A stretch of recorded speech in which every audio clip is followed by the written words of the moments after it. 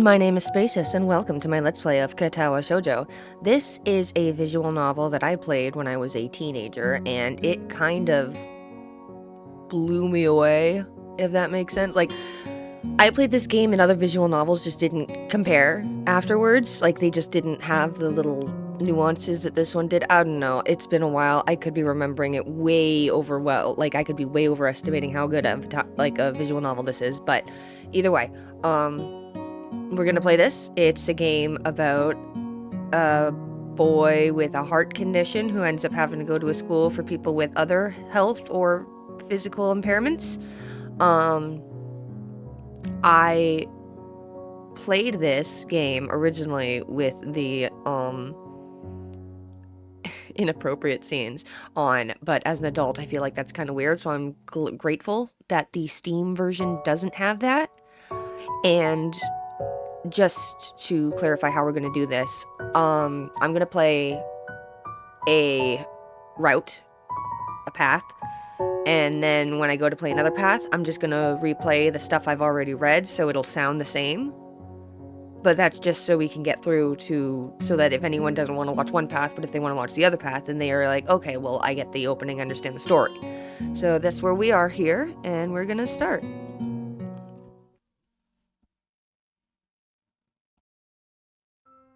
A light breeze causes the naked branches overhead to rattle like wooden wind chimes. This is a popular retreat for couples in the summer. The deciduous trees provide a beautiful green canopy far out of sight of teachers and fellow students.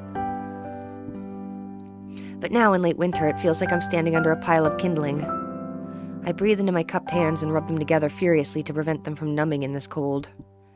Just how long am I expected to wait out here anyway? I'm sure the note said 4 p.m. Ah yes, the note slipped between the pages of my math book while I wasn't looking. As far as cliches go, I'm more of a fan of the letter in the locker, but at least this way shows a bit of initiative. As I ponder the meaning of the note, the snowfall gradually thickens. The snowflakes silently falling from the white painted sky are the only sign of time passing in this stagnant world. Their slow descent upon the frozen forest makes it seem like the time has slowed to a crawl. The rustling of dry snow underfoot startles me, interrupting the quiet mood. Someone is approaching me from behind. Hi, Hisao? You came? A hesitating, barely audible question.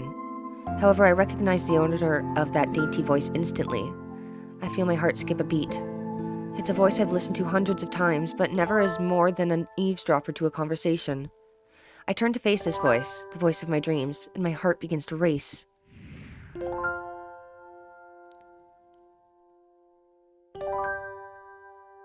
Iwanako? I got a note telling me to wait here. Is it yours? Damn it, I spent all afternoon trying to come up with a good line, and that was the result. Pathetic. Yes, I asked a friend to give you that note. I'm so glad you got it. A shy, joyous smile that makes me so tense I couldn't move a single muscle even if I tried.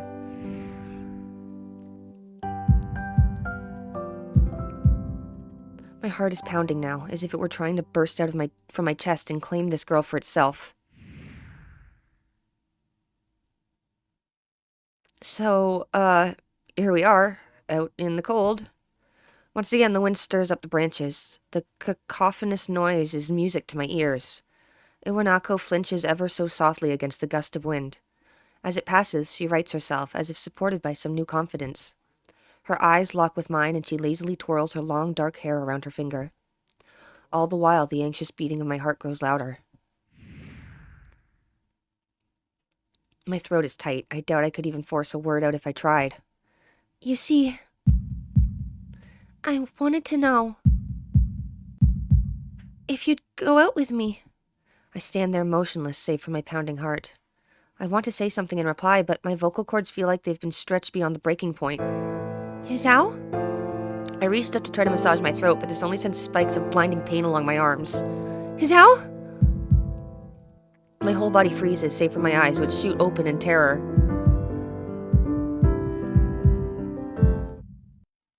Hisao! The beating in my chest suddenly stops, and I go weak at the knees. The world around me, the canopy of bare branches, the dull winter sky, Iwanako running towards me, all these fade to black. I The last thing I remember before slipping away are the sounds of Iwanako screaming for help and the incessant clatter of the branches above.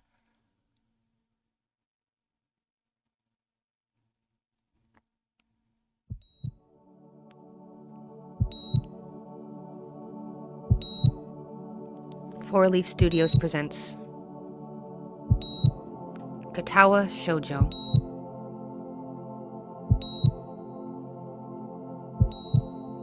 Inspiration, Raita. Writing Anonymous 22 Aura CPL crud. Crap. Editing Kagami Lost Turret Silent Book, I think it said. Music by Blue123 and Nicola Murphy. Art by Gibi Terar, Kamifish, and Pimmy. Art by Moeki, Rames, and... Additional art by Climactic, Doomfest, and Yu Jovi. FMV animation by Mike and L. He's the reason I played this game. I was really into his animations, and I found out he animates the cutscenes in this game, including this one.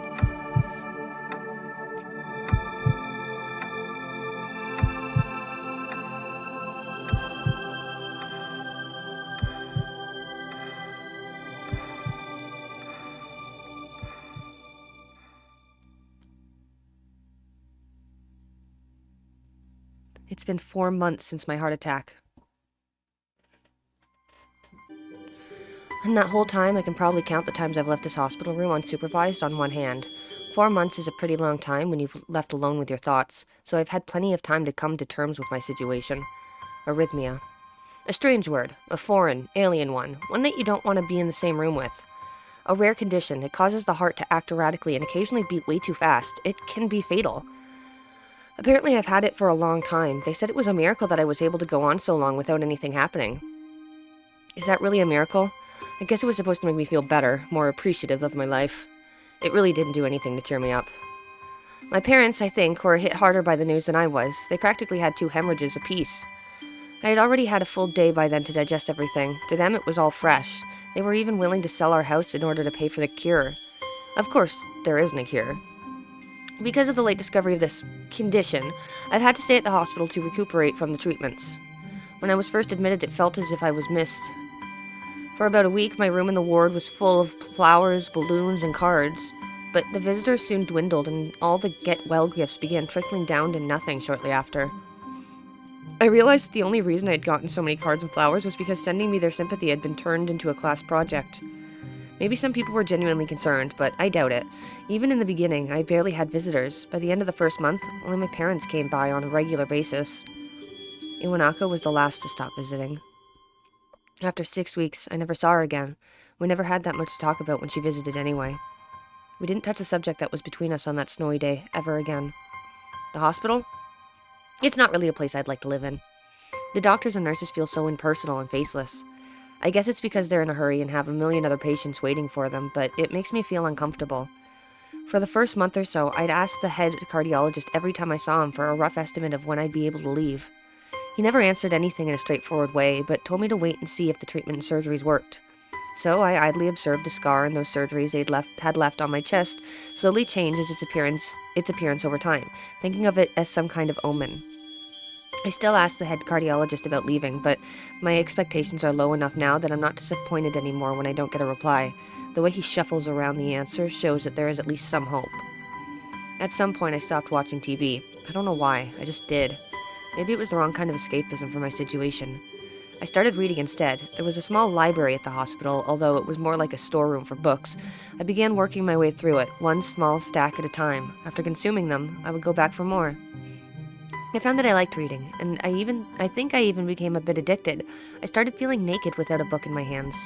But I loved the stories. That was what my life was like. The days became increasingly harder to distinguish from each other, differing only by the book I was reading and the weather outside. It felt like time blurred into some kind of gooey mass I was trapped inside, instead of moving within. A week could go by without me really noticing it.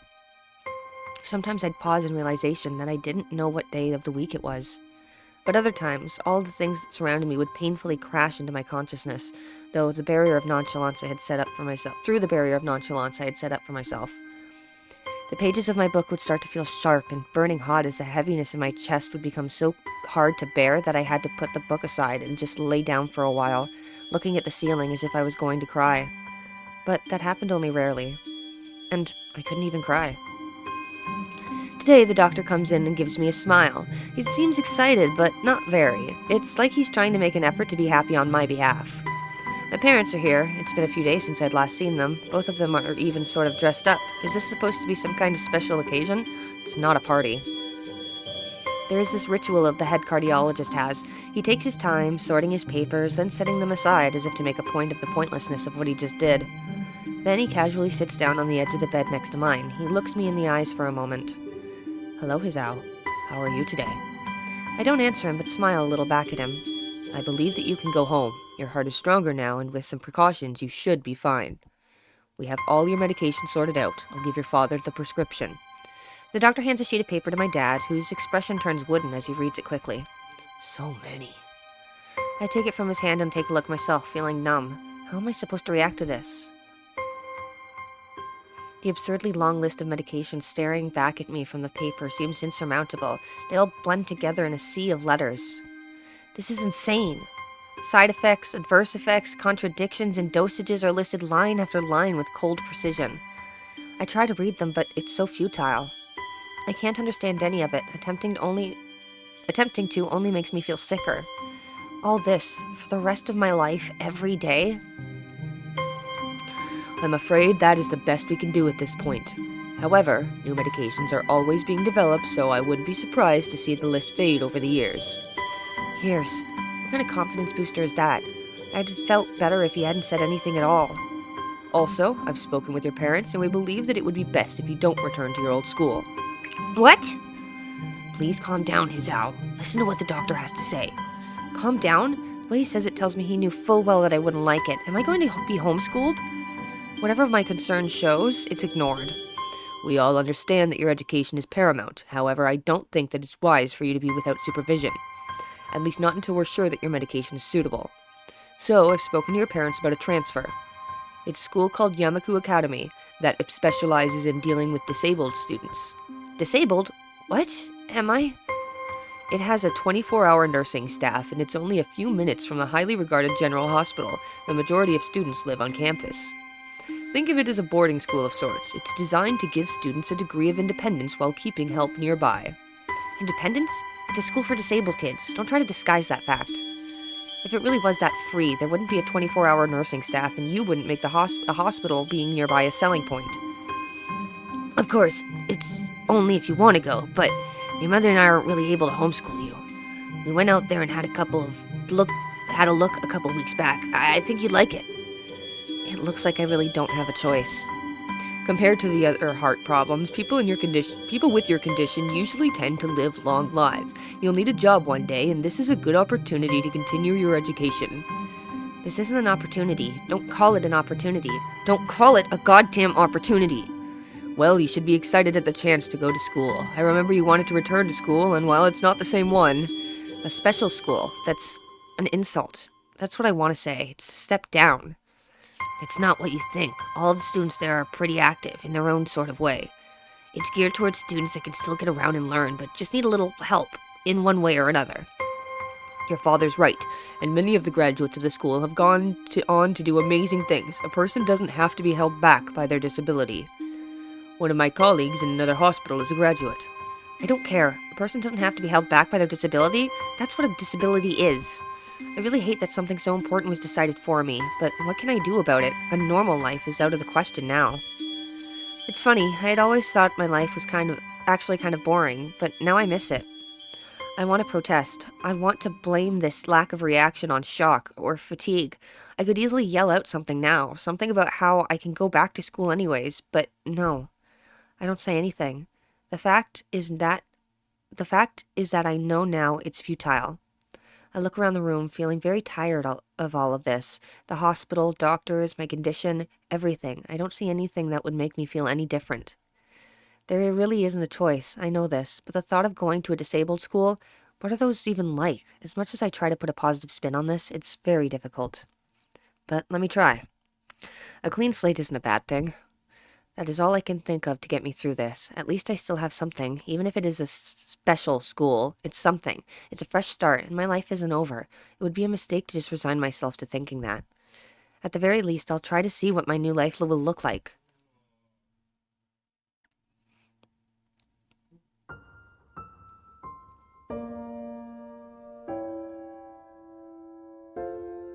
Act 1. Life Expectancy.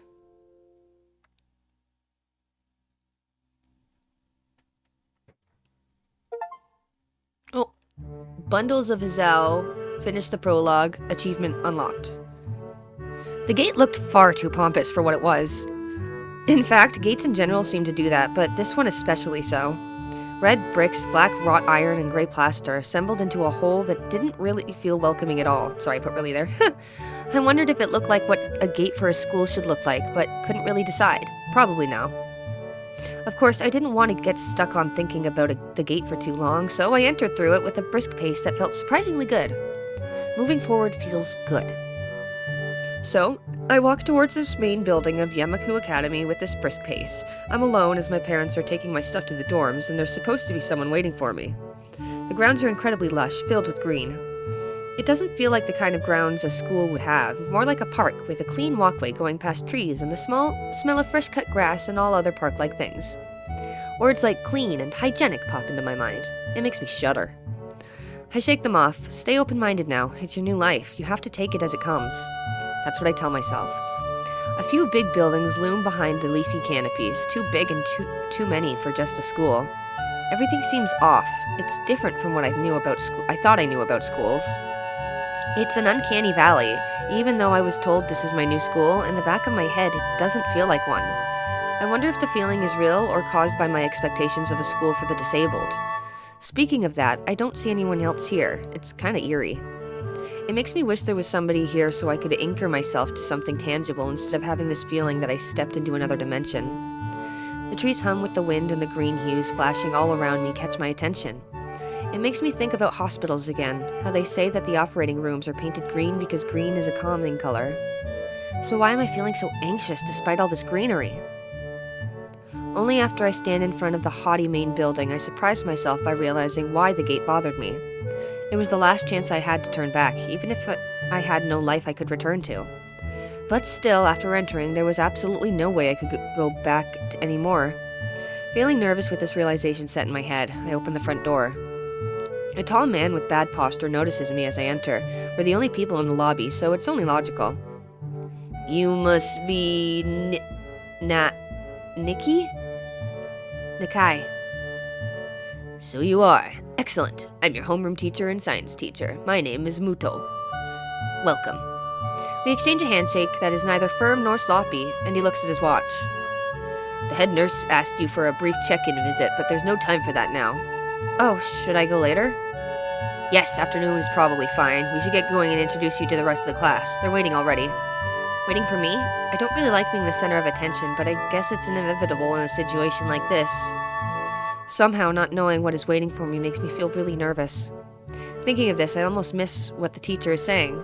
Do you want to introduce yourself to the class? Alright, I'm gonna save at the first choice in case I want to go back for the other routes.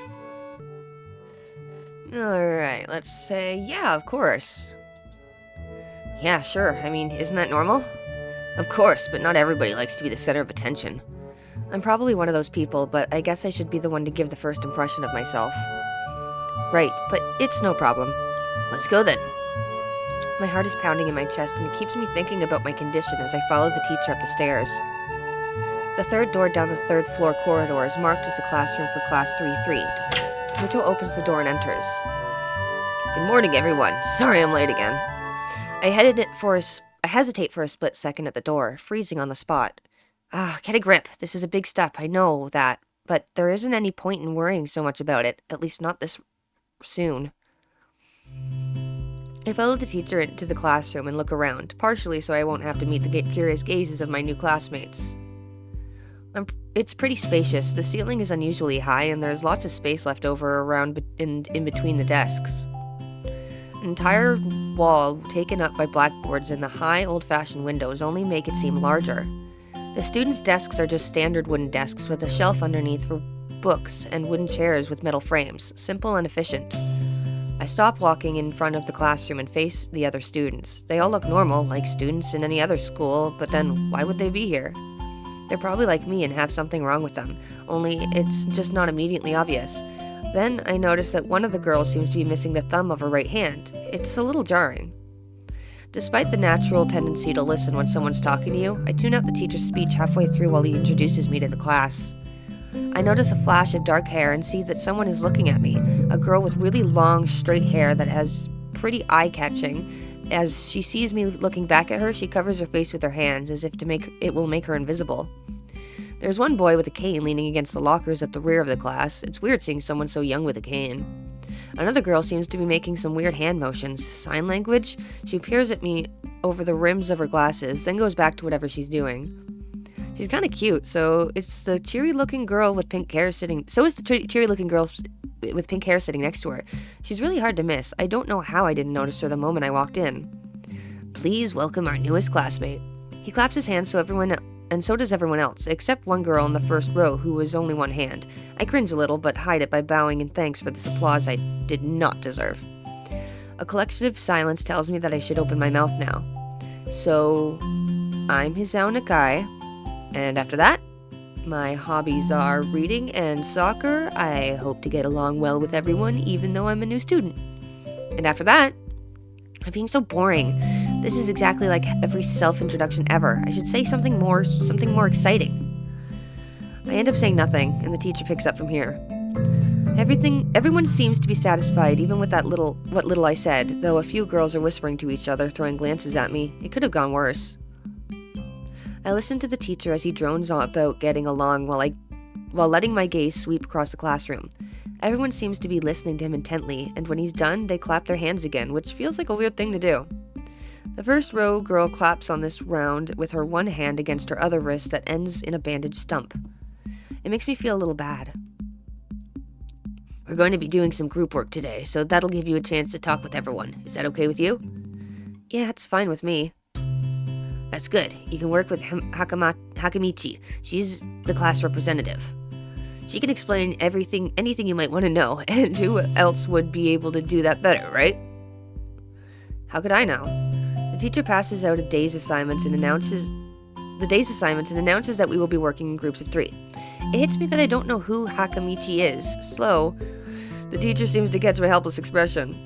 Oh, right, Hakamichi is right there. Shizune Hakamichi. As she calls out her name, the cute, bubbly-looking girl with the bright pink hair and gold eyes waves her hand at me, and I take a seat next to her by the window. Hey, I guess you're Hakamichi, right? It's nice to meet you. What? I'm caught off guard by her laughter.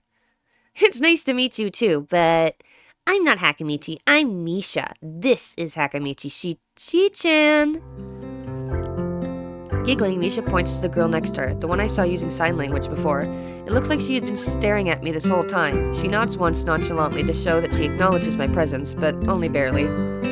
She has short yet carefully neatly brushed hair, a pair of oval-shaped glasses balanced on the tip of a dainty nose, and dark blue eyes that seem to alternate every few seconds between analytical and slightly bored. It's nice to meet you. She immediately looks at Misha, who smiles and makes a few quick gestures with her hands. Hakamichi nods and makes a few gestures of her own. I start to wonder if the teacher was messing with me, saying things like, you'll be able to talk to people, and who better to explain things to you? I can see you're a little confused, right? But I understand why you would think I was Shi-chan. Shi-chan is deaf, so I'm the person who translates things back and forth for her. I'm like an interpreter. She says it's nice to meet you too. You're the new student, aren't you? Well, Shi-chan, of course he is. If he wasn't, he would have been standing up there for no reason, right? Right? He seems like a very interesting person, doesn't he? We knew there was going to be a new student, but we didn't know you would be here today so soon. He-chan, right? He-chan? Yep, it fits, doesn't it? Did I say that out loud? It's just a surprise. I've never liked that nickname. I don't really see how. It fits. You look just like I imagined. Yeah, you look just like a He-chan. I wonder why everyone seems to think so. Hakamichi taps her fingers on the desk to get Misha's attention. They gesture back and forth at each other excitedly, their hands a blur. Misha seems a little overwhelmed. Sorry about that. Shijin wants you to know that she's the class rep, so if there's anything you need to know, you can feel free to ask her. You like the school so far? We can show you around a little if you haven't had the time to walk around and familiarize yourself with it. Misha stumbles with the hard word a bit, making it stick out in her otherwise fluid translation. Thanks, that would be pretty helpful. Yeah, I just kind of came straight to class today. That's no good. You should always try to learn as much as you can about where you're going before you get there, not just with school either. Always, even if it's a trip to the convenience store. Really, Shichan? Learn about where you're going. I guess I didn't bother to do that, or just didn't care enough to do so. I didn't look forward to this, even if I committed myself to go along with it, half-assedly, but anyway. I don't say anything, and Misha signs something that ends in a shrug. What was that? It seemed like it was about me. I feel like slumping over my seat. Both of them are smiling, but the shrug hit me unexpectedly deeply. You look down. You okay? Don't take it the wrong way, please. I hate it when people are afraid to ask questions. That's how people learn things, by asking. Asking for help is perfectly normal, as much as needing help. Stop looking like you just failed a test. Alright. And another thing, you don't have to call Shichan something so formal like Hakamichi, your class rep, all the time. Just call her Shichan. Okay, maybe that's too casual. Maybe Shizune would be more appropriate. Yep, Shizune's fine. Okay, that would be a lot easier for me. I feel a lot more at ease. Both of them seem so friendly, and I feel like an idiot for being so apprehensive earlier, especially about Shizune, who I assumed would be all business. Well, she still seems like that, just less so, I guess. Huh? Oh, right, we haven't even touched the assignment. We should start work now, or Shichan will get mad. The assignment is also kind of long, so we should start now if we want to finish it before the end of class. That too. Shizune glares at the two of us impatiently. I don't need to know sign language to understand that. Okay, I get the message. After class, we can take a walk around the grounds together. It's a nice day today, okay? The assignment is actually very challenging to get through, combining aspects of being both difficult and unnecessarily long. Still, we finished it a few minutes earlier than anyone else in the class. Despite our late start, Shizune and Misha are really capable.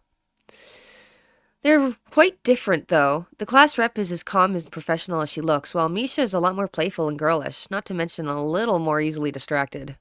To be honest, the two of them did most of the work. I feel guilty about that.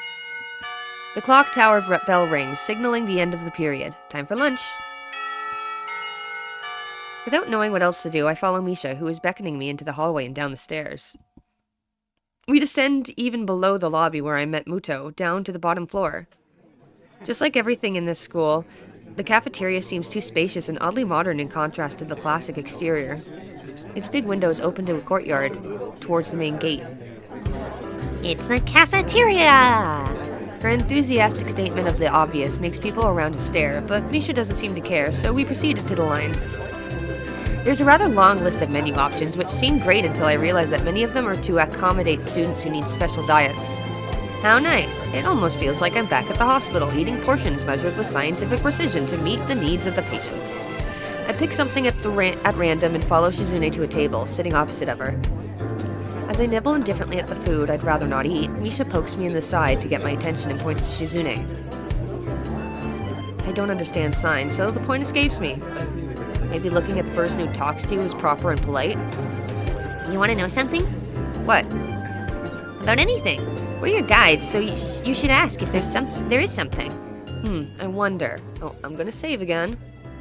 Alright, we're gonna be super rude and ask about her deafness. Shizune intrigues me, and I kind of want to ask something about her. But I can't really ask about something that personal, can I? I can't come up with anything else to ask, so I just focus on my food while the girls talk between themselves.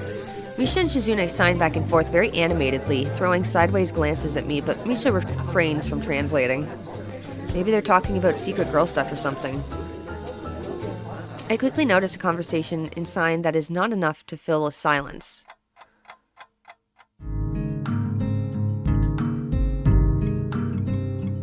Sorry, I just realized I read that wrong. We arrive in the classroom early, but we're not the first. That dark-haired girl I noticed before is slumped over her desk at the last row. She jumps a little when Misha crashes into the room with the elegance of a rhino. She shrinks deeper into her seat. I can feel her tension all the way from here, as if she were slowly turning into stone just from her presence.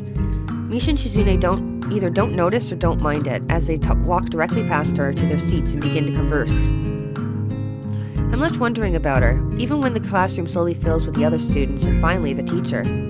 Getting into the rhythm of school feels strange. It's as if my brain remembers how to get this done, but my body doesn't. Towards the end of class, I start yawning and counting the minutes left. I shouldn't be this tired on my first day of school. Maybe it's the long time spent in the hospital that made me like this. I'm even feeling physically weak and lifeless. Before long, the final bell rings. School is finally over for the day. Beside me, Misha and Shizune are having a short conversation. After a bit of deliberation, Misha turns to me.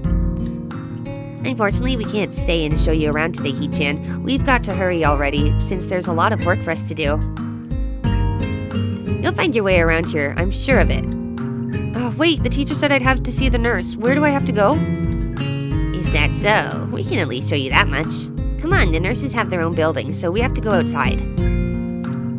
We join the flow of students making their way down the stairwell and outside, with the girls pointing out other senior classrooms in the same hallway as ours. When we get outside, the girls make their way to the smaller building right next to the school. It's built in the same style, so it looks like it's actually part of the main building.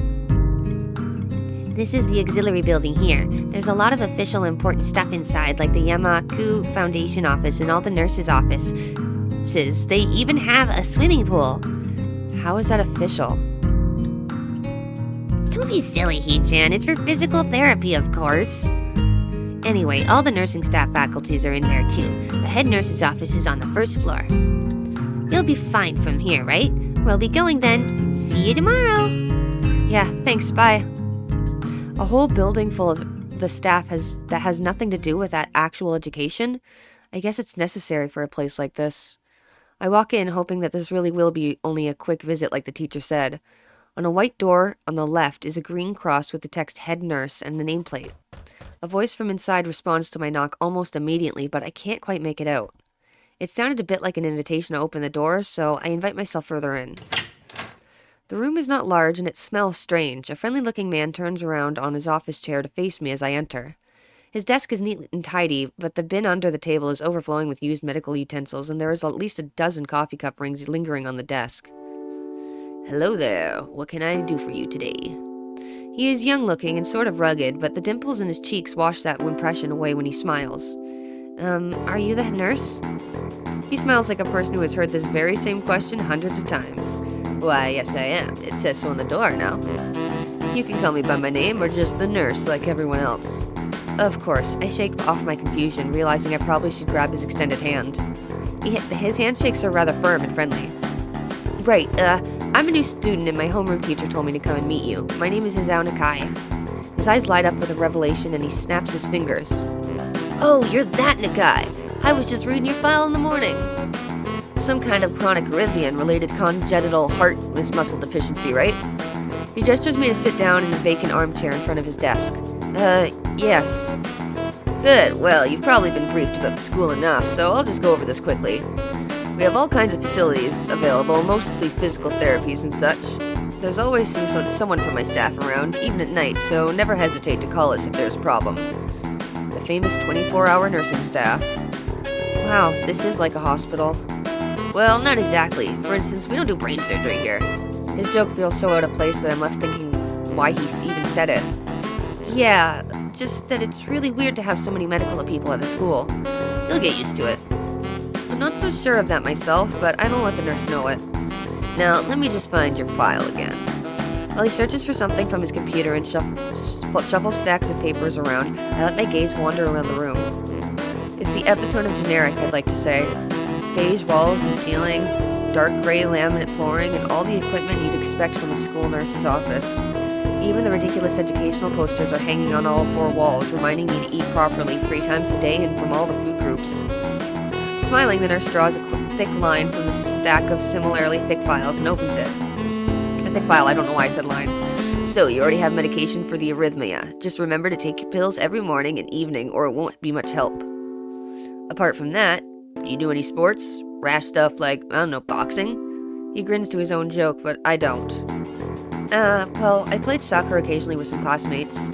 Alright, I'm afraid I'm going to have to recommend you refrain from doing that, at least for the time being. Oh.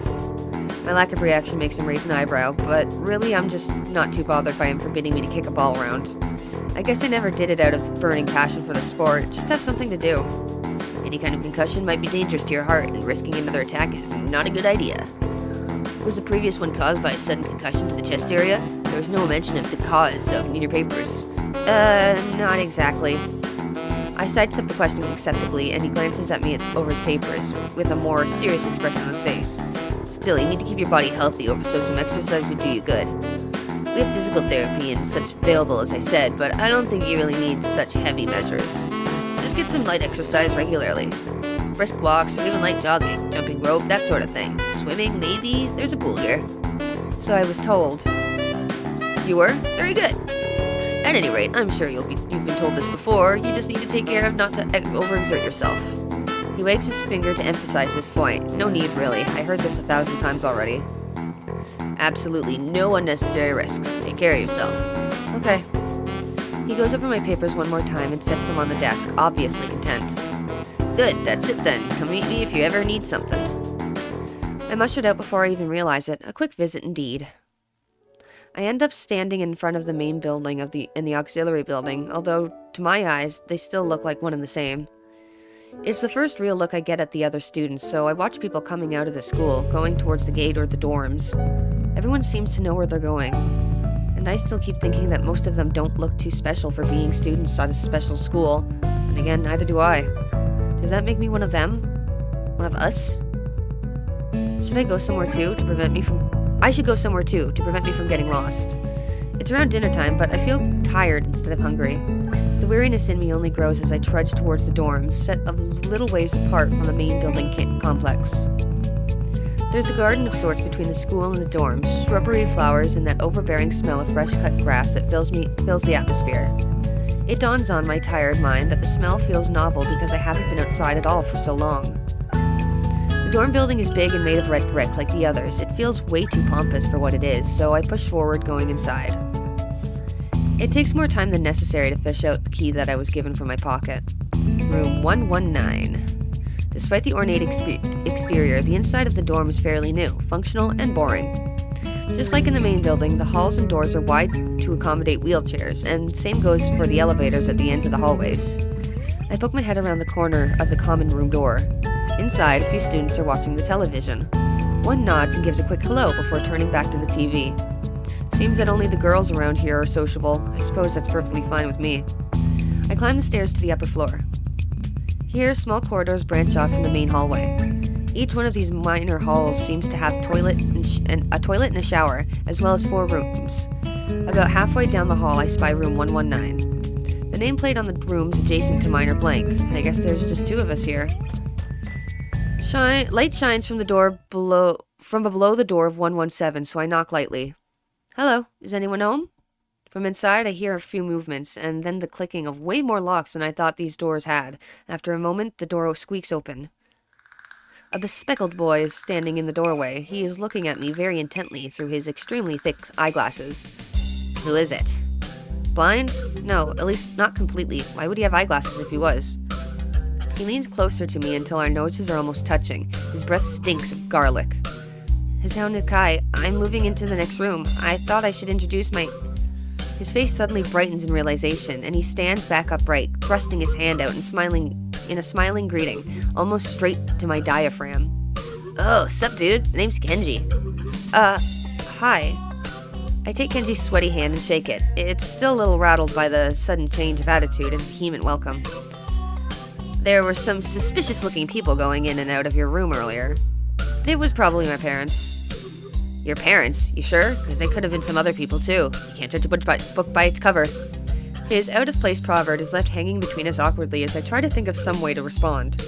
I'd say the chances are high enough. He shudders and makes some exaggerated hand gestures. You're a brave man, Hizao. Me? I don't think I could trust the chances.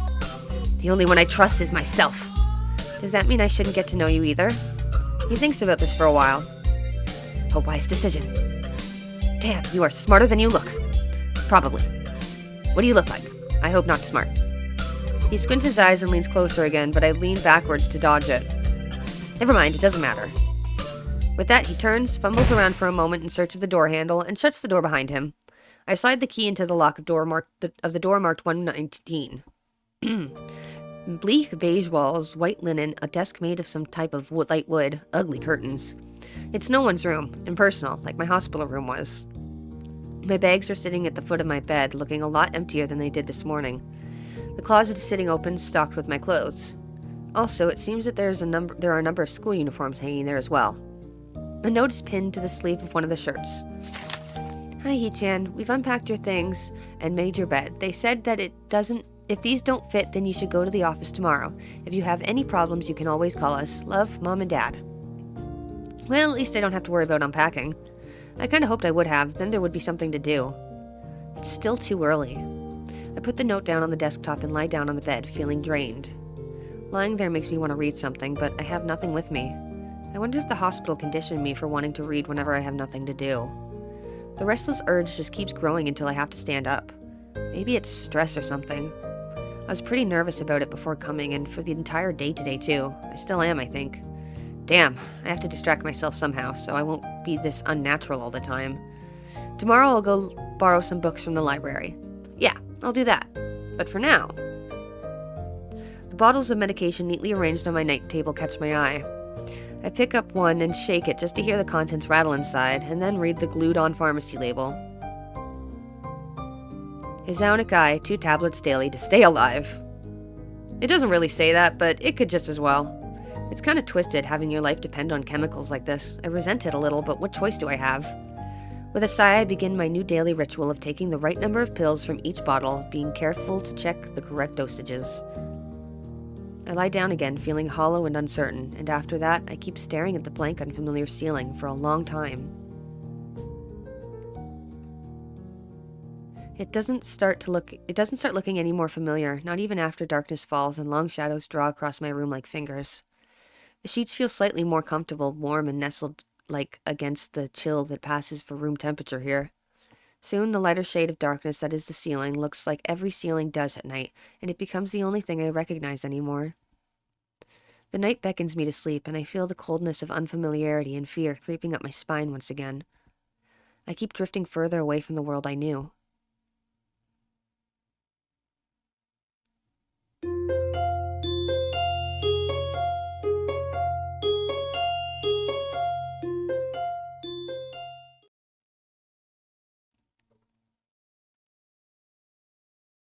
I wake up in a strange room. Solid morning light shimmers against the light gray ceiling. I had forgotten to draw the curtains closed last night. Huh? This is my room, isn't it? My room. This is the 3rd room this year that I'm supposed to call mine. Various things around here remind me that indeed it's me who's supposed to be the one living here. My bags on the floor, my new school books on the desk, my numerous medications on the night table. I stare at the bottles for a moment, deliberating until I open a bottle, shake out a pill, and pop out a tablet from this foil sheet. I down them with a chaser of water without thinking about the chemistry. My uniforms are in the closet. I slink out from under the sheets and stretch my back before dressing up. Putting on a new school uniform feels like dressing in someone else's clothes. The artificial smell of generic detergent invades my nose, but the feeling of fresh cloth against my back is a good one, a natural one. It feels like a school uniform, as it should. It's not much different from what I used to wear before. That goes for other things too. So far, this place seems more or less like a normal school. Except for the people. I think back to my talk with Kenji yesterday, Misha's constant laughter, and Shizune's sweeping sign language gestures. Well, I've only met 3 students so far. Maybe they aren't that normal, but I'm sure others are. Or perhaps people like them are what passes for normal around here? Yeah, what does pass for normal around here? What do people do? I didn't see a lot of kids hanging around after classes yesterday, so maybe there are clubs. If so, I wonder if I should join one. All through class, the question remained in my mind, so I decided to ask Shizune about it when we split into groups. After all, she did say if I had anything I wanted to know, I should ask her. She crosses her arms and shifts her gaze slowly to Misha, who looks more preoccupied with trying to grind the eraser of her pencil down so that the top is perfect and evenly flat. Sorry, Shi-chan. Is there something you wanted from me? Oh, I see. That's a good question, Hee-chan.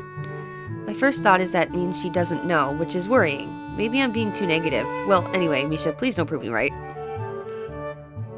Oh, that's right. Everyone is encouraged to join a club. A lot of people do so because there isn't really anything else to do. There are also school events like the festival coming up in a few days. Almost every student in the school tends to help out with it, doing whatever. So, you actually transferred at a busy time. Maybe you can help out too. Sure.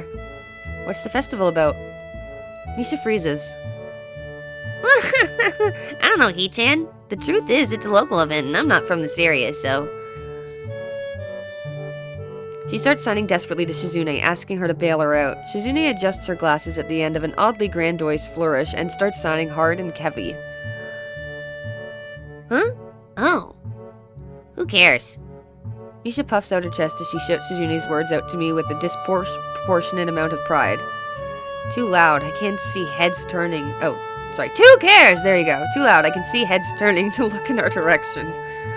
Not so loud. Human beings evolve with each new generation. The ideals and beliefs behind a festival will inevitably change with time. Now, it's about delicious fried food and amusing little games that you play to win prizes. The teacher clears his throat very loudly, batting his long wooden pointer against his other palm like a baton. He shoots a pointed gaze at us. Finally noticing where we are, Misha stifles a yelp and quickly quiets down. Shizune doesn't seem embarrassed at all, though, brushing it off without a care. We're in the middle of class. We should start working. That's right, Hee-chan. What? That's right. Hee-chan, are you asking me because you're interested in joining a club? It could have been my eyes playing tricks on me, but I think I saw a suspicious glance exchanged between them.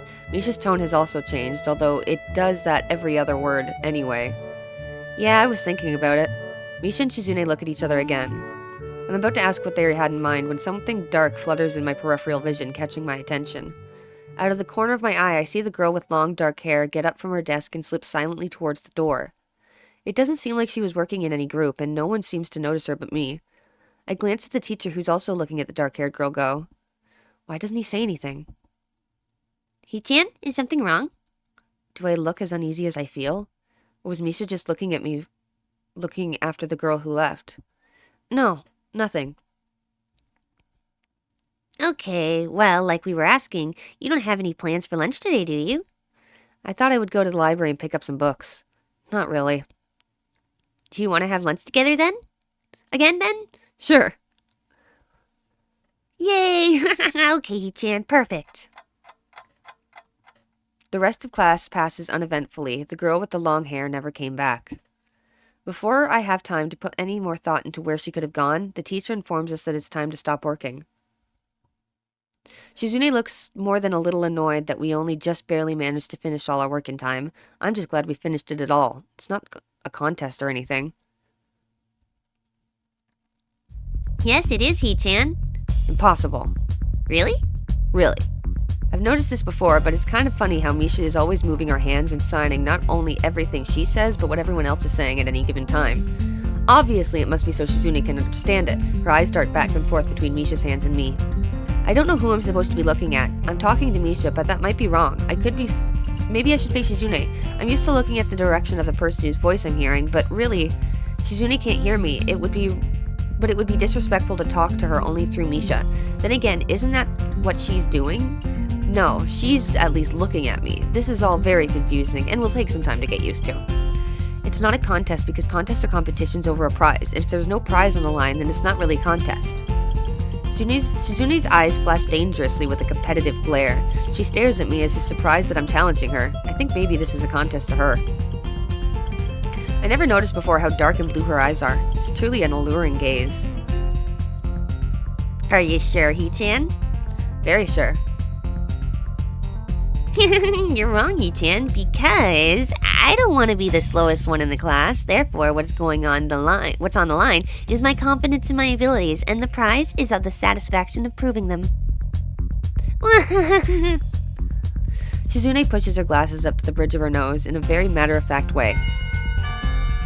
I'd argue more, but the bell rings, and she quickly gets up and picks up her bag, looking at me expectantly. I had almost forgotten that I was supposed to have lunch with them. Where do you want to eat? The cafeteria? That's so plain. Okay, let's go. Plain? Well, I guess. At my old school, I liked to eat outside near the back of the building. It was a good spot, but I didn't find it until near the end of my freshman year. I wonder if there's a similar place to eat here. Misha seems to imply as much. Shizune and Misha pull me towards the cafeteria, which is surprisingly not packed. Maybe some students favor eating in classrooms, in classroom or outdoors.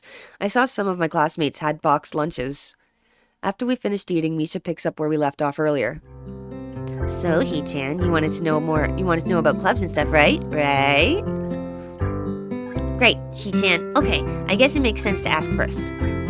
Exchanging little nods of confirmation, they turn to face me again, and Misha straightens her posture as if she's about to deliver a speech. Hee-chan, do you have anything you're really interested in? I used to play soccer, but I'm not really into it. I don't follow the teams and players or anything like that. As of late, I usually just read a lot. There is a book club, right, Hee-chan? Right, but it seems like they have all the members they could possibly have right now. Sorry, Hee-chan, it's a really popular club. Okay, but more to the point, Hee-chan, does this mean that you don't have anything already in mind? Not really. Good, great! That's great, Hee-chan, really great. Why is it so great? No reason. Well, Hee-chan, other than the clubs in the upcoming festival, there is one other thing. Student council! I see. I didn't know the school had a student council. That was a very melodramatic setup, though, just to tell me that. I'm pretty sure the two of them know this because Shizune looks a little embarrassed about it and Misha is laughing. Shizune quickly retakes control of the discussion in a manner of speaking. After all, it's Misha. It's still Misha who has to voice whatever she says. I don't know why I struggled with that so much. Right. Hee-chan, maybe you should join the student council. They could use more people. Yes, definitely, you should definitely join. Why? Well, for one, we can hang out every day, Hee-chan. Hee-chan and I are both in the student council. Actually, Hee-chan is the president. I'm starting to get the suspicion that Shizune and Misha might not exactly be the most unbiased people to talk about this with. As if reading my mind, Shizune quickly adjusts her glasses and signs something to Misha. Of course, we're not trying to get you to join just because we would obviously benefit from you joining the student council and therefore have an incentive to try to get you to... So you're admitting that... No, we admit nothing. I mean, Hee-chan, of course it would be nice if you joined and we'd appreciate it. But even without all that, joining the student council shows a healthy interest in the workings of one's school. Yep, it's true, Hee-chan. Besides, don't you want to spend time with us after school, Hee-chan? I can't tell if she's being genuine or if this is just really good acting. Both of them seem to be trying hard to look their cutest, although they already are pretty cute to begin with. Well... So it's settled then. Welcome to the student council, Hee-chan. What? No! Aw, see, Hee-chan, of course we wouldn't go so easy. It wouldn't go so easy. Yep, that's right, though it would be boring if it went that smoothly. Oh well, Hee-chan owes me candy now. You were betting on it? Hey, my life is not a game here. Shizune seems very intrigued by this when Misha signs it to her. The aggressive glint returns to her eyes. That's interesting, Hee-chan. Let's play a game. That's not what I said. How about rich man, poor man, Hee-chan? If you lose, you have to join the student council. No, absolutely not. Aw, why not? Well, because you two both have the same incentive and therefore the same goal, which is to get me to join the student council, right? Yep. Yeah, that isn't my goal. So what does this mean? What this means is that both of you can team up and I'll be at clear disadvantage, so I'll have to decline. Hee-chan, I'm very offended. Are you saying that you don't trust us? And that we would pull something so disingenuous? That makes me sad. Sorry? It's hard to tell where Shizune's influence ends and Misha's thoughts begin. In order to atone for hurting our young girl's feelings, you should definitely join the student council. No! How How about a game of paper football instead of rich man, poor man? Paper football? Yeah, it's a game they play in America. You make a paper triangle and then you try to shoot it past the goal post that the other player makes with their fingers. Isn't it cool? It's the ultimate form of competition between two people, Hee-chan. And it's also played by elementary and middle school children. She-chan? Well, haha, that means it's a game that really separates the boys from the men. More like boys from the slightly older boys. Anyway, I'm not going to play that either. Just the fact that you know about it means that you're probably surprisingly good at it. Yeah, that's true. How did you know, Hee-chan? Shizune frowns at Misha, telling me that she probably wasn't supposed to admit that so readily. I wouldn't say that I'm happy with their attempts to get me into the student council, but I'm a little curious about what the student council does here. I've never been on one before or even known anybody who was a member, so it interests me. I also kind of like Shizune and Misha, so maybe it wouldn't be so bad. Okay, Hee-chan, how about Risk? The game of world domination. I don't know what that is. It's really fun, Hee-chan. You fight for control of the world with armies and everything. Sounds like Shizune would be good at it. If you want to play, we can after school. Oh, really, She-chan? We can play just for fun, Hee-chan. She-chan hasn't played in a long time, so if you want to, there are no strings attached. Well, okay. Okay. Perfect. We'll see you after school in student council room then, Hee-chan. Wait, why there? Because that's where we keep the game. I grimace to tell them how much I do not like this, but it's more for show than anything. So in the end I agree, but only after getting Shizune to acknowledge that I don't mean anything concrete just by accepting to take a look around and play a game with her. Lunch ends and we go back to class. Hello. During afternoon classes, the long-haired girl comes back and sits down in her seat without a word. Again, no one seems to notice, or if they do, no one says anything. I want to ask Misha about it, but I don't want to be nosy. After school, Shizune and Misha quickly find me by the first floor lobby and latch onto me, covering each flank in case I might try to escape. I feel a little offended, but I've been considering it. Nevertheless, I'm a bit disturbed that enough people have made a break for it in the past that they're on their guard. As with the escort, it doesn't make me feel very comfortable. In fact, it makes me feel like a dangerous prisoner being transported to his cell. What's wrong, Hee-chan? That's right, we're just going to go play a game of Risk, remember? I don't know, Misha. This all seems a little sinister to me. I start thinking that when we sit down to play the game, they'll tie me down and torture me until I agree to join the student council. Well, that's highly unlikely, but still, for some reason it just seems like it would be so plausible. Getting to the school student council room is as simple as turning 2 corners from where we started. What? That's it? This makes you guys being so on top of me seem a little silly. That's not true, Hee-chan. She-chan says that when their life is threatened, people have shown the capability to pull off superhuman bursts of speed. Life is threatened? Her expression is unchanging. Misha signs something bemusedly to Shizune, who makes a baffling face and puts her hands behind her back, looking pleased with herself. Misha feigns deafness and hums cheerily. Stop that. I know you heard me. You have no excuse, unlike Shizune. Shizune opens the door to the student council room. It's a very plain, sparsely decorated room, although it's quite large, maybe even a little larger than a classroom. There's a big table in the center surrounded by chairs, and a smaller desk prominently placed in the back that I assume is Shizune's. There's a few regular desks and chairs stacked to one side as well. Extras, perhaps? Aside from the tables and chairs, the room doesn't have much else to offer. Just a couple of filing cabinets and bookshelves stacked with old-school records and documents. Not much else. In fact, nothing else. This is a pretty bleak room. They could at least put up a potted plant in here or something, but the most noticeable thing is that this room doesn't have the most noticeable thing that this room doesn't have is other people. Are we early? No. What do you mean, no? Does it mean that nobody else is coming today? Yeah, that's right. Before I manage to ask why that's the case, Shizune claps her hands together very energetically. Hee-chan, let's play Risk. Come on, you promised, didn't you? You have to. Okay. Do you want to know the rules? We can explain to you while we're set everything up. While Misha's talking, Shizune takes out what looks like a board game from behind one of the filing cabinets and throws it on the table.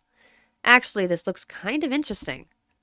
After Misha spends a little too long for her liking running through the basics with a somewhat vague and confusing tutorial, Shizune cuts in and declares that the game has started with a decisive motion, slicing her arm through the air. Shizune's aggressiveness is rubbing off onto me. I start feeling more competitive than I intended to when I agreed to this. Halfway into the game, when I try to ponder how to defend against Shizune's assault from two fronts, she breaks my concentration by drumming her fingers on the table to get my attention. Shi-chan wants you to know that you're taking too long to make a move. Shi-chan also says that she would let you keep Australia if you agree to join the student council. I thought this was a game with no strings attached. Just the fact that she would dangle that over my head as an offer means that she knows I care about the outcome of this game. And anyway, no. Shi-chan admires your fighting spirit and would be a benevolent dictator who will spare your people if you agree to join the student council. You're so competitive, Shizune. She seems to take this as a compliment. I would expect the student council president to be a little more magnanimous.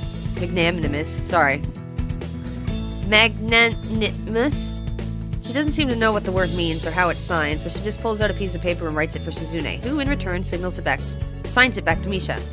Misha presses her index finger against her temples as if trying to physically imprint the word into her memory. Suddenly, Shizune bursts into a flurry of gestures. Misha looks daunted by the pace of her heated signing. Wait, please slow down, Shi-chan. Hee-chan, Shi-chan says you're going to lose. Tell her I will crush her world empire with my rebellion. Okay. Those eyes of hers shine with childlike mischief. She says you have no chance if you keep playing like this. No, you won't. She has a point. Attack aggressively. She's either really mocking me or trying to trick me.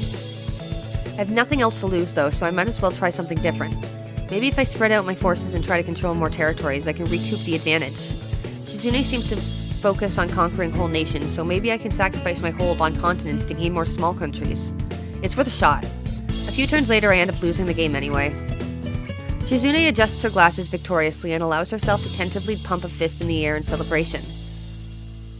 I win! Yay! There's no need to translate that, it was pretty clear. Don't look so sad, Hee-chan. You were really giving it your best, that's what I thought. Sometimes your best just isn't good enough, though. If anyone knows that, it's me. You did very well for someone who just learned how to play today. Hee-chan, you attacked Iceland and North America at the same time. That's a very daring move. Shi-chan is impressed. The mark of great people is that they're daring and that they can follow through. You're already halfway there. Isn't that great, Hee-chan? That isn't enough, though. Just potential isn't enough. There's no point in potential if you don't take the first step, and there's no point to that if you don't keep going. I want to see more. You're right, Shi-chan, but that's so demanding. Shizune leans forward, suddenly looking a lot less playful and more like the serious person I expected her to be from the start. Hee-chan, would you like to join the student council? She really doesn't waste any time, does she? But it's only my second day at school, so I'm hesitant about committing to something so early. I haven't even taken a look at any other clubs yet. But spending time with Shizune and Misha doesn't seem like something I would hate. I still need more time to think about it before I decide for sure. Maybe I'll get back to you on it. Okay, Hee-chan, but I hope you're not just saying that so we won't feel bad. No, really. Really? Hee-chan, if you're going to say that, you're saying that it's definitely the truth, and there can't be any mistaking it. I know. I guess I should have my revenge for losing at the very least. Shizune smiles at that in a mischievous way that feels like twisting the knife in the wound of my loss. It takes a glance at the clock on the wall to realize I spent far longer playing Risk than I expected. Sorry, I think I have to go. I wanted to go to the library. It's not closed yet, is it? Shizune scratches her head and gestures at Misha. How hard can it be to determine whether the library is open? There's a clock right there on the wall. It should be, unless the librarian is absent. I think you're right, Shi-chan. We think the library is open. It's on the second floor. Can't miss it. Do you want us to show you where it is? No, thanks. It's okay. See you tomorrow. Bye-bye. One flight up the stairs, and I run into problems. The second floor hallway is a carbon copy of the third floor one. Wide, of course, and plain, like only hallways can be. The problem is that the library's whereabouts are not as easily determined as one would think. The classrooms are marked with signs stating which class they belong to, but then there's a plethora of other unmarked rooms. Is the library one of them, or is it just somewhere down the hallway? I bet on the latter and choose my direction at random. After I turn around the corner, an unmarked door draws my attention because it's not closed. It's not open either, though, just barely ajar so that I can see it's open and nothing else. It would make sense for the library door to be invitingly open, and while this one is not quite that, it's good enough. At the very least, it means that someone is inside, so I can ask for directions, no matter how embarrassing that is. I gingerly push on the center of the door with my fingertips, every muscle in my arm ready to pull back at a moment's notice. The feeling of it being an intruder to the school can't be shaken from my mind, so much so that I instinctively fear doing something wrong by entering. The door slowly creaks as if groaning from a deep sleep, though it's much easier to open than I anticipated. Leaning over and poking my head ever further inside to gain sight of the room as fast as possible, the meek "hello" on my lips is quickly snatched away.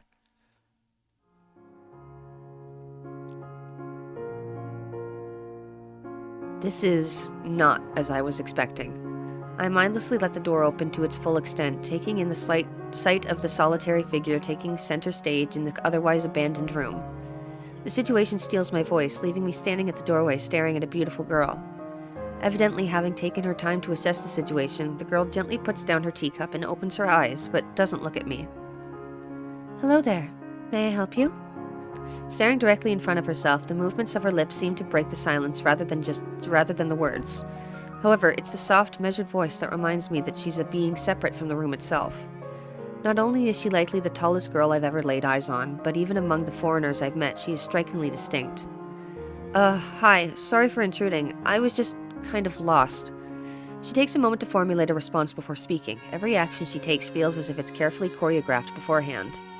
"Care to take a seat?" Unexpected, considering that I'm intruding upon her. Thanks." I slowly step towards another seat opposite of her, the girl resting the teacup and saucer on the wooden table in between.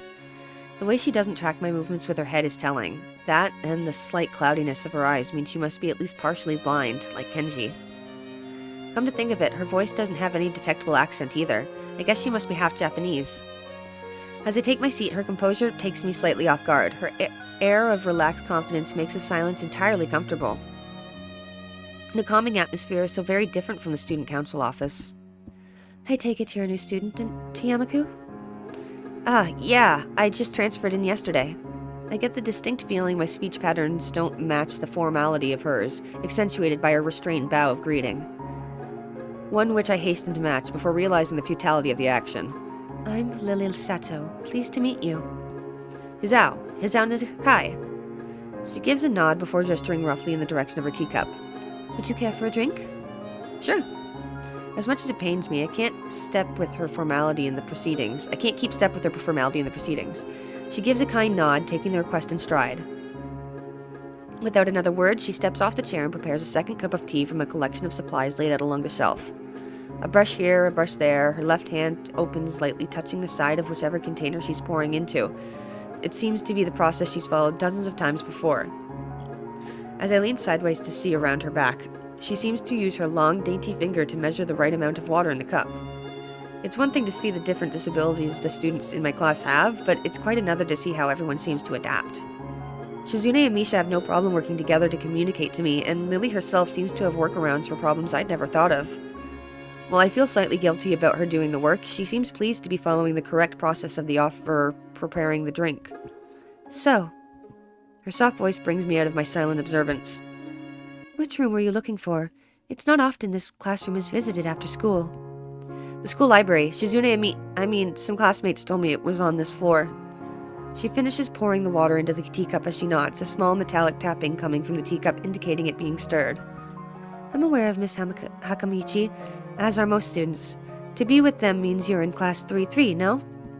"That's right, in the science room with Muto."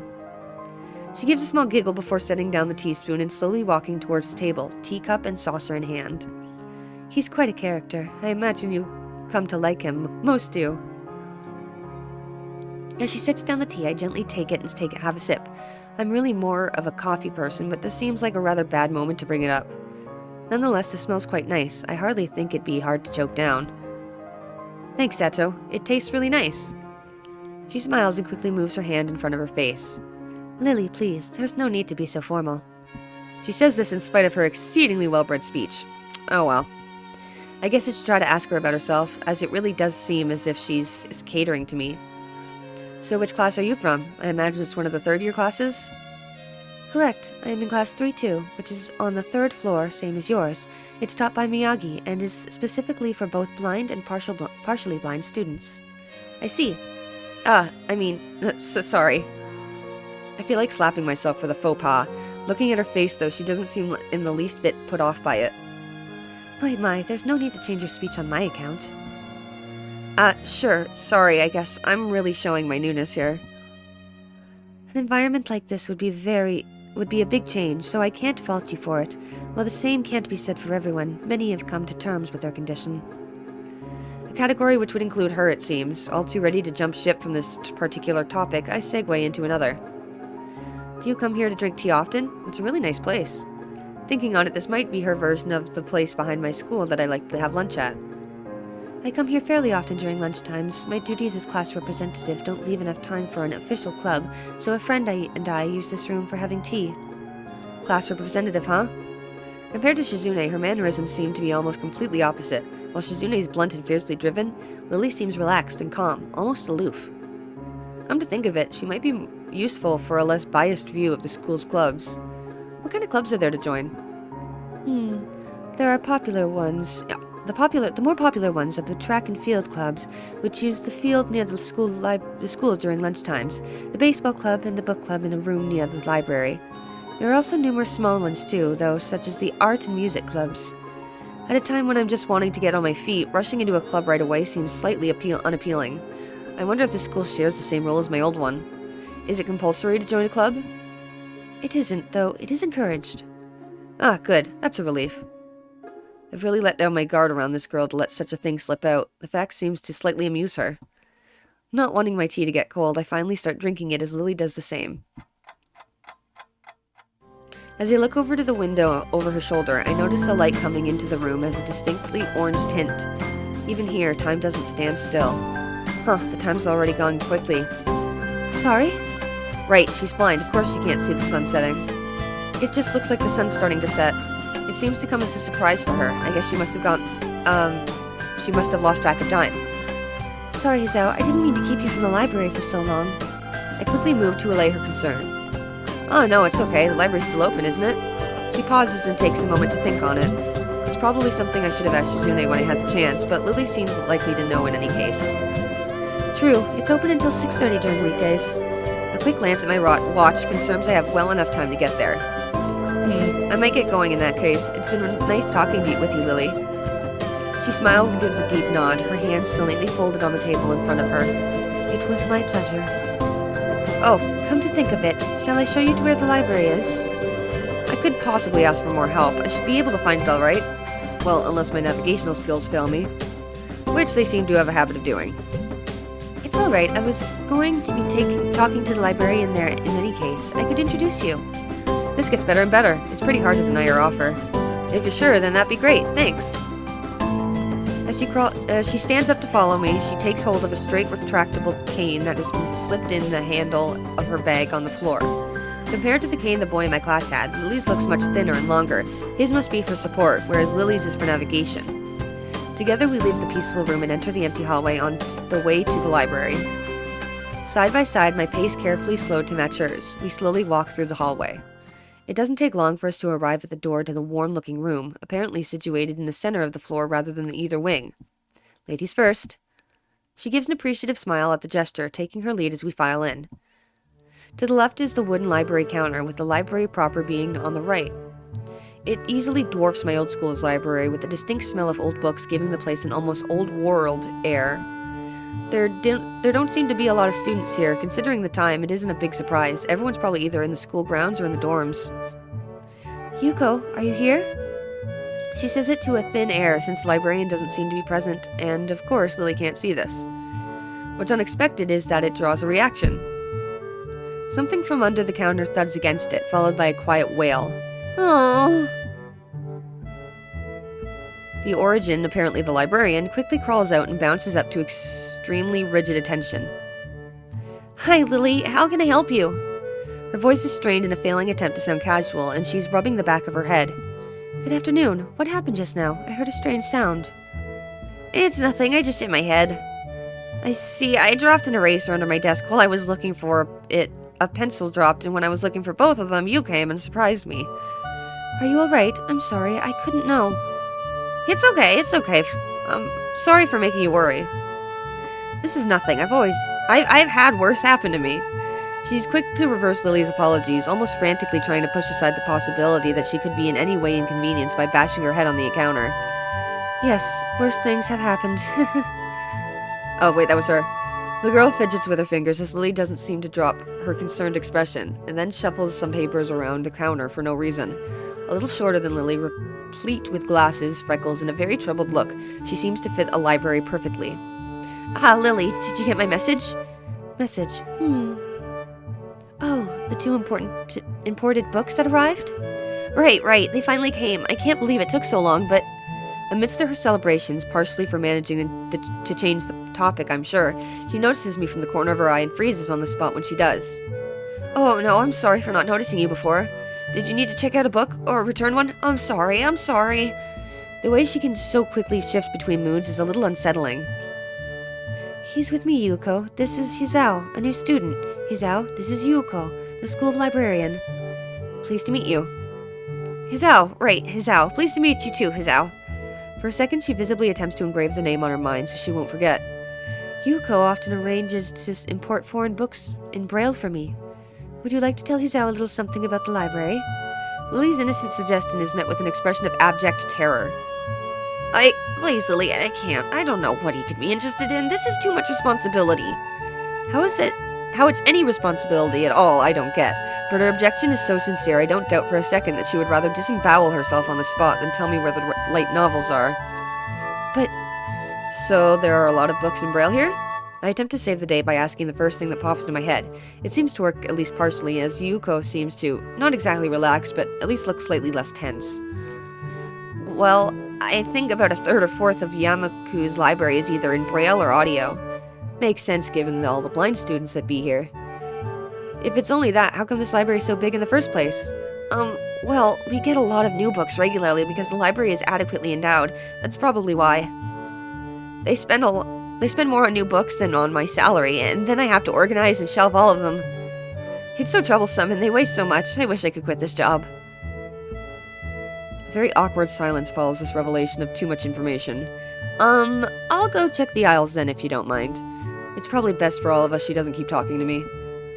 Very well. Meanwhile, Yuko, I would have those books if it's all right with you. My first impression was right. The library is surprisingly big. Ambling down the narrow aisles, I study the spines of the books in random order, occasionally sliding one out to read the blurb, taking it with me as if it looks good. In a few moments, I have a respectable stack of books in my arms. I guess I'll never be stuck for choice in here. The normality of the library sinks in. Sure, there are large print and Braille books scattered throughout, but it is what it is, a library. It's as if the calm mood for the room I had tea with Lily in snuck with us in here, unless it was here to begin with. Something about that puts me at ease, just like before. I reach the end of the aisle and find a collection of desks set up for study or personal reading. Going a little further, though, I discover a nice quiet corner at the back. While the rest of the library has the odd student sitting at a desk either reading or stealthily sleeping, the back is pretty much deserted. As I glance around, I see someone who I recognize sitting in one of the several beanbags. It's the dark-haired girl from my class, the one who snuck out of the classroom earlier. She's reading a book, keeping it close to her face, which makes her look like she's really into it. From the way she was acting today, I had pegged her as more of a delinquent than a bookworm. In fact, her mysterious disappearance from the class raises all sorts of whys in my head. Intrigue floats slowly but surely towards the surface, and before I know it, I'm walking towards the mysterious long-haired girl. I guess there's no harm in introducing myself, as I would with anyone else. She's a classmate after all. Walking over to another beanbag, I take a seat and lay my books beside it.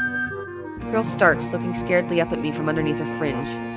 This is the first time I've seen her this close. Underneath her long, dense bangs, I can see that part of her face, at least a third if not half, is pretty badly scarred. My eyes are immediately drawn to the scars, subconsciously peeking past her hair until they meet her own eyes. For a second I am shocked and divert my gaze to look at the book in her hands, before I realize that looking away probably only makes it worse. It takes too many seconds to collect myself and remember what I had walked up to her for.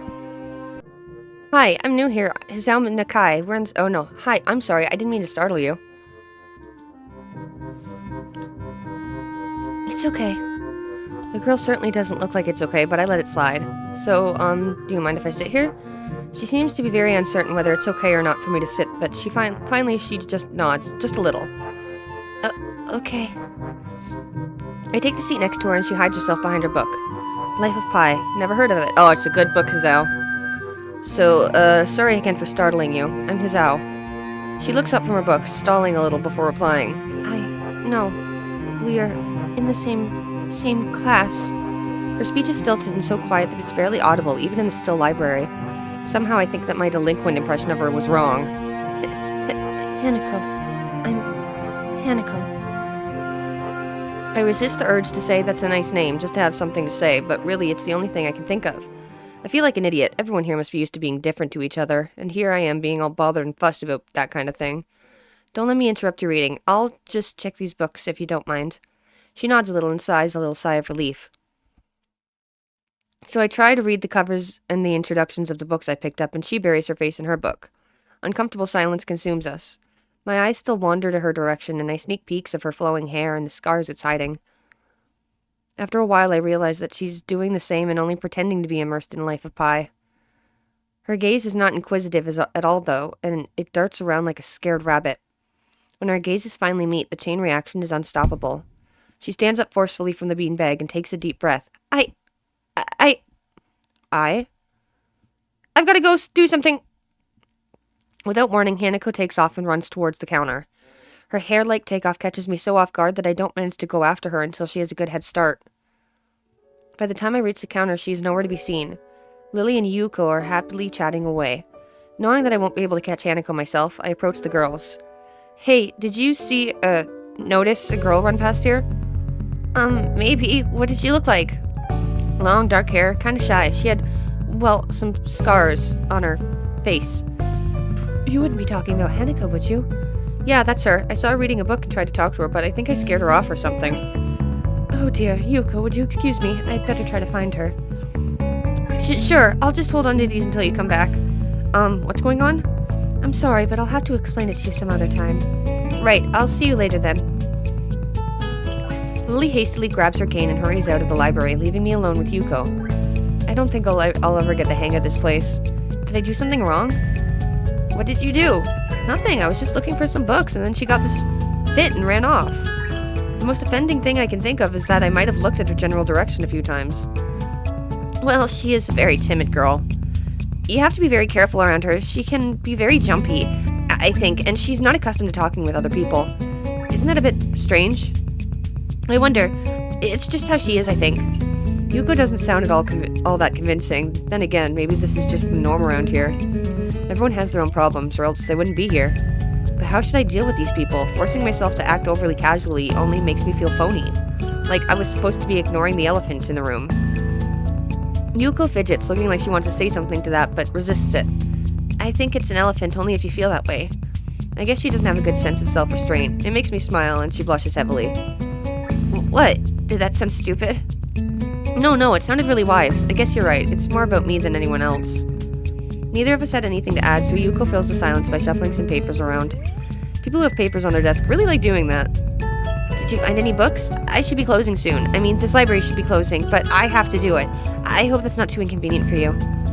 Oh, yeah, I want some books, but I left them over there because I'll just go get them. I fetched my stack of books from beside the beanbags where Hanako and I were sitting and returned to the counter. Wow, you read a lot, don't you? I surprised myself with that too, honestly, at least when I really think about it. I had a lot of free time earlier this year, so I kind of just started reading books to fill that time. I couldn't do much else. I see. But she doesn't say anything else and just checks out my books for me. I guess this is what they call tact.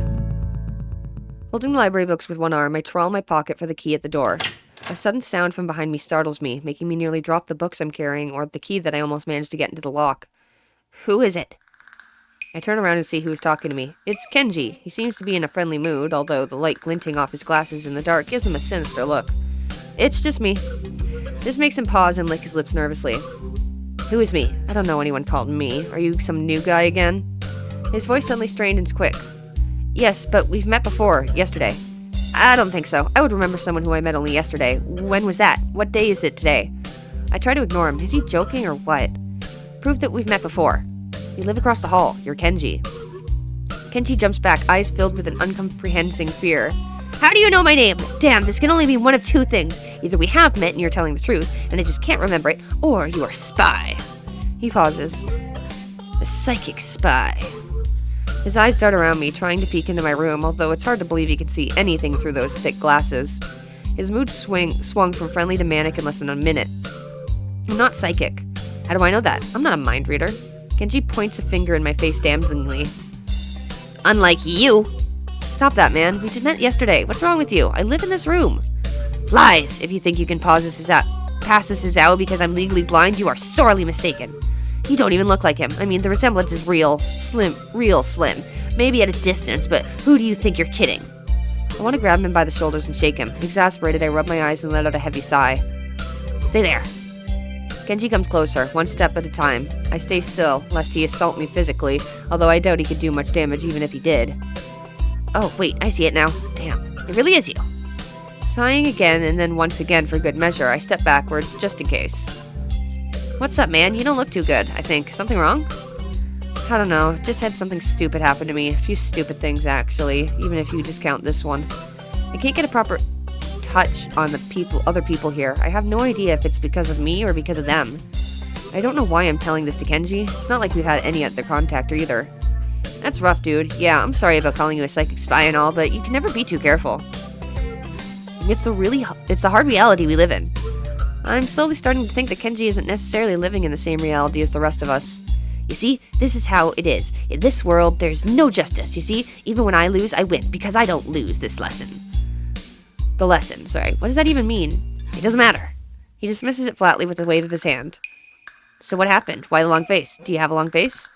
It's nothing. I just scared some girl off accidentally. Literally, too. She actually ran away from me. It was my fault, really, I think. I'm not really used to all this yet. A girl? A cute one? Cute? That's a hard question. She had a nice body and really beautiful hair, but the face? I guess it could go either way.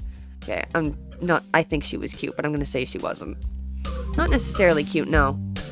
There are a lot of cute girls here. A strangely disproportionate amount. I believe this is one of the dark secrets of this school. I tried to warn you, man, but did you listen? I don't remember any such warning. Dark secrets? Yes, dark secrets. Extremely dark, like black hole. Have you noticed the number of girls in the school is slightly but significantly higher than the number of boys? It's like 60-40. He turns his head to the left and stares off into the distance at nothing. Why is it like this? I mean, to the untrained eye, it doesn't appear to be that bad, but that is a full 20%. One would think that a school with such a large pool of women would be a man's dream, but no! What am I going to tell you? It could blow your mind. Are you ready? I don't know where this is going, but I think I won't be missing much by cutting out now. No, I am not ready. I only get as far as turning the doorknob before Kenji starts talking again, showing that he doesn't really care if my mind is blown or not. I believe that this school is a battleground, the site of a feminist infiltration. This disparity in the number of men to women is a clear sign of how far they've come. In case this Cold War turns hot, they will have superiority in numbers. Just another skirmish in the eternal war against the forces of the feminists. They're everywhere. In Japan, women outnumber men. It's not a 60-40 split, but it's only a matter of time, man. Even in America, women are the majority by a hair. They're building up their numbers. In the past, the buildup of military has always been the clearest sign of imminent war. Japan is just the first step. Our economy is badass, and the country itself is small and isolated, yet a huge part of the Pacific in terms of political value. The perfect target, they're so cunning, has expected of women. Soon, the day will come when... Kenji's voice trails off ominously. That is why you can't trust them. They will string you along and then kill you just as they killed me. You will end up just like me. Oh, hell no. I can't stop myself from blurting that out. Hey, what the hell does that mean? You said it, not me. It's the best I can think of. So, you're not supposed to say something like that. Damn, so rude. Where was I? Oh yeah, vast feminist conspiracy. Stop it, stop! I lost you way, way back there somewhere. Somewhere around feminist infiltration. Too hard to follow? It's cool. I have some graphs and stuff in my room. And puppets. You like puppets? No puppets. You don't like puppets. Okay, graphs are still cool though, right? He speaks energetically, responding almost before I'm done talking, moving his hands in an animated way as he continues to rant on. This is too strange. I had him pegged as relatively normal, but it's clear that I was wrong. Something on your mind, dude? Just thinking about what it's like to be the last sane man in an insane world. Kenji frowns, looking deeply upset. You mean that's you? That can't be, because I'm the last sane man in an insane world. That is my dream. You can't just steal a man's dream. What the hell? There can't be 2 last sane men. It would invalidate the whole last part. But that part's kind of important. There can only be one. Like in the foreign movie where they could only be one. And in the end, there is only one dude left, because that was the point. I have never seen anyone talk so heatedly and so defensively about absolutely nothing before. Anyway, if you wait here, I can get my graphs. I also have a list of other dark and complex conspiracies that this school holds, as tangled as... Quick, finish my analogy for me. Be a pal. I'm going to bed now. It's extremely late. That doesn't sound like an analogy, but whatever. I like you. You seem like a cool dude. Most people don't understand what I'm talking about when I try to explain the vast feminist conspiracy to them. Denial is a terrible thing. Later. He claps me on the back and then vanishes into his room so quickly and quietly it's like he didn't even open the door, but instead walked right through it like a ghost. I don't know if I can fully digest what just happened, so I give up and go to my room, kicking off my shoes before falling face first into bed. It takes me some time to relax and get up so I can get started on homework. It's because the sheets are cool and comforting against my cheeks, and it feels good just lying there with my eyes closed. This school is like some kind of bizarre and surreal island. It's isolated on top of a mountain, and each person is stranger than the last. I just can't seem to fit in. What irony. One would think that fitting in a place that's made for people who are unfit for anywhere else would be easy. Maybe I'm trying too hard. Although I say that, it doesn't help take the edge off, and the last words are left echoing off my empty walls. I guess it's not as bad as expected, though. This place really is more of a school and less of a hospital pretending it's a school than I thought it would be. If nothing else, the scenery is beautiful. I open one eye, seeing the school books and bottles of pills arranged side by side on my desktop. Maybe this place is too much like a normal school after all.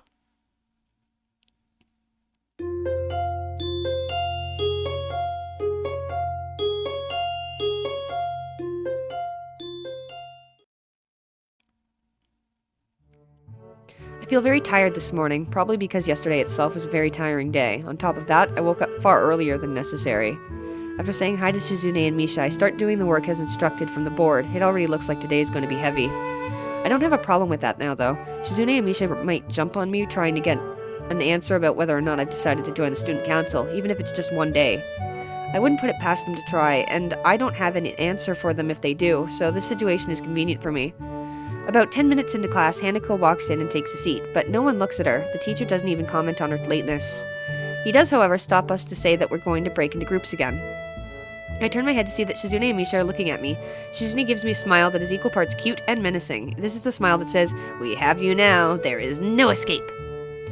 Hee-chan, it looks like we're together again. Yay! Misha leans sideways while Shizune pushes her desk closer to mine. There really is no escape now unless I were to jump through the window. Jumping out the window isn't the best option, sadly. What's wrong, Hee-chan? Oh, Hee-chan, have you been thinking about what you said yesterday? That you would think about joining the student council, didn't you? It's okay, Hee-chan. We were talking about it after you left, and it would be rude to expect you to already have an answer for us this early, right? Right? I'm so happy you two are able to have a laugh at my expense, and even more pleased to know that you both know how crazy the two of you can be. Now that that's over, Shizune snaps back into serious mode and smacks today's assignment with the back of her hand in an overly dramatic and important way. When I actually look at the stuff, it's mostly just reading. In fact, there are only 2 problems. I almost want to say something about how her rush to get started seems a bit much considering the small amount of work. In fact, Shizune probably knows how little there is and simply doesn't care. Yeah, it seems like the workload doesn't matter to her as much as the fact that there is work. The actual amount is unimportant. She approaches everything with the same level of ambition. While I'm reading, I let my eyes wander around the room and catch Hanako trying her hand at solving the problems.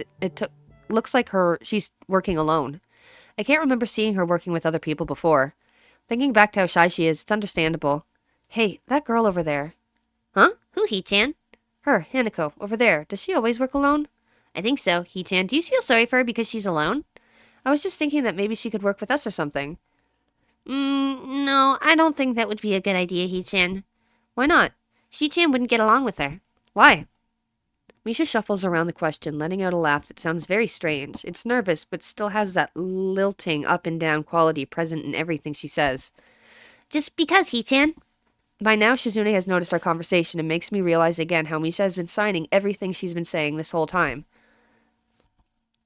What, Hee-chan? The friend of my enemy is my enemy? That sounds so harsh. I'm not gonna say that. You said it anyway. I know, Hee-chan. It's fine if you overhear. I wonder if this is Misha's way of keeping things fair, since without her, I wouldn't be able to understand a thing Shizune is saying, and vice versa. Is that also why she signs all the time, so there's never a conversation Shizune will be left out of? Anyway, we should start on the problems now, Hee-chan. We finished with time to spare, and I decide to ask if there are any alternatives to the cafeteria, as frankly, the food so far has been subpar. This sends Shizune and Misha, sorry, I don't know why I said Mika, arguing among themselves about their favorite restaurants. All of them are downtown, so I don't think we have time to go all the way there. And what about the bill? Are they arguing just for the fun of it? Maybe. They seem so distracted by it that they don't even notice the start of actual lunch break. I look over my shoulder towards the back of the classroom. She seems to be studying her notes from the previous class. It's an odd sight. Everyone else in the class is busying themselves with the lunch break. Socializing, gossiping, rearranging desks with the ones with actual box lunches mixed in and chattering like everyone else, only interrupted by short bouts of eating. But when I watch Hanako, it feels like I'm the only one who can see her, almost as if she's invisible, sort of hiding in plain sight. Is she being bullied? Is she isolating herself from the rest of the class on her own accord? I see her look over her shoulder towards the classroom's rear door.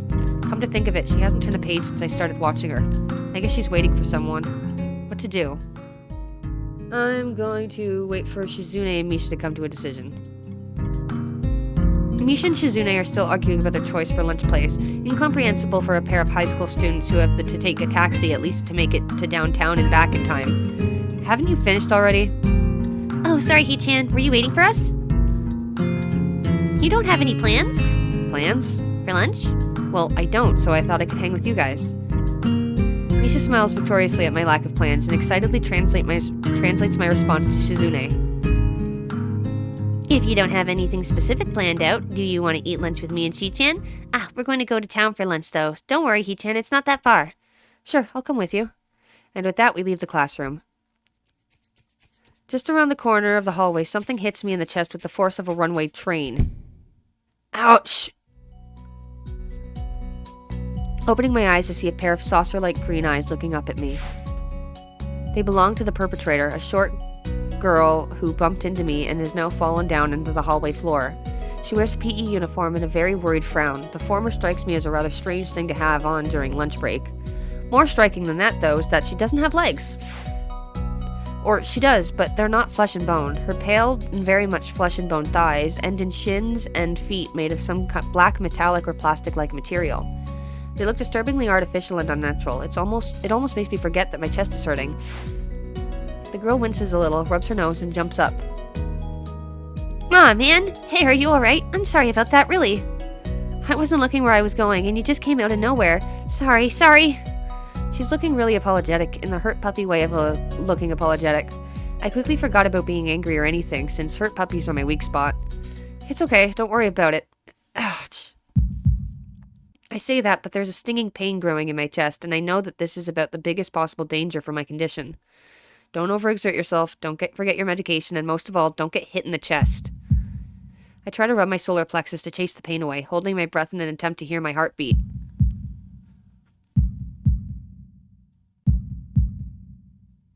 It seems normal. Hey, should I get a nurse? The worried, high-pitched voice of the girl snaps me out of it.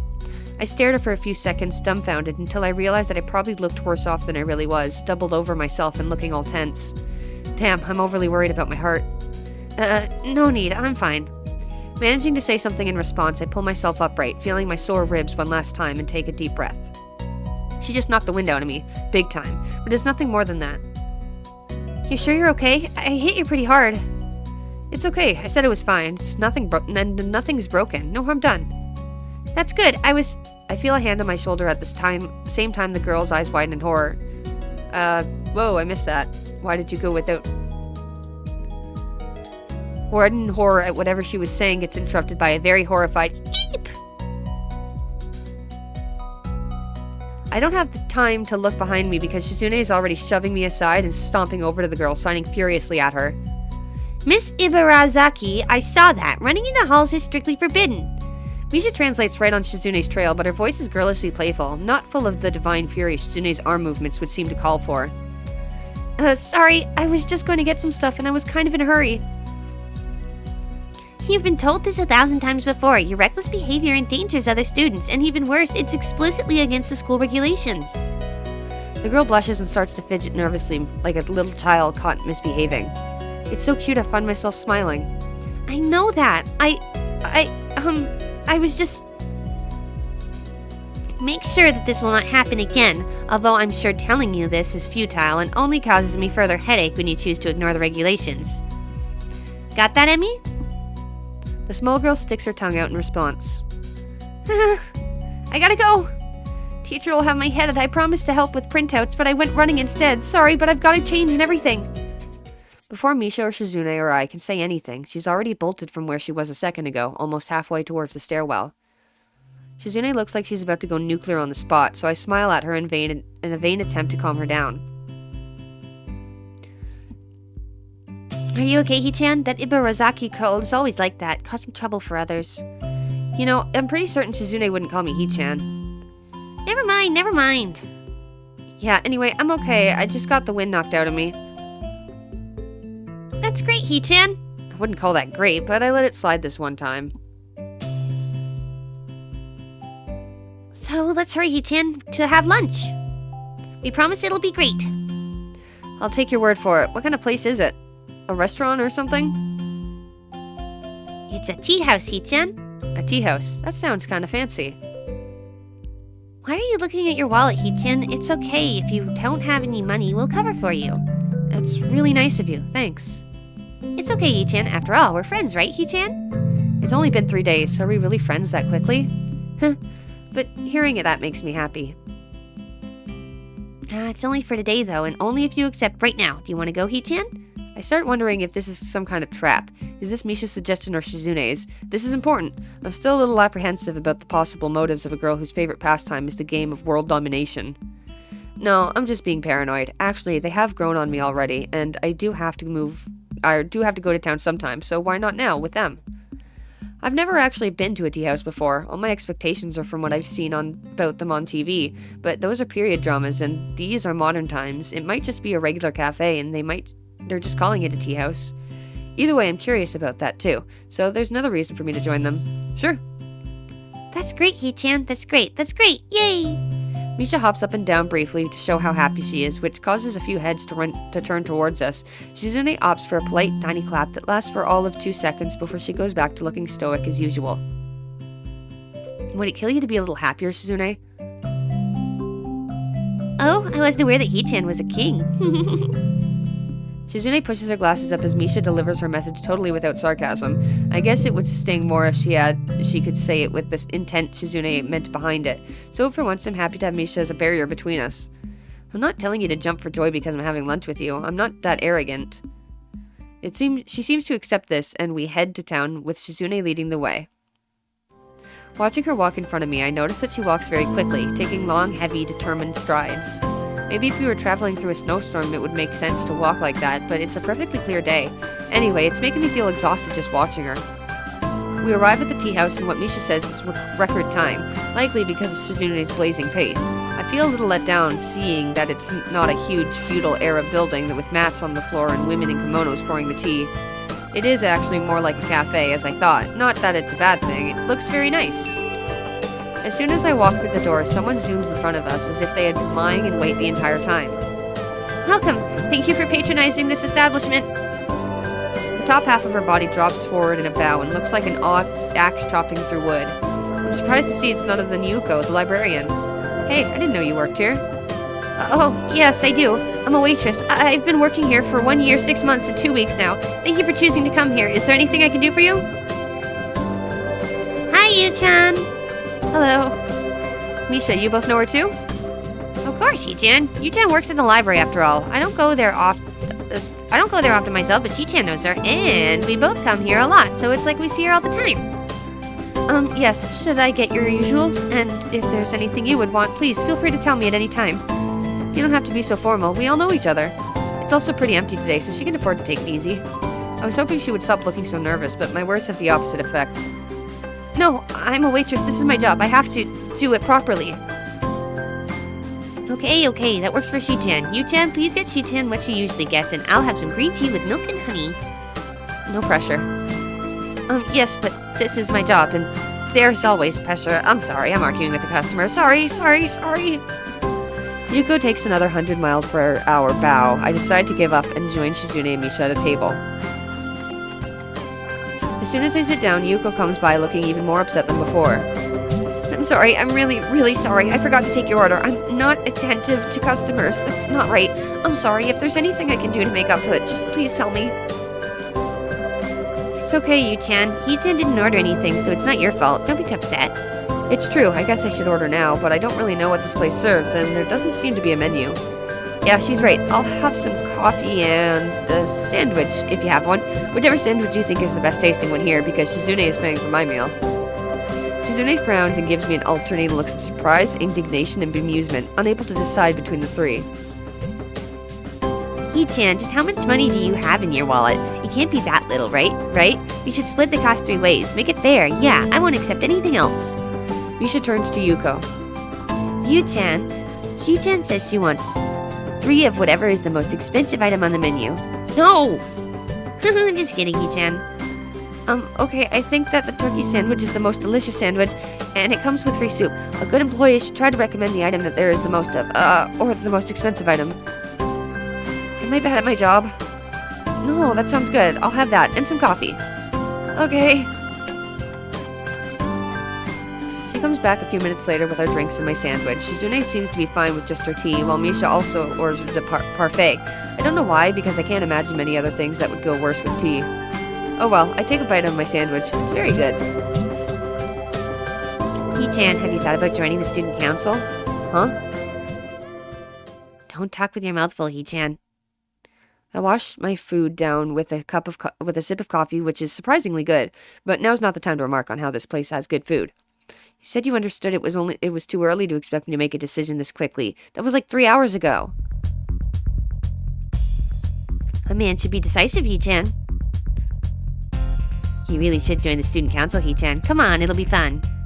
People always say that, come on, it'll be fun, about things that are never, ever fun. Don't you believe me, Hee-chan? Is it Shizune saying that or Misha? What a cute expression, but the effect is somewhat jarring. She has split personalities. Hee-chan, that's depressing. We just want to spend time with you. That's right, Shi-chan. Yeah, that's a good point, too. Yep, this is beneficial to everyone. It solves all our problems. Yeah, I also thought Hee-chan would appreciate it. That makes me sad. Suddenly I feel really left out. It's rude to talk about someone without letting them in on the conversation. Shizune adjusts her glasses, laughing to herself. Aw, but it's true, Hee-chan, and you would be helping us out. Membership has been really low this year. How low? That's the secret, Hee-chan. No, I want to know how low it was. How low is low? 5? Lower? Well, 0? Hee-chan, this isn't important. What matters is that the number is low, and that is why we would appreciate you giving us a hand, especially with the festival coming up so soon, and it looking to be a busy year ahead in general.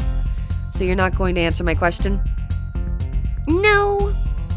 I sigh and straighten up in my chair, trying to look as defiant as possible because this seems like a big issue. I do not want to let it go that easily.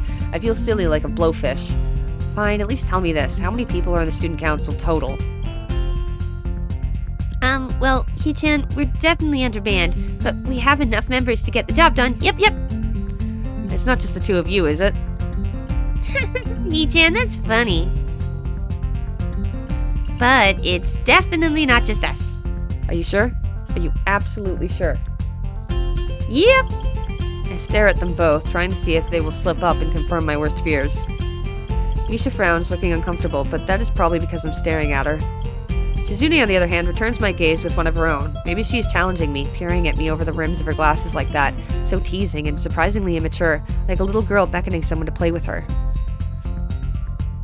Hee-chan, you 2 cute student council representatives have been trying to make you feel... Your 2 cute student council representatives have been trying to make you feel welcome and are even treating you to lunch. You should show your gratitude by joining this council so that you can at least help them out.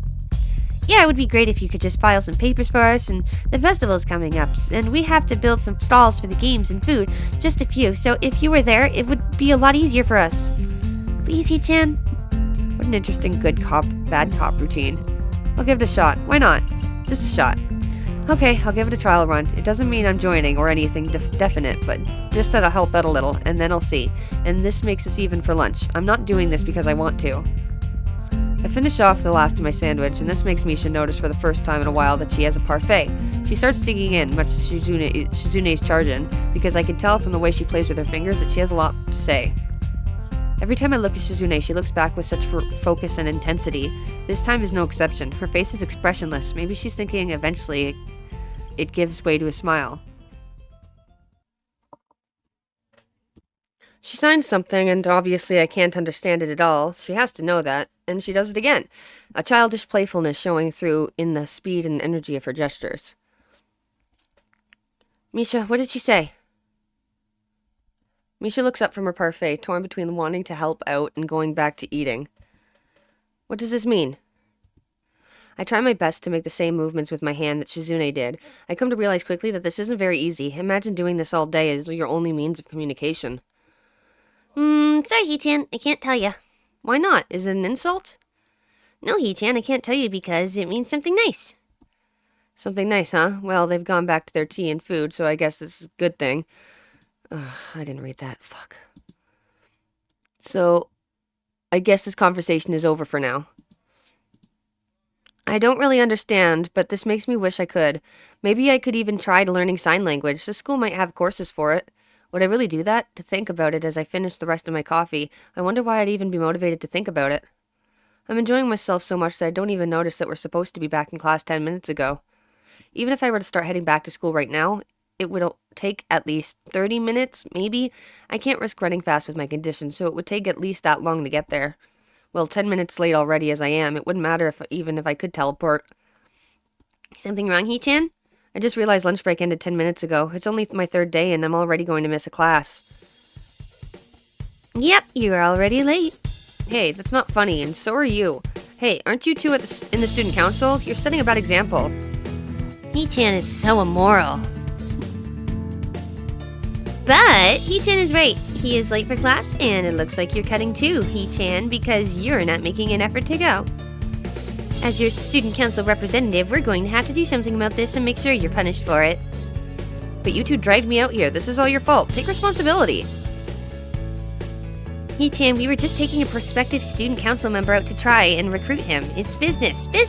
But you're not a member of the council, so there's no excuse. Yes, there is. The prospective student council member is clearly me. Yes, are you going to join the student council, Hee-chan? Hee-chan raises her cup haughtily and wags her outstretched pinky finger up and down. Hee-chan, if only you were a member of the student council. But you can still join now, Hee-chan. If you join now, you won't be in any trouble at all, and we'll be able to take many more nice excursions like this all the time. It'll be fun. I start to think that maybe this is all an elaborate setup leading up to this moment. Maybe Shizune lured me out here banking on the possibility that I'd lose track of time and be forced into this situation. Diabolical. Well, considering what I know of her, I should have been more on my guard, but to admit that I got myself into this, even slightly, would be unforgivable. I try to read Suzune's intentions in her eyes, but she just returns my stare blankly, innocently. She takes a sip of tea, like she's mocking me. By the way, Hee-chan, I didn't plan for this at all. Things just happened to work out this way. I was almost about to drop my theory as paranoia, but this puts a new spin on things. I almost fall over in awe, so it really was an elaborate setup. From the very beginning, all just to burn me and force me to join the student council. You look so nervous, Hee-chan. Did you really think we were tricking you this whole time? You're not? Hee-chan, you really thought? Misha frowns, looking heartbroken. Shizune quickly frowns as well, following her lead. How synchronized. Two of a perfect pair. They must be twins. Shu-chan says she's flattered, Hee-chan, but doing that kind of thing would be a grossly inappropriate abuse of power and imposing on your free will. And it would be blackmail, too. Shu-chan would never do anything like that. Never. I think about asking Misha, are you sure? But resist the urge to. Anyway, Hee-chan, what Shi-chan said is true. Since you're with us and we're doing student council work, it's okay if we miss a class or two. Not that this is a good excuse to do so. Or one that should be used more than 3 times a month. Or something that can or should be abused. So, we must definitely return to class, eventually. Shizune waves Yuko over and points to her empty teacup, indicating that she wants another one, as Misha scrambles to finish her parfait so she can order something else. Maybe I should as well. I am still hungry, and the portions here are a little on the small side. Most importantly, Shizune is paying for everything. With that in mind, I ask Yuko for another sandwich. By the time we leave the tea shop, I've missed not just one class, but two. Shizune and Misha seem content to let the whole day pass by, stalling for even more time by suggesting a tour of the town that turns out to cover a 2-block radius from where we start.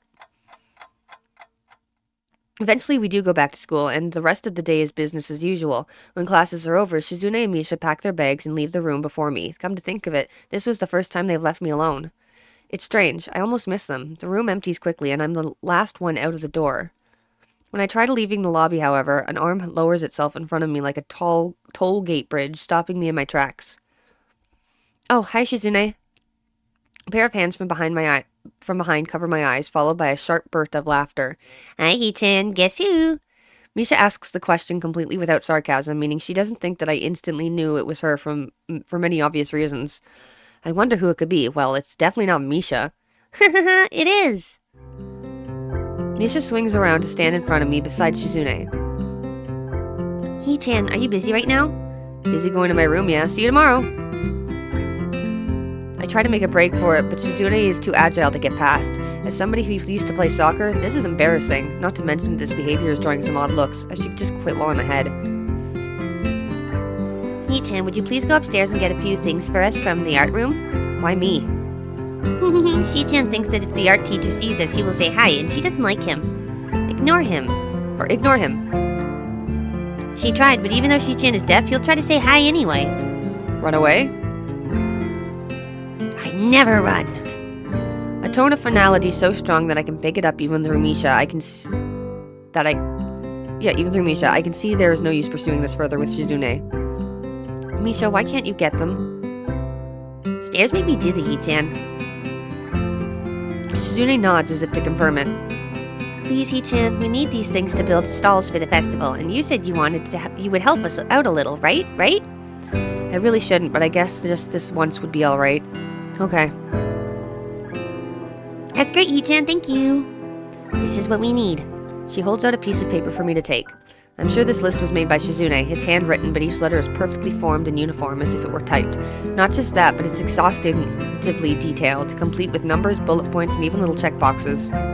What it boils down to is that she wants paint, paintbrushes, poster board, and an easel. Just different types of specific numbers of each. I wonder how I'm going to carry all this stuff down the stairs without breaking my neck. The classroom closet closest to ours are designated, belonging to classes 3-1 and 3-2 on the right side, and 3-4 on the left side, each door looking exactly the same. Further down the corridor still, with identical doors, are rooms that I didn't think were used for classes. I guess the art room is not a classroom as such. I carefully push open the furthest door and peek in. It's a classroom, but it seems rather badly kept or not in use. Am I in the right place? Desks and chairs are all around the room, and a thin layer of dust settling on them. There are some easels in the corner, so at least this looks like the right place. The room is flushed in sunlight from the big window, shadows creeping all over the desks. Specks of dust are dancing in the stagnant air, making the beams of light almost visible. Jokingly, I call into the empty room. Anybody Someone catches my eye and I stop mid-sentence. Sitting on a desk is a short-haired girl curiously wearing a boy's uniform with a fork between her toes, a morsel of food stuck firmly on the end. This odd way of dining seemed to be caused by her apparent lack of hands, but her presence here is what takes me back even more. How did I miss her before? She's sitting in a corner very still, but still somehow I took her as part of the furnishing or a statue at first glance. I'm not being too observant today as a whole. The girl seems to be frozen in place, staring at me with her huge eyes like a rabbit in headlights. She's staring at me, her mouth wide open, ready to accept the fork. I'm staring at her, my mouth wide open, suddenly remembering I didn't finish my sentence and trying to think of if I should. This weird stalemate keeps us both stunned into silence, punctuated only by the wall clock ticking rhythmically. Hello. The girl stuffs a forkful in her mouth and is now staring at me expectantly while chewing. This is a bit awkward. Hello. I was told to pick up some supplies from here for some festival stalls, I think. I didn't think there would be someone here. There isn't. That's why I came here too. She picks up another forkful. Doesn't that mean you're here then? She raises her eyebrows if she was suspecting my observation was false. You are pretty observant. I guess Yes, it does. But who are you? This girl's pretty straightforward, isn't she? I'm Nakai, Shizao Nakai. I just transferred in on Monday. I'm Rin. Tezuka Rin. Rin Tezuka. I won't shake hands with you, but at least we know who we are now. That's very nice. Her deadpan manner of talking makes it hard to determine whether she's joking about shaking hands or not. It kind of bothers me. Joking about these matters doesn't feel appropriate at all. While I'm trying to figure what's appropriate and whether this girl is, she seems to have lost interest in me and is now gazing yearningly back at her food. Can I continue my lunch? If you don't mind me, I won't mind you. If you need to get your stuff, the supplies are in the back. Go right ahead, but lunch? School is already over for the day. What word would you use then? There is no word for a meal after you eat lunch. A meal you eat after lunch, but before dinner, right? It bothers me very much too, but I don't really know what I should say. I don't think you're supposed to eat a meal between lunch and dinner to begin with. But I'm hungry now, and my delicious boxed lunch would go to waste otherwise. I have curry. It's very delicious. With much decisiveness, Rin once again picks up the fork between her toes with at least as much impoliteness. She points it straight at me. So, Nakai, what brings you to this place? Like I said, I was told to look for these things. No, to school. From outside you look fine. Is your problem inside? I come to a full stop, opening my mouth, but not getting a word out. I can guess. I'm good at guessing. Better than most people. Rin cuts me off before I can answer a question, or skirt around it somehow. I don't know which I would have done. I froze in front of this issue again. I haven't even told anyone here about my condition, or maybe it's only because it hasn't really come up. I do get the feeling that not making issues of this is part of the school code here, as the teacher said. I wonder if the people here could relate. Probably not any better than any normal person could. I can't relate to Shizuni's circumstances, or Lily's either. Naturally, while I go through this in my head, Rin keeps considering what my condition could be, with an overtly contemptive look on her face. She puts her fork between her lips and leans back, looking at the ceiling as if the answer was written up there. A beam of light illuminates her face from the window side, creating a mask of dark shadow on the other side. I don't think it's anything in your head, and something in your guts would be boringly ordinary, like this lunch of mine, and less delicious. The problem must be in your pants. This messed up Sherlock Holmes kind of statement, and the sheer lack of tact it was delivered with, catches me completely off guard. I think I might have reeled back even physically as Rin's eyes widened in revelation and astonishment. So I was right. There is something wrong with your tackle, isn't there? Still partially in shock, but recognizing the need to reply something, I spit out the first thing I can think of. No, nothing like that. I have a heart problem. Arrhythmia. I said it. More like blurted it out, but I said it. The girl in front of me purses her lips together and glowers at me, looking very disappointed. How boring. Trouble in the pants would have been much more scandalous. What's with this reaction? I'm sorry to let you down. I forgive you. I collect people in person with, that kind of problem would be really great. Collect people? People with different problems. Huh, so you just, go around asking people what's wrong with them? Pretty much. I see. With little left to say, Rin resumes her lunch and the conversation dies away, but I keep thinking about what was said. It's the first time I've told anyone else about my condition. All the other people have either known about it already or heard about it from someone else. Or didn't need to know about it like every other student here so far. Should I have told it as a natural part of introductions? Is it expected of me? Hi, I'm Hizao. I have a very serious heart condition. Is that how I'm supposed to go around introducing myself from now on?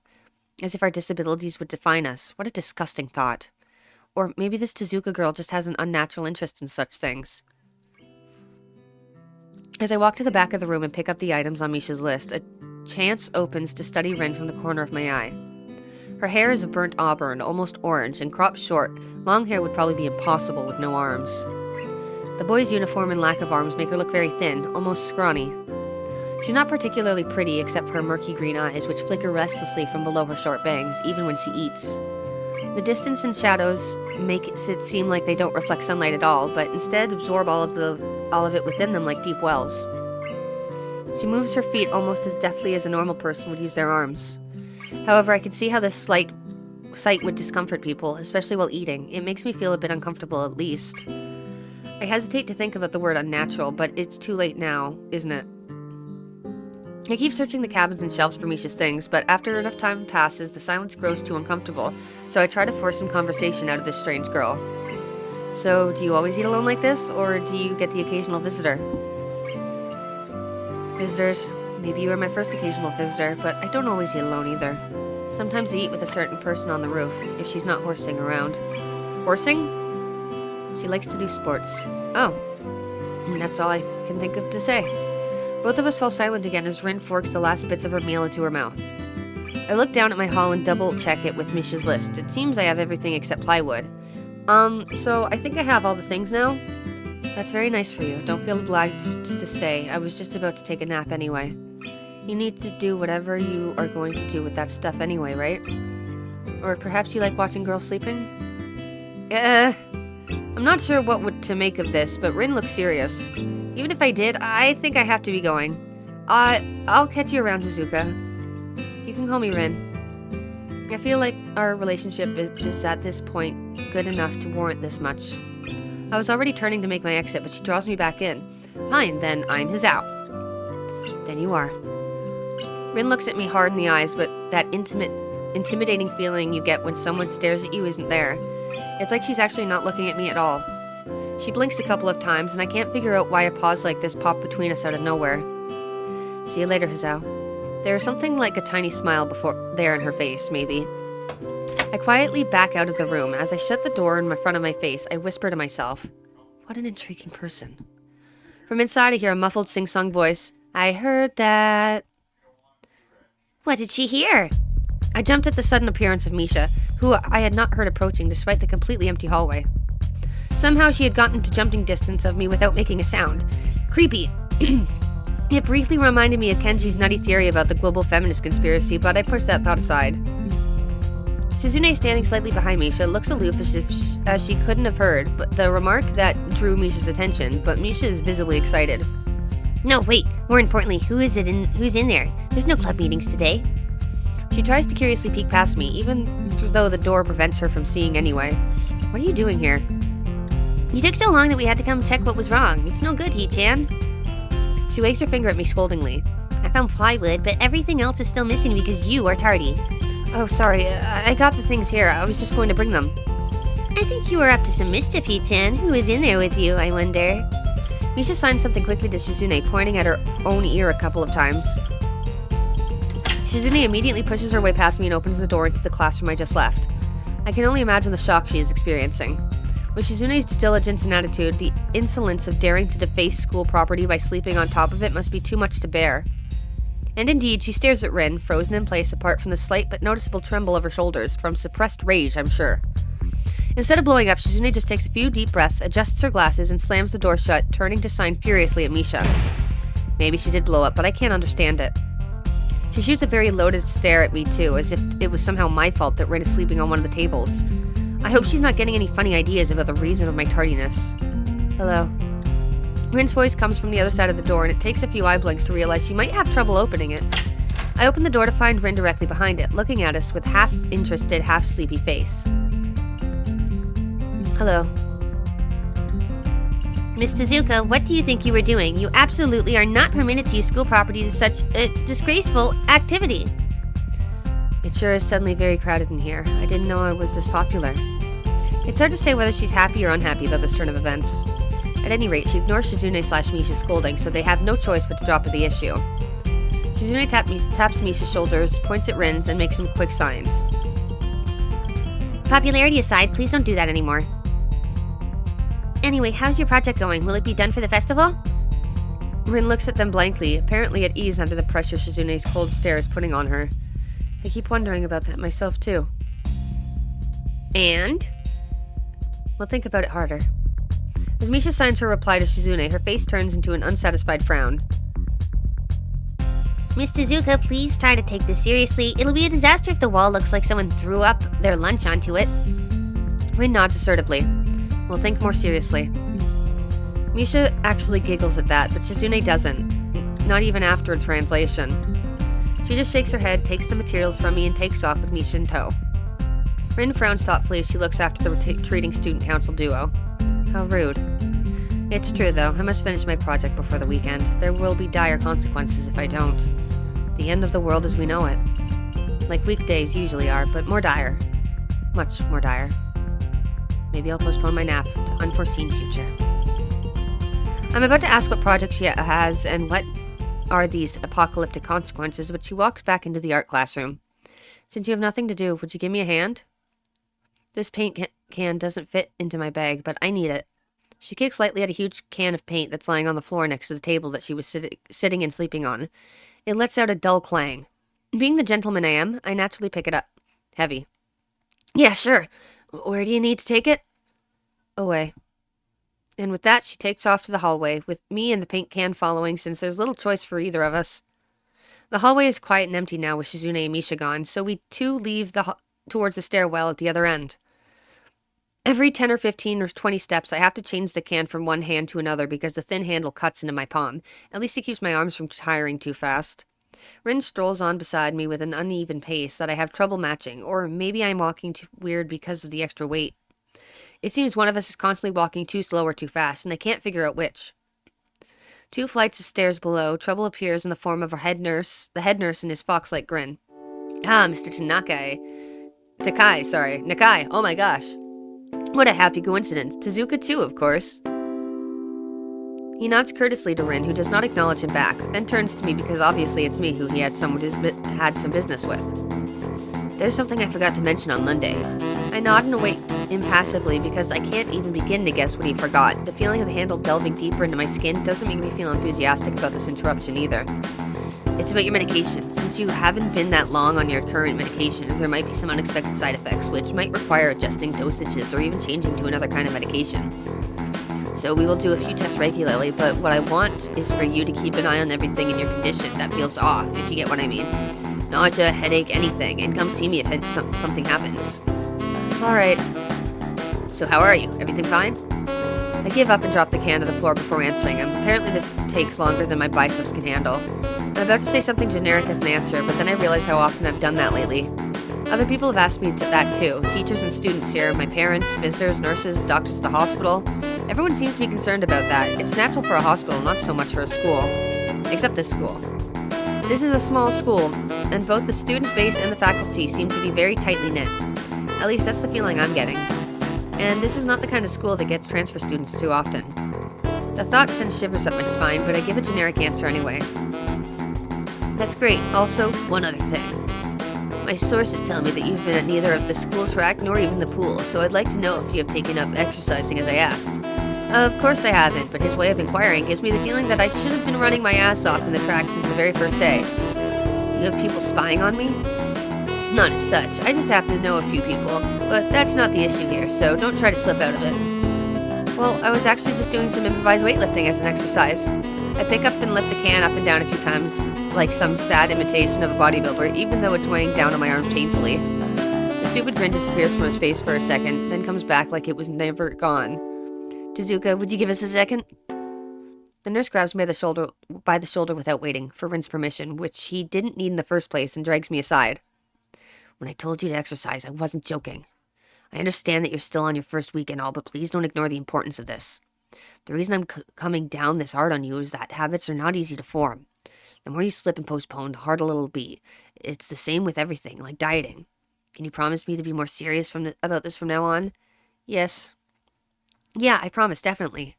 He studies me for a moment and then shrugs, smiling again. Okay, that's more like it. If you go to the school track tomorrow morning, you'll meet my spy, who probably has no qualms offering consultation to you if you want to go jog a bit. Consultation? See you around. He leaves with a wave of his hand and no answer, and I walk to Rin, who has been waiting, idly leaning against the hallway wall and staring at the pale lighting fixtures in the ceiling. Even when I approach, she doesn't move her eyes off of them. Are you getting medications for your heart thingy? Were you listening? It comes out more accusatory than I intended, accidentally lashing out on her. But even so, I don't really want to start talking about it. I just met her, I don't know her, and it's not her business. The nurse seems to be happily ignorant about confidentiality, too, talking about that kind of thing in public. But it's not Rin's fault, is it? I look up at her, suddenly feeling a bit guilty, but Rin is just staring past my shoulder quizzically, her head tilted like a bird's. I don't know why this is so hard for me. It feels like there's some inexplicable lock that prevents me from being more upfront about this. Yeah, they're for my heart. Will they make you better? No, not really. They just make me a little less worse. Rin keeps looking at me for a while longer, then she can neither and she neither says anything further nor displays any kind of emotion I could discern. I'm thankful that she doesn't. I think I'm still not quite used to all this. At the hospital it was easy, but I still haven't sorted my feelings about having to live a normal life with this disability. We leave the main building and Rin leads us onwards towards the dorm. We stop at a small patch of greenery in front of the dorm building. The dorm is built on a slightly elevated ground with a wall and a few trees that everyone has to circle around every time they come or go. It's probably the only inconvenient design of the school. The entire wall made of the same kind of bricks as the building itself has been covered with some sort of painting. Most of it is still mere sketches, quick lines drawn with black and white against the gray plastering that covers most of the entire length of the wall, but some places look a bit more finished. There are human faces and legs and hands. I can't quite say what the painting as a whole might portray. Stack of what seems to be paint cans are arranged in piles on the ground beside the wall. See, the left side's hardly off the ground yet. It's because I couldn't get in the mood yesterday, so I gave up and went to meditate instead. Then it was suddenly morning. I have to work on it, but the guys from art class are helping with the negative spaces and base surfaces whenever, which is a problem. It's easier to paint big areas if there are a lot of people with hands. The reach is better and it's faster too. She goes on a tangent, waving little with her arm or whatever of it there actually is to demonstrate even though I got the point already. The white cotton of her sleeve flaps round, and it makes me think that it could look sadder than it does.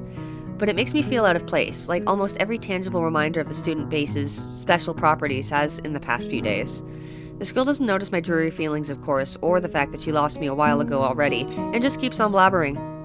So that's why I'm trying to figure out if there's something I need to figure out, and then figure that out before it's too late and all hope is lost. Why would the hope be lost? Because paint has to be painted, and then it has to dry, and then it has to be painted over with another kind of paint. It takes time. She finally stops, apparently thinking she had made some kind of statement that makes sense. I think it's best to start from the top. So this is your project? You did this? Yes. Yes. All of it? Yes. Nice, but I stumble with my words, suddenly feeling like I've walked straight into the minefield of political incorrectness. It's okay, you can say it. I probably won't get mad. I blush really hard. I don't really know what could be the right thing to say, if any. It feels that I'm way more sensitive than Rin is, though. This is really awkward. Don't you want to ask? How do you paint without hands? See, I'm an easy person to talk to, right? With my feet. I almost guessed that already, but isn't that hard to do? You're good at guessing. Anyway, I don't think it is, but maybe I'm used to it by now. I can't get my mind around the fact that she could be an artist, but seeing how adept she was at using her feet to eat, I figure painting might not be a problem either. Neither of us has anything more to add to the subject. The afternoon light works pretty well. I was afraid it would look too flat, but it's not like that after all. I think it's actually pretty interesting. I wanted to see what it looks like in dim light. Do you think it's flat? Well, paintings tend to be flat. Not like that flat. You know, flat, like some people are. No substance, no meat, where there should be some. I know a few girls who... Okay, I get it, but I couldn't really tell. I'm not that good with art. I can't name many artists or artistic terms, so I don't really have anything to say. Rin shrugs her shoulders at that, saying, suit yourself without saying it, and looks up at the sky as if trying to look for something up there. I didn't think I'd get any actual work done, but if you give me a hand with the paints, I could do a little before it's too dark. I wanted to get a halogen lamp like the ones they have at the sports track, but there aren't any. Rin sure is quick to recruit my help, as was Shizune. It really makes me feel that the festival is a big project that every pair of hands is needed. Why not? I'm not really sure if I can be of any help, though. It's just mixing some paints. You can do that, probably. Do you have motor control problems, like, you know, those people who have some? Cerebral palsy, maybe? Not that I know of. I get it. Heart thingy has nothing to do with that. She gives me a sly look for no reason. No, it doesn't. Let's do it then. So she sits on an empty wooden box and naturally picks up a wide brush between her toes and her bare right foot. I open a few of the cans and pour some of the contents into shallow bowls for mixing. The thick paints flow lazily from the can into the bowl like syrup. I mix them, creating funny, hypnotic-looking swirl patterns that melt quickly into each other to form a new monotone hue. Ren sets to work every now and then, asking me for a hand with something or the other. Finding different brushes is easy enough, but mixing the paints to be the exact tone this girl is apparently seeing in her head is a frustrating ordeal. She wants precision down to the last milliliter before she is satisfied, but her instructions are obscure at best. Add half a splash of green. I crouch down to pick up the can of bright green. The other green. This green. I carefully pour some of the other green paint into the mixing bowl. No, that's almost a whole splash. More white. Is green a good color to add? No idea, you're the artist here. A hint of a smile appears in the corners of her mouth. Do you lack an opinion? No, it's just that I have no idea.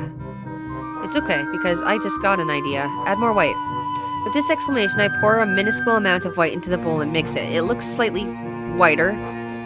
That's not good. It has to be like the color when you wake up and you know what you saw, the meaning of life in your dream, but you can't remember it. Maybe it's a yellow.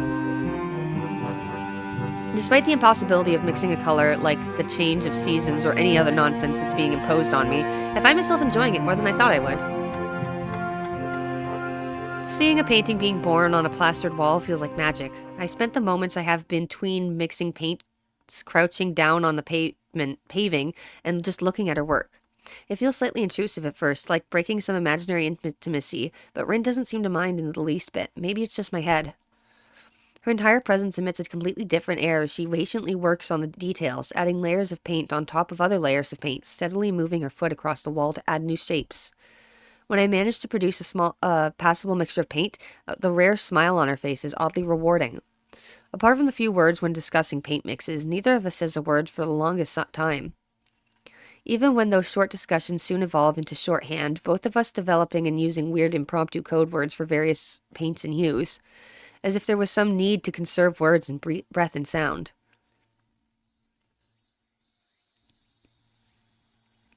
We stay there late into the evening until it becomes too dark to paint properly.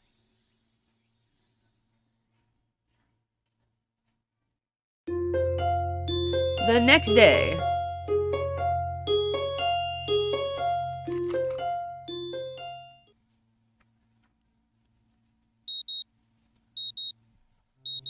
The sound of an alarm pulls me out of a fitful slumber and into the unpleasant state of wakefulness. I linger under the blanket for a few minutes, gathering energy to rise up while making excuses as for why I haven't.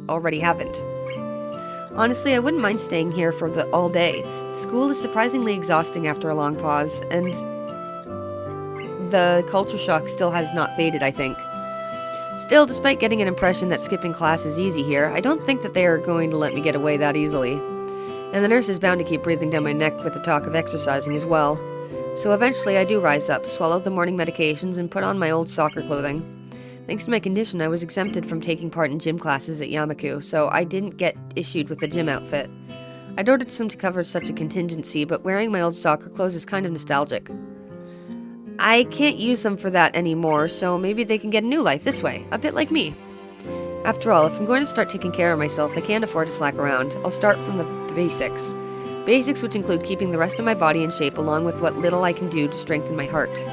Maybe then I can go back to something approaching a normal life, or at least something where I'm less likely to fall over dead at any minute. I'm surprised to discover that I'm not the only one present at the track. Not just that, but it's a face I've seen before. The prosthetic-legged girl who had bowled me over in the hallway yesterday is running on the track lithely, like a half-mechanical gazelle. What was her name again? It was a short one, but I can't remember. She seems to be running laps at a somewhat easy lope, her prosthetic legs clacking rhythmically on the hard track surface. I wonder what reason she has for running this early in the morning. Maybe it's something akin to mine, and the nurse is oppressing the poor girls to jog just like he is oppressing me. I certainly wouldn't be here if it weren't for my health, and his prompting me to do so. And even with the things being like they are, it's only because I wanted to get it out of the way early. The fact that I would be less likely to encounter someone who would witness my pitiful attempts to get in shape was merely a happy accident. I'd leave, but it seemed that my former assailant noticed me on her last lap. She waves at me cheerfully and jogs over. Good morning. Your name is Isao, right? She grins, seemingly pleased that she'd remembered my name. You may not remember me. Emmy? Emmy, I knocked you over in the hall yesterday. Miss Ibarazaki? Miss Ibarazaki? She imitates Misha's imitating Shizune, failing to get the same kind of subdued lilt in her high-pitched voice. How could I forget such a blunt introduction? Emmy has the decency to look vaguely apologetic for a moment before giggling. Yeah, sorry about that, again. Well, so long as you don't make a habit of it, I suppose I'll be fine. Great! I'm not sure she realized I was joking. So, the spy consultant the nurse was talking about, is that actually you? That's right. Oh. I was expecting someone from the nursing staff, to be honest. What? Are you saying I don't look like I could be a spy? No, this is more like a relief. I was afraid he would have someone to watch my every move. Unless you are here to do exactly that. No, I'm here for my own reasons. The nurse just asked me if I had seen a messy-haired transfer student who looks like he's kind of lost around the track. So why are you down here? Emmy strikes a dramatic pose. Training. For what? Track. Oh, I see. You're on the track team then? Emmy nods enthusiastically. Yep, I'm one of the better runners too. And modest about it too. Hey, you should join up. It's good exercise, you know. I think that much activity is probably out of the question for me. No, I'm not even sure that I really like running all that much. Plus, I'm just not into organized sports, you know? It's true, I've never even really got that much into soccer. I mean, I'd run around with my friends and all, but that was really the only reason I ever played. It wasn't for the glory to be found on the field, that's for sure. Emmy seems to understand my meaning. I see. Not that into the whole organization thing. But now that you're here, I guess we're going to run together, huh? What? Sure, I guess. Emmy seems pleased. Are you gonna warm up? Real men don't warm up. Oh no, you should always warm up. Batidao. She scolds me enthusiastically, but then smiles and leans closer. I hate warming up too. She laughs suddenly. Heck, and I don't even have to stretch my legs. As if to confirm her statement, she bounces up and down a couple of times, giving a passing impression of standing up on a pair of springs. Her leg blades seem to be quite elastic. Let's go. So we both take off around the track, and I can immediately see that she wasn't lying about being good at running. Emmy moves fluidly, throwing herself into the run with a sort of wild abandon. I find myself concentrating more on running properly. Hands spread, right? And something about hitting to the balls of your feet rather than the heels. I try to match my stride to Emmy's, but it's pretty difficult. Apparently I'm not very good at it. Maybe Emmy could help me with that sometime. I'm not really feeling up to more than a couple of laps today and slow to a walk pretty quickly. Emmy keeps running and doesn't seem to notice that I've stopped until she passes me a second time. She quickly skids to a halt, breathing steadily in contrast to my own somewhat gasping demeanor. Finished already? I hang my head ruefully. Yeah, I'm not in very good shape right now. Emmy nods and then grins at me again. She seems to do a lot of smiling. Well, the important thing is you started, right? Next time you should try... You just have to try to hold out longer, and then longer, and eventually you'll be great. I'll keep that in mind. But I think right now, I'm gonna get ready for class. Shouldn't you? Emmy shrugs unconcernedly. Nah, I've got plenty of time. I notice that she's not wearing a watch. Are you sure? Another careless shrug. Not really, but I've got to finish my routine. See you later, Hizao. Yeah, see ya. I'm not sure whether this morning's experiment was a success or a failure, but I'll admit that I do feel slightly good about getting out there this morning. And like Emmy said, I just need to keep at it in order to get better, right? Practice makes perfect, or something like that. It's nice to at least feel like I've taken some semblance of control over my own health. I'll have to try to keep this up. I head back to the dorms to wash and change into my uniform, trying to resist the urge to take a really long and hot shower. I'm tired from all the running, so I just want to unwind, but I don't want to break my slowly building routine of getting to school before the morning rush. After taking a long shower anyway, I dry myself off and get out of the stall to put my clothes on. Out of nowhere, a shadow appears within the mist, looming and radiating malicious intent. It bursts through the fog. Sup? Oh, they changed it. Okay. When I played the game originally, it didn't have the black shadow, but it had like a little leaf over his genitals. I thought it was funny. What are you doing here? What the hell? You scared me. What's your problem? I should be asking you that. I've been looking all over for you all over the place, man. What do you mean all over the place? I want to ask if he's been looking for me like that, stark naked, but hold my tongue back. I finally realize that I'm still naked too and quickly hold my shirt in front of me, but Kenji doesn't seem to notice a thing. His glasses are fogged up, but then why doesn't he wipe them off? Is his vision so bad that it's like he's perpetually seeing through fog? You know, your room, and yeah, that's it. Hey, I mean, I still had to get up though. Whatever, it's not important. Can I borrow some money? He puts on an innocent face and looks away, trying very hard to look very casual.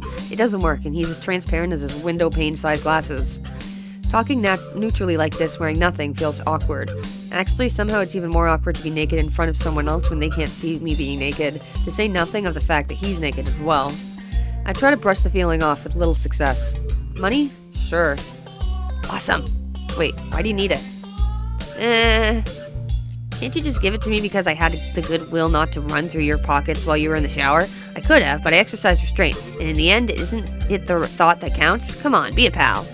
This makes no sense. If it's the thought that counts, I should withhold payment, since his thoughts were so clearly impure, and his intentions are probably even more sinister since he can't tell me what they are. I say as much to him. I'm offended, man, but if that's your game, then fine. I guess I have no choice. I want to order a pizza, and I already have most of the cost of the pizza. I need your help for the rest. I get some of that pizza too, right? No. Are you serious?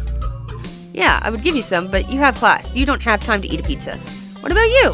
I'm not going to class. I have to wait for the pizza guy to pay the guy, and then eat it. It's not easy. You have to obtain the pizza stealthily, and if you don't, everyone will see you and the pizza, and they will ask for a slice. It's a hard world out there. Everyone wants a piece. Then you're left pizzaless in an unforgiving world. It's happened before. That's how I know. Every day I plan my vengeance, so that when the people who wronged me order a pizza, I will be there, ever vigilant. Kenji strikes a dramatic pose, completely without irony. But yeah, I only need like 400 yen. Please? You're my only hope. I can't go outside to buy my own pizza. It's too far. I try not to go out unless it's absolutely necessary. Let me tell you what happened the last time I went out without carefully planning it out in advance. I was outside. Can't remember what I was doing. Something. Standing? Maybe. Wondering how I got there. And then, out of nowhere, it happened. Like a flash of lightning, splitting the sky like how you split a sandwich in two. 8 pieces to make more manageable to hold and eat. A bird crapped on my head. It was the second most shocking moment of my life. What was the first? He ignores me and keeps going. I want to grab him and shake him. Is he just trying to keep momentum? I'll go with that, even if it's more likely that he just didn't hear me. It was like the openings to some kind of anime show. You know how there's always a part where the main dude is fighting his rival, and they fight each other and clash swords, and there's like a big dramatic colored auras and zoom? It was like that, but with poo. Okay. So yeah, I need some money, please. Don't leave me hanging, man. I only need like 1,000 yen. I thought it was 400. Okay. What? I'll pay you back, I swear. You better. That's what it means to borrow stuff. I don't know when I'll be able to pay you back. You have 1 week. Ah! Kenji winches and makes a noise like a dying cow, a particularly disturbing fact given that his baton is conducting freely. You're not supposed to be so tight-assed about money between brothers in arms, man. Men have it bad enough as it is. Did you know that male porn stars only make about half as what female porn stars make? That doesn't mean anything unless you're a porn star. So maybe I am a porn star, on the side, struggling to make ends meet as I fight the feminist agenda. You can't even spot me in your crumbs, you bastard. Nobody understands. Nobody. Wouldn't feminists be against pornography in the first place? This feminist agenda stuff again? This stuff is important. I can see that you don't give a shit, but this is serious here. Feminists are a dangerous enemy. Make no mistake, you take them lightly and you'll wake up in the morning with a knife in your back and BAM! Out of nowhere. How do you wake up in the morning if someone stabbed you in your sleep? Women are terrible at stabbing things. I thought you just said don't take them too lightly.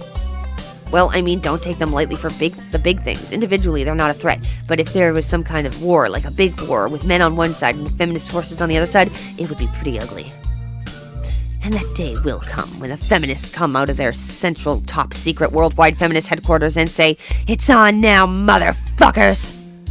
You're being ridiculous. There's no big worldwide feminist headquarters building. Where would they even hide that? I mean, it'd have to be massive. You couldn't hide that on Earth. Someone would notice a big fortress with women only in it.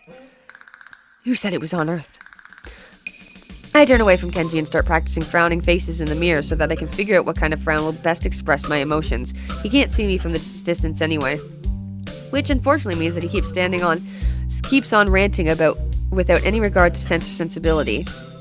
Yeah, there's a war going on, a war not many know about, but it's a great one that will one day boil over and encompass all of the known world. Then we will have to pick sides, we will have to make a stand. In fact, it's happening right now. Imagine it, the bloody battlefield, a vicious conflict without end. I almost gave up when I thought this cause was silly. Then, when I grew tired of the bleakness of our fight, when I mistook the time the power went out for a feminist raid and thought the war was near. But then I realized that if I gave up, it would be all over. I was like, whoa, and I knew I had to get serious, because I am the last sane man in an insane world. It's about duty. Must be a pretty crappy movement if it all hinges on one naked guy ranting in a bathroom to another naked guy. So I can have the money? He's blocking the way out. It's getting cold because I'm still naked, and I want to go to class, so I agree to spot on the money. Awesome, thanks dude. We should go bowling later on. Bowling? Yeah, it's the ultimate sport. There are almost no women bowlers either, making it also the manliest sport. Should I wear my pink bowling shirt that matches with matching shoes, or the pastel green with flower accents? There are bowling clothes? Maybe. Anyway, you had better pay me back. I can pay you back in stuff, right? I don't have the time to ask him to elaborate on what that means. I don't know, I have to get to class. You're kind of in the way. Oh, sorry, yeah, I don't want to hold you up. I have some stuff to do myself. The time has come. The time for what? I just like saying that. Okay, now the time has really come. For what? I have to use the bathroom. Get out of it. I was just going to, and what does that mean? It's a big bathroom. So, I have to be alone or I can't go. The pressure. Okay, what if someone else comes in? I'll think of something. I give him my practice frown, and it looks kind of silly reflected in his glasses. He either doesn't notice or doesn't see. Anyway, so I get dressed and run back to my room, feeling as though an eternity has passed since I woke up. That is time I will never get back. I'll get him for this somehow. But right now I have to get to class. I'm the first person in class today, although I think I'm a little too early. Then again, sitting alone here for 20 minutes sure beats having to suffer that time with Kenji. The combination of fatigue, frustration, and boredom starts making me feel very tired. I black out for a second, waking up when my head hits the surface of my desk. Rubbing my forehead, I realize this is as good as a reason as any to stay up for now and stop coming to class so early later. Eventually, I hear a tapping noise outside in the hallway, and Lily's tall figure appears in the doorway. She's not in this class, so she must have come have some other business. Maybe she's looking for Hanako. Lily stops at the door, looking hesitant as if she was a vampire who can't come in unless invited. I consider doing so because she looks rather lonesome standing there. She steps in on her own accord, though, after straightening her skirt and shirt collar as if it was of importance to look prim when entering our classroom. Excuse me? She calls out into the quiet classroom with a probing, delicate voice. I realize the silence might unnerve her because of her blindness, so I break it. Good morning, Lily. Hisao, good morning. I didn't hear you come in. I wonder if she thinks it's suspicious I didn't say anything to her before. It's likely if I were to tell too big a lie now, it would sink me. Well, I was already here, just asleep until now. Oh, have you seen Hanako today by any chance? No, she seems to come in only just before the bell rings. Or after that. Do you want me to tell her something for you? No, it's fine. It's strange, but I think we're the only two people in the school right now. I didn't hear anyone else on my way here. I shouldn't have gotten up so early today, I guess. You'd be chastising yourself for doing something that other people should. Punctuality is a good thing. I think so, anyway. It's a very busy morning today. The festival is coming up soon, and today is the deadline for event registration, budget reports, and any other official paperwork. It could be that everyone is trying to complete the necessary forms at the last minute. Maybe that is why it's so quiet today. Hi! Misha pops into the room with Shizune as if on cue, shouting with a loudness that makes Lily visibly flinch. Hi, Hee-chan. Hi. Look, it's the class representative. Hello! Lily smiles, probably amused by Misha's or Shizune's use of the word look. Good morning. Of course you're not the representative of this class, right? I'm not. Lily seems a little more guarded in her answers to Shizune than she was with me the other day. I guess they really don't get along at all. Then I realize that Lily might actually not know Shizune is present, and that she's trying to detect whether or not she is, to know who she is talking to. For all she knows, she's talking to Misha, but knowing that she and Shizune are practically inseparable, she might expect Shizune to be the one that actually talks. Damn, how complicated. I decide to help Lily out for my own peace of mind more than anything else. You're here early, Shizune. You were here even earlier than us. Misha puffs out her cheeks angrily. Why is she getting angry? Does she feel emotions on Shizune's behalf too? It's not that weird, though, that Shizune didn't like my little comment. It's true. I was here earlier than them, so me saying something like that would definitely be misinterpreted as anything. Especially to Shizune, who doesn't have the benefit of hearing tone to gauge intent. Before I can start weighing whether or not I should apologize, Shizune has already moved on. Class rep, it's a good thing you're here. We have to talk. The festival is coming up in 3 days, right? Every other class has already handed in their projected budget reports for their events, even the first years, except you. There is still time to hand it in, isn't there? Today. The deadline is today. You're certainly taking your time, aren't you? If I had it my way, I'd have had all the necessary paperwork days ago. But someone had to say the deadline. Please extend it. Yes, that was me. Planning something on this scale is not a small task, and a week is too small of a time frame to expect a whole class to work out such a complex issue completely. Do you want to know what's harder than distributing the funds for one's class event? Handling the same matter for every class in the school and then some. The one who does that is me. Misha puts her hands on her hips and stands up straight. Wow, she is really getting into that role. Lily doesn't look like she's very amused, though. Hey, Shizune, aren't you being a little too hard on her? There's still a whole day left. Please, Izao. It's all right. Lily seems happy I'm taking her side, but a bit conflicted that I might not think she can take care of herself. If this is about the budget, then I'm disappointed you think I have forgotten about it. I understand how important it is. Then, can I have it, please? Shizune, she might not have it on her right this exact moment. It's not here right now. I asked 2 students to take care of it for me, students from my class. She emphasizes on the last sentence, much to my surprise. She knows about Shizune and Misha's efforts to rope me into the student council. I guess word must have gotten around, so now she's using me as an ammo against Shizune. This just gets better and better. It was your responsibility. A budget report isn't something you should just be delegating away. As class rep, it's your job to be on top of things. This kind of disregard for your proper procedure is really just terrible. They completed it, being capable of doing so, but the students have been sick recently, so they could not come to school and give it back to me. If you want, I will apologize on their behalf for getting sick. Okay. Although Misha misses Lily's little jab entirely, Shizune doesn't, and she seems torn between being offended at Lily's daring and jumping for joy at the prospect of a challenge. Lily, don't they live here at the school? That's a 5-minute walk, you know. What could they possibly have that prevents them from taking 5 minutes out of their busy lives to drop off something that will affect the enjoyment of their entire class? Lily opens her mouth to say something, but Shizune closes the gap between them and starts signing furiously, waving her hands around like an orchestra conductor. Misha tries her best to convey the same passion, but she can't seem to lose her normal cheerful tone. The result is an interesting and somewhat surreal. And what's with that attitude? I said that it's not something that you should be delegating away. Are you the class representative or aren't you? Tell me the names of those 2 students. They should have your job if you can't even handle something this simple yourself. One form isn't the full extent of what I am supposed to take care of. Lily's tone is growing slightly impatient, but she is doing a good job at not letting Shizune see how unsettled she is becoming. She's playing her cards close to her chest. Shizune, on the other hand, wraps her fingers cheerfully around the edge of her glasses, knowing Lily can neither hear nor see how excited she is. Of course you do so much, class rep. It must be so difficult being you. Lily tightens her lips at Misha's words, clearly understanding the intent behind them, even though Misha delivers them without even a hint of sarcasm, which they were meant to have. My bad. Shizune and Lily don't like each other, that much is clear, but this seems a little much. It seems like Lily has had enough and is ready to push back.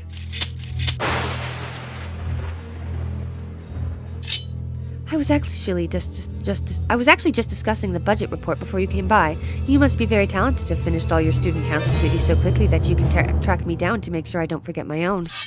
Are you accusing me of slacking off? It seems like you're confusing me with yourself. I don't think so. It would be a very difficult thing for me to do, comparing myself to you. You're right. The difference between us is like heaven and hell. And it's not hard to guess which one you might represent. The air between them ripples with the heat of their enmity. Well, not really. They can't disguise it anymore, though even Misha looks like she's beginning to understand the real nature of this conversation. Hee-chan, don't you slack off either. What are you talking about? Aren't you taking part in the festival, Hee-chan? You are, aren't you? Then I hope you're going to do a lot more to make sure that that it goes smoothly than this person. I don't understand why Shizune is suddenly getting mad at me. Don't drag me into this. I've done my part.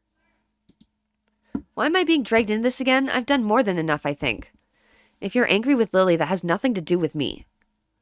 Now, wait just a second. Are you implying the president is more right in scolding me than yourself? Ah, damn, I could have worded that better. No, I don't know about that, but, I mean...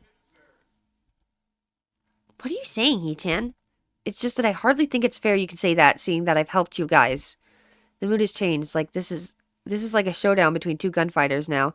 Well, it was like that before, but this time Shizune's focus is on me.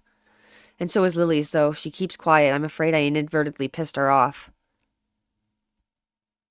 Are you saying I'm wrong? What a dangerous situation. It's too early to argue with you. Yes, I think it's unfair of you to get on my case. Hee-chan, you want it too much, but you have a point. Okay, you're not lazy, Hee-chan. Shizune pushes her glasses up with her thumb, almost approvingly. That's good. If you're not useless, you shouldn't let anyone say you are. But the next time I say it, it'll be really because you are disappointing me like Miss Class Rep here. So don't let this go to your head. Lily takes a jab silently, a venomous visage frozen on her face. Class Rep, Shi-chan says, don't forget that report, please. I won't. Would that be all? Yep. Then good day to you all. Her voice would cut the air of the classroom into half if it was more tangible. Lily leaves the room, understandably in a bad mood, but still managing to be as poised and calm as usual. Shizune, you really did go a little too far today. It's true, Shi-chan, just a little. If I had been expecting Shizune to grudgingly admit that I have a point there as well, I think I was expecting too much. She doesn't respond. Shi-chan thinks you should mind your own business. Hee-chan, we have a few last-minute things to take care of before class. We might be late, so could you please cover for us? Yeah. Perfect. Yay. Okay. Thanks, Hee-chan. They walk outside even though there are only 10 minutes left before the bell will ring, signaling the start of class. Yaniko doesn't come to the morning class at all, leaving her seat looking empty and lonely in the back of the classroom. I have to tell her that Lily was looking for her if I see her later. After the events of this morning, class is pretty boring in comparison. I turn the pages of my textbooks lazily. We've been covering the same amount of pages each day, so reading ahead is more or less giving myself a preview of what tomorrow's lesson will be about. The clock at the front of the room, it sounds unbearably loud. The teacher hasn't said anything in over 7 minutes, instead opting to cover the board in rows and rows of equations taken directly from the book. The rhythmic clashing of chalk on blackboard seems to synchronize perfectly with the ticking of the clock. I start to copy down the equations just to pass the time, not noticing Misha's head poking over my shoulder until she's almost on top of me. What are you doing? I try to strike a balance between being quiet enough not to draw attention to myself, but loud enough to draw hers. What are you doing, Hee-chan? Panic shoots through me as Misha starts talking at her normal volume, and I sputter out a hasty reply, still keeping my voice down despite the fact that she had just blew my hopes of being discreet any hopes of being discreet I may had. I'm copying down that stuff. What are you doing? Why so loud? Really? But it's all in the book. That's why no one else is copying it down. I know. Why are you so loud? Why are you so quiet, Hee-chan? It's hard to hear you. I look around to see if anyone else is noticing our conversation, and it's pretty obvious that everyone has, even the teacher. Shizune smiles coyly, and I start to wonder if Misha's doing this because she told her to. Is it because of what happened between her and Lily earlier? This is what I get for trying to be reasonable, for trying to take the middle path. Shizune is way too prideful, although by now I should know to expect that kind of behavior from her. Why are you doing this? Huh? Misha is totally oblivious to the awkward stare the teacher is giving both of us while trying to balance her textbook on one finger. For a brief second, it looks as if things could get ugly, but the teacher simply looks away as if it's not worth the trouble. I guess this is a good thing, and I slump back into my seat as in relief. The rest of the day passes by uneventfully, and this time I'm able to appreciate that it does. When the bell rings, I'm not in a hurry, so I stay for a while, reviewing what we covered in class today. I prefer to leave last anyway, so I don't have to deal with the crowding in the hallways. I notice Shizune and Misha have also stayed behind, talking to someone from another class. Shizune's signing so fast that her hands make noises like swords cutting through the air. Misha is trying desperately to keep up, but it's clear that she can barely manage to even understand her. I put my head down. Whatever they're discussing, it looks like serious business, probably way over my head. Not just that, but Shizune also seems angry, although it could just be her normal severity making it appear so. Shizune signs to the point where her wrists crackle, and Misha struggles to spit it out in word form. Sometimes she trips over herself like she's dealing with tongue twisters, and then, on top of that, she has to sign back everything the other girl says. Seems like a rough job. Misha looks tired, like she's about to faint. Luckily for her, their business is soon finished, and the girls sit down on their seats again. I'm so tired. She's hanging her head limply on her desk, looking exhausted. Festival's preparations must be tough for you. Indeed, the people in this school seem to be taking the festival very seriously. Whenever I see people idling around before or after classes, they're always talking about their plans for it. It's kind of neat to see everyone being so enthusiastic about it. I'm probably the only one who doesn't have something to do. Shizune starts signing at me and Misha perks up, looking at her hands with slightly unfocused eyes. She signs with harsh, heavy, dramatic strokes. Misha translates her signing into speech for me. She does it so well it's almost like Shizune is actually speaking, transmitting her thoughts directly through Misha. Well, we're in the student council, so we're pretty busy. Sarcasm? Huh? The tone of Shizune's actions make me think she was speaking with disdain, but Misha interprets it normally, replacing whatever intent may have been in there with her own chipper twist on things. It's still disorienting. I don't think I'll ever get used to it. Never mind. How could I forget with you two trying to get me to join at least twice a day? But Hee-chan, some could say that the work is too much. It'd be nice if students were to show a little more support for their leadership, some appreciation to the ones who are working so hard to make it all possible. Maybe, for example, a little help. That's asking too much, is it? Yep, help would be appreciated from students like you. If students would show their dedication and school spirit and offer some help, well, I don't exactly need it. But I wouldn't necessarily refuse it, so it would be nice if someone would. Oh, Hello! I look over my shoulder and see Hanako peering timidly into the classroom, most of her body hidden behind the door. Hey, playing delinquent again? Hanako blushes hard at Misha's straightforward jab, even if it's only in jest. Shizune stares at her probingly, causing Hanako to look down and start backing away to the point where only her fingers can be seen wrapped nervously around the edge of the door. Maybe she's showing her dislike of Hanako by association of her dislike of Lily. It appears so, and Hanako probably knows it as well. They seem to have momentarily forgotten about trying to get me to stay for the rest of the day. What is it, Hanako? Has Lily been here? Sorry, Sato is not here. She came by in the morning, though. Hanako keeps looking uneasy at Shizune, who stares back at her with her usual studying gaze. What is she trying to do? Of course, Shizune isn't going to look away, and she's intimidating enough as it is, so I can only imagine how terrified Hanako would be.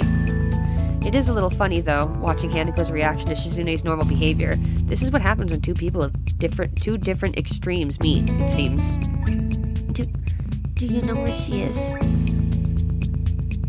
If she has any sense in her head, she's in her classroom working on their festival project, but who knows where that woman is loitering at. She might be slacking off somewhere. What a useless woman. Hanako nods quickly and retreats with haste, obviously to avoid any further contact with Shizune. Unfortunately, this turns their attention fully back to me. But Hee-chan is not useless, right? Right? He said so himself. I can see where this is going, and I do not want any part of it, not after all that experience yesterday. Well, good luck with your preparations. I start packing my bag, ready to make a break for the exit. Unfortunately, I'm all the way on the other side of the room. The short distance to the doorway seems like a vast no man's land to me now. Shizune and Misha both start maneuvering slowly in front of me, cutting off my route of escape in an unsettlingly cautious way that makes me think of ship-to-ship combat.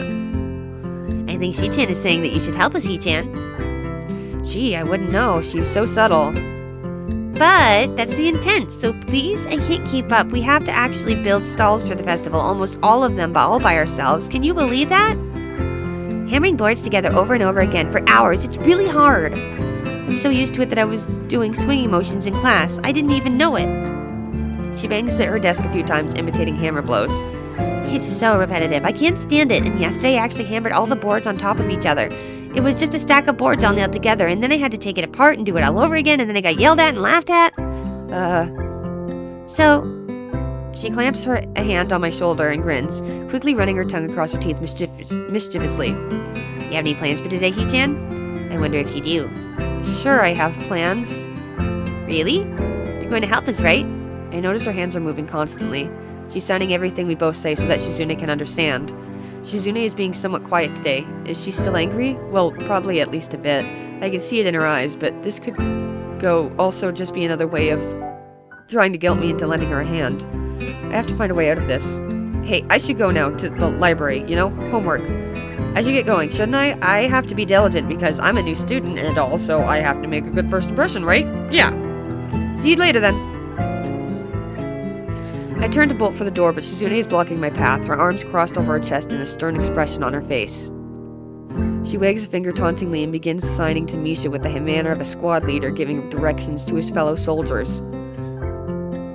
It didn't seem like you were in any rush to get to the library, He-chan.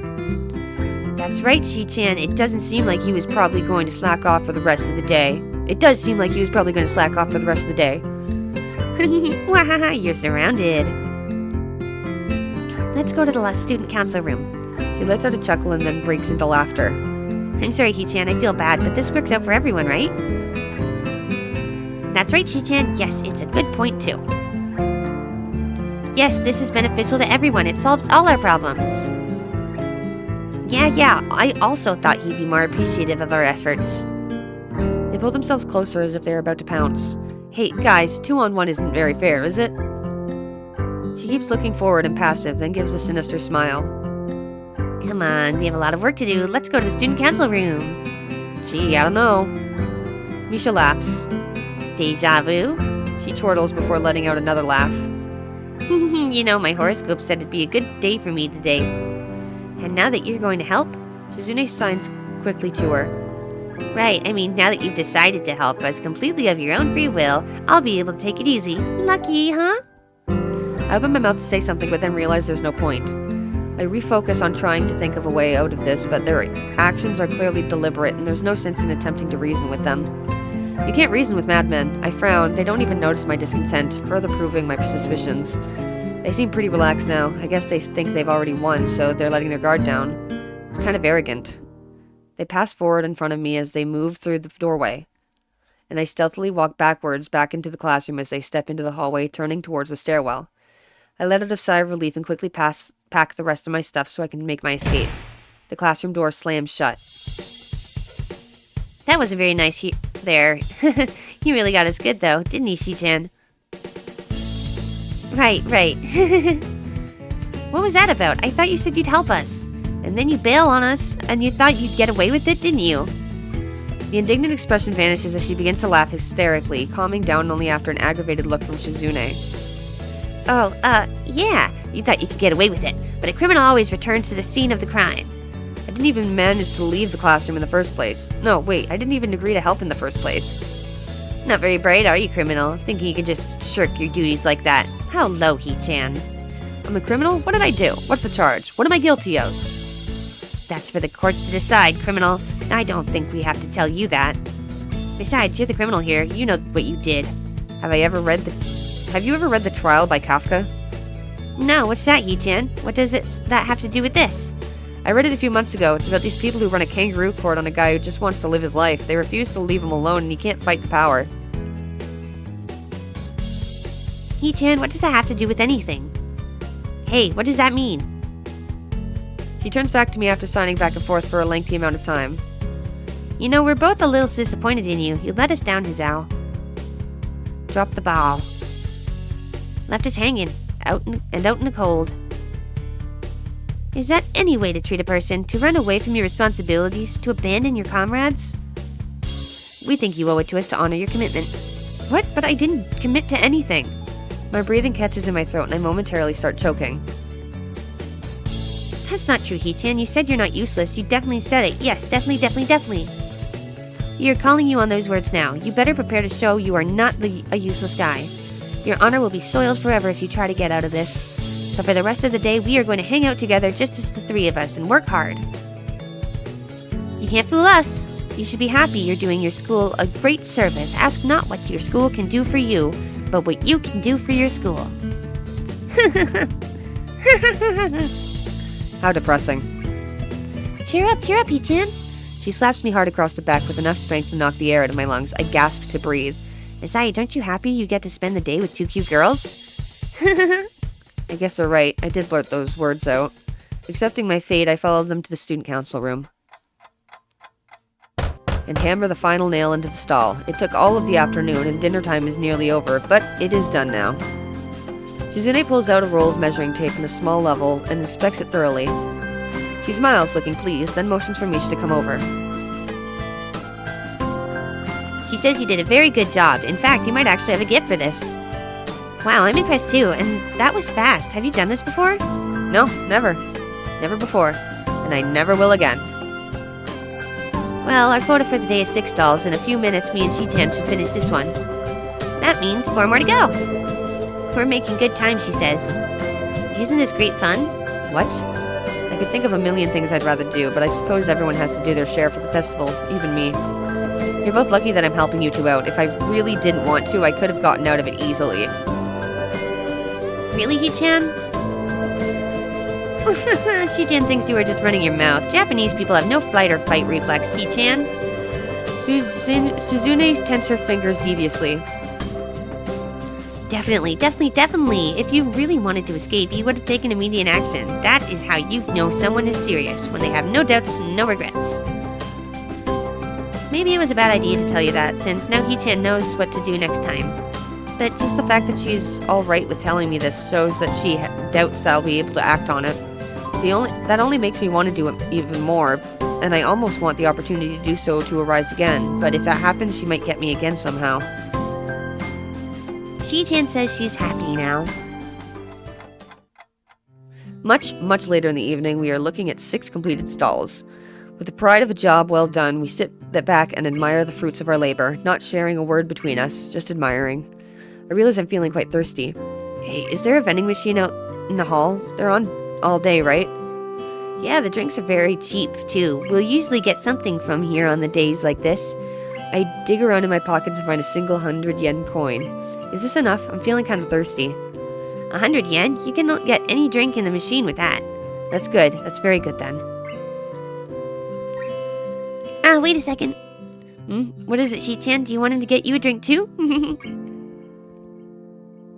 Hi-chan, you've really helped us out today, so I mean Shi-chan, will treat you. Hey, what about me? What would you like? I'm feeling thirsty myself. So am I. I don't know. Anything's fine. I guess the melon soda? Hey, wait, Shi-chan, I also want a drink. Aw. You know, it's times like this that I think she's just teasing me. That's probably it. I'm sure she'll get you something, right? Yeah, she usually does, but you never know. Shizune comes back with 2 melon sodas and a can of fruit juice. She hands one of the sodas. She hands me one of the sodas and the other to Misha. Thanks, Shi-chan. I had total faith that you'd get me one. I knew I could count on you. But how did you know that was what I wanted? I usually get something else. What? You knew I'd want to try it, and that I like these kind of childish things? I gesture my thanks to Shizune, who smiles and nods. Hey, Hi-chan? Yes? We've been spending a lot of time together already in such a short time. We've done so much. We should both stop beating around the bush. What I'm trying to say is... Sounds like she's going to ask me out, but that can't be it. Nevertheless, my heart is beating like a jackhammer. Damn, this reminds me of another similar scene earlier this year. I try to say something, but my brain can't decide whether to stop her or tell her to continue. I feel myself blushing all the way to the ears. What I'm trying to say is... Would you like to join the student council? What a disappointment. Did you think she wanted to ask you out, Hi-chan? More laughter. I feel very embarrassed right now. I can feel myself getting even redder in the face. Shizune also tries to hide a blush after Misha translates and then puts a few sheets of paper in front of me. So, how about it? All the paperwork is right here. And you are sitting down anyway. You look very at home here. Drinks and everything. What do you say? She quiets down a little and asks again a little more solemnly. Hi-chan, what do you say? You don't exactly hate this, right? I'm more than a little surprised by this sudden change of tone. I don't really know how to react to it. For one thing, she isn't shouting uproariously with no regard for tact. Before, I'm sure she knew already that I was going to say no. This time, she seems actually serious. I think maybe you should join. Not just because we could use your help, but, well, you're hanging out with us anyway. I think Shi-chan would like it if you would join as well. It's not like you hate us or anything, right? It wouldn't hurt if you joined, and I'd appreciate it if you would. She seems to be having a hard time getting her words out, which is strange for someone talkative like Misha. For some reason, I'm almost troubled by it. My eyes drift over to Shizune, who stares back at me tentatively, absent-mindedly cleaning her fingernails. If you don't want to join, I promise we won't ask again. But if you did, we would be really happy. Both Shizune and Misha seem to be unable to look me in the eye. I can't lie, though. Thought of being around two such cute girls is something that I couldn't possibly pass up. I'm not looking forward to this kind of work every day, but there should be less after the festival. At least I hope so. Alright, I guess it can't hurt, so why not? Wonderful, wonderful. Shizune tenses her fingers in satisfaction. She'll fill everything out, Hee-chan. Congratulations, you are officially a member of the student council now. Great, I'm not looking forward to a lot of work. To be honest, I've never done any student council activities before. Maybe it'll be a positive experience? Misha starts to clap, laughing exuberantly as she does. Congratulations, Hee-chan. Congratulations. Congratulations. Congratulations. I get the message. I can't help but smile, finding such a display childishly cute. The student council is always busy, you know, but for today we're done. See you tomorrow, Hee-chan. We still have work left, so we'll be counting on you. I leave the room feeling totally wiped out. The grounds are totally deserted, and the school looks pretty ominous this late. The council office is the only window with lights on it anymore. Is this what the student council will be like? My body might not be able to take it. Adhering to the nurse's nagging voice in the back of my head, I set my alarm to wake me up early enough to go jogging again. I made a promise that I'm going to keep it. Besides, Emmy is bound to rattle me if I don't show up.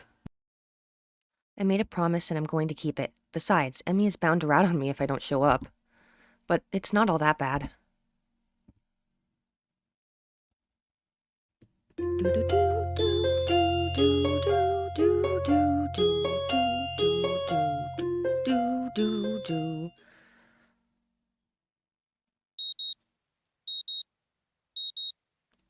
My morning alarm goes off and I flail about uselessly for a while until I remember that I've decided to give morning runs another shot. I don't know if this was my greatest idea, but I'm determined to keep going. This is about my health, after all. Sure, things haven't been great lately for me, but that hasn't made existence so intolerable that I'm not going to try everything I can to stay healthy. Besides, it's all about asserting some kind of control over this thing, right? If I can manage that, well, I can manage anything. At least that's what I keep telling myself. Once again, it would appear that I'm not alone in my run. Emmy has apparently been here for some time. It looks like she's already worked up a good sweat. Just when the hell does she come down here anyway? Oh, it's you. I'm surprised to see you again. Why's that? Well, not many people actually manage to come back for a second try. She frowned, seemingly annoyed by a passing thought. Like the rest of the track team, for instance. Still, it was only supposed to be on a volunteer basis, so it's not that big of a shock. And I guess it's pretty early in the morning. A shrug, and suddenly it appears that she's forgotten what she was talking about. The frown disappears entirely, and she seems to snap back to her previous train of thought. So, come on then. What? You're here to run again, right? Well, yes. So, come on. I find myself suddenly grabbed and yanked onto the track. Things seem to be set on mirroring yesterday's run. That is, I seem to be struggling while Emmy moves on with an effortlessness that I find enviable. It's incredibly bothersome to be so easily worn out. I know I should be patient, work towards things gradually, but it's difficult to stay positive about this. We round the track and start on our second lap. Emmy seems to have grown impatient keeping pace with me and begins to pull away. This is where I gave out yesterday. Will I be able to do more? Yeah, let's go for it. What am I doing here? Am I really just going to fold and let Emmy pull ahead? I speed up. The second lap's done quickly, and without even considering it, I keep going. Emmy looks back over her shoulder at me and grins. Still going? Wouldn't want you to think I'm out of shape. Emmy laughs without breaking her stride, no less, and speeds up even more. Well, if this is the way we're going to play things, I increase my own pace as well. I can feel my lungs burning, and my legs are starting to question just what the hell I think I'm doing. Lactic acid screams in my muscles, but I close my ears. I can't let myself fall behind, because that would be a loss. The rational voice in my head inquires mildly, just when we started playing a game. I'd answer it, but I'm having a lot of trouble thinking at present. She's so fast! How the hell did you keep it? It's like a string pulling at my chest, a choking feeling of narrowness and pain. Before I can think of anything else other than, oh shit, the track disappears from under my feet. I stumble, one hand shooting out to catch my chest, and the other hitting the track to keep me from falling on my face. Emmy whirls around and her eyes widen. Hizao! She yells at me, sprinting from the other side of the track. What's wrong? Nothing. I just... Keep your breathing steady. Calm down. Don't panic. Don't panic. Do you need me to get the nurse? I close my eyes, shutting out the outside world. My heart struggles to regain its rhythm. Slowly, the pain in my chest begins to subside. Soon, it's gone like nothing happened. It was nothing? No, something happened there. I open my eyes again and glance at a very worried Emmy. I think I'm fine. My voice sounds weird even to myself, oddly even and matter of fact. It makes Emmy frown. I don't think you are. She seems to come to a decision and nods to herself. Right, you're coming with me. You've got to see the nurse. Emmy grabs my arm and drags me up. I feel a bit wobbly, but I refuse the shoulder Emmy offers for support. Honestly, I'm a little ashamed by my own weakness. I'd really rather not have Emmy concerned about me, but it seems to be too late. Heck, I'd really rather not have anyone concerned about my condition, though at this point it seems to be too late for that as well. I'd like to be able to deal with the whole thing on my own, without being a bother to anyone else. While I'm wishing for things, I'd rather not have this condition in the first place. Nurse! Emmy crashes into his office without knocking, but it doesn't alarm the nurse in the least. Good morning, Sunshine. What's up? Sunshine? Anyway, he calmly sips from his coffee mug, but lays it down after following Emmy's gaze to me, looming in the doorway. Hizao, what brings you here? We were running, and he stumbled over and started grabbing at his chest, and I thought I'd come get you and make him wait and... Okay, easy there, Emmy. Calm down. Hizao, what happened? I don't know. We were running, and then my chest started hurting like that time before, but it went away after a few seconds. It was just a flutter or something. The nurse frowns as if to say, just a flutter is some kind of oxymoron. I didn't quite mean this when I suggested to come get some exercise. You've got to be more careful, Hizao. I was being careful, come to think of it, I just got into a race with a member of the track team. Doesn't seem as well-reasoned as I thought it would. You just what? That is... I was racing Emmy. Emmy, is this true? Emmy fidgets, looking adorably contrite. Well...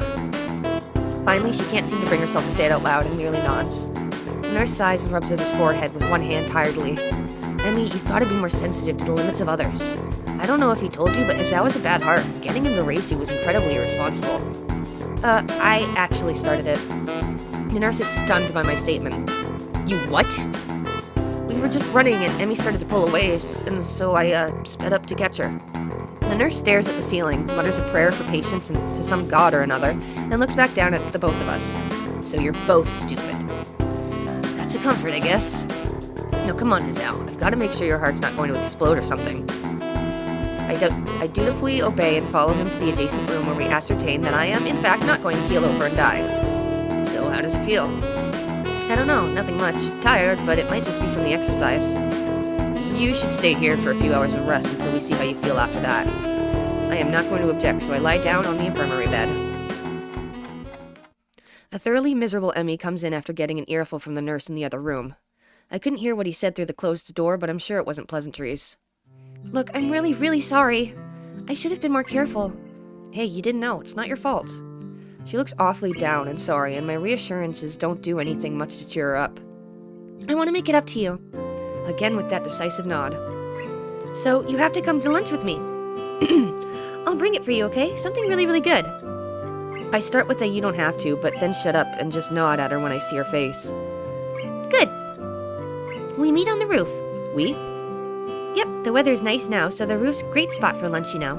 I see. You'll come, right? You wouldn't deny me the chance to make it up to you. Of course not. Great, see you there. I stay afloat somewhere between sleep and awake, feeling completely drained. Not only my body, but all of me is limp and paralyzed, apart from my senses. I swallow with difficulty and try to lie as still as I can, which in this state is not a very hard thing to do. The nurse is shuffling around on the other side of the curtain he drew to give me privacy. I can see his shadow shifting about in the sunlight. He has opened the window of his office. It's windy outside. The clean white curtains flutter in the breeze in a heavy, lazy motion, like waves. Light sifts through them slowly, half absorbing into the fabric. I close my eyes. The breeze on my face feels like the soft fabric of the curtains. I listened to the sound of my heartbeat for a moment, trying to shut out the sound of the nurse tapping away at his computer and my own heavy breathing. It's steady. Damn it! Not even a week and I end up like this again. I really screwed up this time. Should have known better than to play the half-baked sports star in front of a real one. Why did I try to act brave? Like that heart flutter was no big deal, even when it was obvious that it was. It was just a reflex to push it away, to keep it inside. I didn't want it to happen. I didn't want Emmy to see it. Stupid, stupid, stupid. I have to be more careful or I will end up in the hospital again, or worse. That's my final thought before I give it into the tiredness.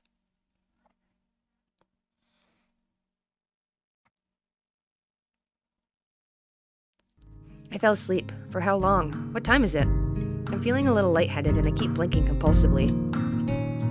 Pushing the curtain aside, I squint my eyes against the unfiltered light pouring in from the window. The texture of the canvas feels nothing like the wind did before. The nurse looks up from his work, sitting exactly where he was before. How are you feeling? I can't really tell, so I don't answer anything. I'm feeling kind of groggy from falling asleep at such a weird time. Hopefully I don't look too weird. What time is it? Me croaking the question to gain some orientation, the nurse looking at his wristwatch before answering. Things seem to happen in slow motion. 10:15. I try to think for a moment about what that means, but I'm not really sure. You didn't answer my question, Hazal. Oh, fine. Climb down from that bed then. Let's see how you're doing. Don't... I try to do exactly that, only to sway dizzily when I move too fast. The nurse moves to support me by an arm and sighs. Stand up too quickly is what I was going to say. Just sit there. I'll check your pressure to make sure. My good intentions sure lasted for a long time. I shut up embarrassed with myself, while the nurse gets busy with an old-fashioned contraption on my arm. After a couple of minutes, he puts it away, looking neither pleased nor unhappy. You're all right. Head stop spinning? Yeah. Good. And how are the contents doing? You didn't show very good judgment out there, Hazal. I swallowed the retort I was going to make. It's what I was thinking myself, but hearing it stated by somebody else makes me want to protest. What he's saying is not pleasant to hear. Doesn't make him any less right. No, sir. He nods, still looking as neutral as he was before. It would be easy to be angry at him if he said, told you so or something, but he doesn't. I can try to help you keep your health, but ultimately the last call lies with you. Hopefully this little episode will be something that'll remind you of that. Here, a note for your teacher, to avoid an interrogation. I take the slip of paper he was offering, and then make my leave as I can't think of anything else to say, nor really want to. Stay out of trouble, you hear me? I don't think it was anything but a scare, but next time could be different. I hear you. There is some way to get to the school building straight from the auxiliary building, but I'm not too keen to find out and possibly get lost, so I go out from the exit that I know works. I stop at the stairs of the auxiliary building, deliberating for a moment between going to the dorms and getting my books and stuff, and going straight to class. The sun stings my eyes, so I head towards the dorm. The halls are quiet as the courtyard was, naturally so since everyone is in class. I knock lightly at the door of 3-3 and push open the door when Muto calls from the other side. Sorry I'm late. 15 pairs of eyes turn to me. Good morning, Nikai. Muto seems to be somewhat confounded by my coming in late, as if I interrupted his flow or something. Judging from the rambling lectures his classes tend to be, that might be the case. I pass him the note the nurse gave me. Muto takes it with a nod and reads it quickly. He lifts his eyebrow and gives me a kind of stern look, but doesn't say anything, just nods solemnly again. I shrug and he gestures at me to run along, so I naturally do. Only 2 pairs of eyes remain keenly following me as I walk to my seat. I'm not surprised in the least when I feel Misha's fingernail prickle through my shirt about 15 seconds after seating myself. Psst, where were you? None of your business. I know this is probably the worst answer I can give, as it only serves to pique their curiosity, but I have no energy to come up with an elaborate cover story right now. However, Misha backs off. She's unexpectedly fast to give up today. In a minute, she's back at poking me with her finger. Come on, tell us. Chichin is very interested too. It was just my wishful thinking. She just talked about it with Shizune, probably devising ways to get me to spill the beans. No. She retreats to negotiate again. As a member of the student council, it's your duty to tell us why you were skipping class, especially if it is something fun. Yeah, I was sure having fun at the nurse's office. God damn it, she just doesn't know when to stop. Yeah, fine, whatever, I'll tell you. I was having a great time. I had a heart attack first thing in the morning and then hung out with the head nurse for a few hours for kicks. Best morning of my life, I gotta tell you. I'm trying to imitate her ridiculous halting speech while keeping my voice so low that nobody else hears me. The words come spitting out of my mouth. Hee-chan, you had a what? Seriously? Just drop it. You heard me. But Hee-chan, this is important. No, really, leave me alone. We're in the middle of class, too. But Hee-chan...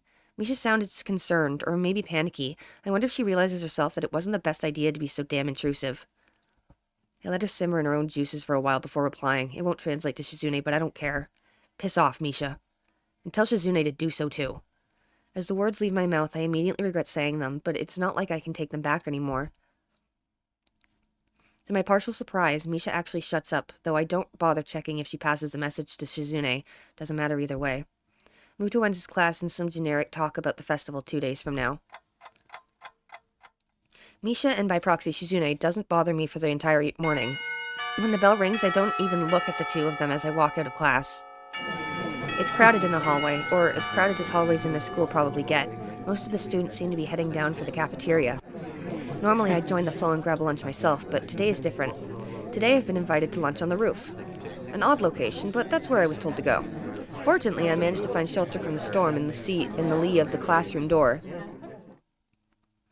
Eventually, the torrent subsides, and I step tentatively out into the hallway, only to be met by Emmy, who comes flouncing down the hallway like a cannonball. Hey, hi Yuzao, great timing. I have super extra lunch today, as promised. Let's go upstairs. The hallway to the roof is a little dilapidated, but it's clearly been used recently. At the top of the stairs is a door, complete with a missing padlock. I wonder who the intrepid individual was that removed the lock. Emmy shoves the door open and steps beaming into the sunlight. Suddenly, a tall, dark stranger appears out of nowhere, standing imposingly in front of us. Emmy flinches back, almost falling back down the stairs. Eek! Hello. Yipes, you scared me, Rin. Wait, isn't she... Hello. Noticing that Rin is speaking to me, Emmy looks curiously at me. You two know each other? I look confusedly at Emmy. She's that friend of yours? Rin has turned her gaze towards the clouds drifting above the school. I didn't know you knew this person, Emmy. The awkward silence lasts only a few seconds until Emmy lets out a tiny giggle, shrugging the coincidence off. I invited you out for lunch. If you know him, that's just better. Oh, does that mean I don't get food? Or did you invite him for lunch without the lunch? Neither. I have food for 3. Nice thinking. They walk to the other end of the roof while I stay at the clock tower for a while, taking in the atmosphere. There's nobody else but us here. I guess the roof's not as popular as it is in other schools. A few rundown benches and tables are scattered around the edges, perhaps in an attempt to make the rooftop look less desolate. The small pebbles covering the roof rattle beneath our feet. I peek through the chain-link fence and take a look at the school grounds and beyond. Students are strolling in pairs of groups around the quadrangle at the cafeteria. A few delivery trucks are driving past the school towards the convenience store nearby. Somewhere a watchdog barks at a passerby. Somehow, when I look towards the town center, the small town feel strikes me very strongly, almost palpably.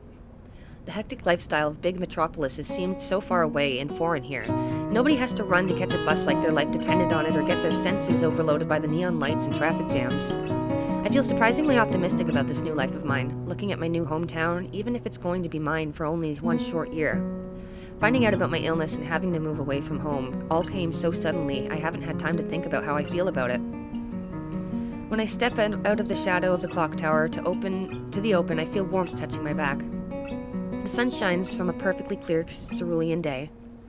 A cool breeze sweeping over the rooftop makes me shiver, but only briefly. The wind carries the scent of trees and flowers, not smog and car exhaust like it used to, just a few weeks ago. Emmy settles on a bench with Rin in tow and produces 1 big and 2 small lunch boxes from her bag. Come on, Yuzao, what are you waiting for? She's beckoning me to join them, making room on the already small bench.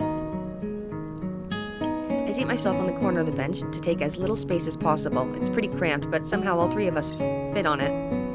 Impressive view. Emmy suppresses a giggle and places a lunchbox in front of Rin and hands another lunchbox to me.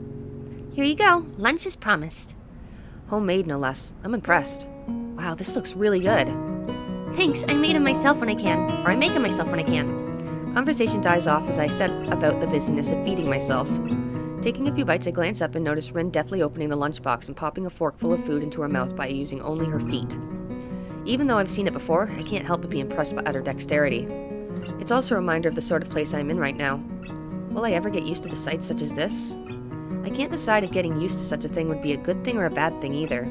Does getting used to this place mean that I'm giving up on being a normal person? Or does it just mean that I'm becoming more understanding about those around me? I'm distracted from my thoughts by the sight of Emmy tearing into her lunch as if it had insulted her ancestors. You seem pretty hungry. Emmy looks up, mouth half full, and swallows before nodding. My morning run always works up an appetite. Which is great, because then I burn through the lunch pretty quickly. Helps me keep my girlish figure. What would happen if you lose it? Would you become a man? I very nearly choked on my lunch trying not to laugh. It's a figure of speech. Does your figure have to run in the morning too? Do you always talk like this? Talk like what? Like what? I got their voices backwards, but you get it. I think that answers my question. Never mind. So, I struggled to think of small talk and settle on this obvious question. How'd you two meet? Rin seems content to let Emmy answer this question. Someone in the housing department thought that we'd complement each other well, so we were assigned rooms next to one another. Complimented each other? Like shoes and a suit? Huh? Emmy giggles at my confusion. Put us together and we've got all our limbs, get it? Ah. So I started helping Rin get ready in the mornings, and that was that. I mean, you can't help someone get dressed every morning and not get along. I see. Rin chooses this moment to interject. I have trouble with shirts. Right, that seems fairly obvious. Really? Kind of? This isn't helping, but at least Emmy seems to find the whole thing funny. That, combined with the fact that Rin is genuinely curious, makes me feel slightly better and yet confused. I mean, you've got no arms, so putting on a shirt seems like one of those things that would be difficult. You know what? I'm gonna just stop talking now. It'll save me a lot of trouble in the long run. Rin nods in what I suspect is meant to be a sage manner. I see. The conversation dies as I turn my attention back to my lunch. It's really quite good. Emmy finishes her lunch first and makes a contented noise. That was good. As she busies herself with cleaning up her lunch, Rin speaks up. I'm thirsty. Oh, I almost forgot about that, sorry. With a flourish, she reaches into her bag and removes a trio of juice boxes. She tosses me one that appears to be cranberry juice, one to Rin that appears to be some kind of strawberry milk, complete with a pink color scheme, and keeps an equally pink box of some kind of fruit punch for herself. Rin dexterously stabs her straw through the top of her box and begins to drink. I'm once again impressed by how flexible she is, but this time I keep my comment to myself. Somehow I don't think either Emmy or Rin are the sort of people to think twice about the way they work around their particular disabilities. Rin especially so. Indeed, she gives off the impression of being entirely unaware that she's missing any limbs at all. Whether or not that's a conscious decision is another matter. I'm honestly not sure. So, Hizao, how do you like it up here? It's quite nice, actually. I like high places, for the view. Thanks for inviting me up here. And for the lunch, too. Emmy grins a 1,000-watt grin, pleased by my response, I suppose. No problem. Feel free to eat with us next time, too, okay?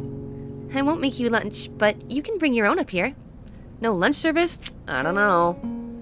Emmy looks mock offended. Trying to take advantage of my good nature? The nerve! She giggles. Well, if that's your answer, I guess Rin and I will just keep eating our lunch all alone. I'm suddenly assaulted by the most heart-rending puppy dog eyes I'd ever seen as Emmy pouts. Kidding, I was kidding. I'd love to eat lunch up here again. Good location and the company's okay too.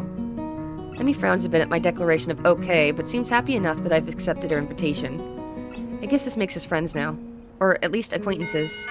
The lunch bell rings, signaling a return downstairs. Rin, you didn't finish your lunch again. I wasn't that hungry. If you don't eat more, you're gonna fade away. Rin shrugs as if this is an acceptable risk. Come on, we better get going. The three of us head down the stairs together.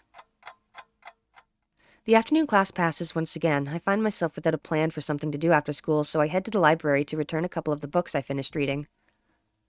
Walking inside, I see that there are about as many students here as there were on Tuesday, all the more evident from the almost total silence enveloping the room. As I drop the books I'd borrowed onto the return slot in the counter, Yuko suddenly pops up from behind it, quite startled from the banging they make as they hit the trolley next to her. Sorry, Yuko, I didn't mean to startle you. No, that's fine. It happens a lot. I'm used to it by now. Can I help you? It's okay, I think I know where everything is. Thanks anyway. I suppose I'll grab another book or two while I'm here. There's not much else to do, and after reading so much during my stay at the hospital, it's become a hard habit to break. I wander down it to the fiction section towards the back of the library, scanning the bookshelves for anything that catches my eye. As I do, I look over to the corner where Hanako had been the last time I was there, not expecting anything to come of it.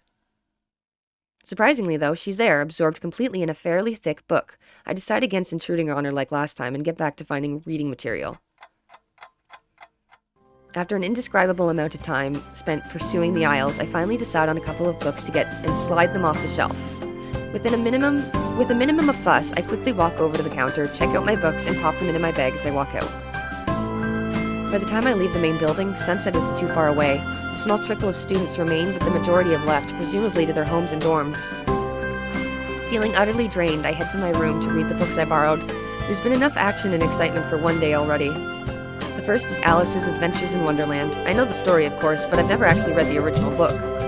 It's just as trippy as I remember the story to be, with the wacky characters and nonsense plot. I start thinking of myself as some kind of an Alice too, haplessly tumbling down the rabbit hole into this crippled wonderland. Oh my god. Okay, that's a rather strong expression. Still, the isolated location and overt way the school accommodates to absolutely everything is unsettling. It is like another world. I wonder why I can't shake the feeling of being an outsider like Alice, despite most everyone being so hospitable and friendly with me. Turning another page, my mind starts drifting further away from the book. It's quiet. I can hear my heartbeat thumping against the fabric of my shirt. For some reason, it makes me feel really bad, like it has since the time with Iwanako, like I was locked in a cage with something nasty and scary.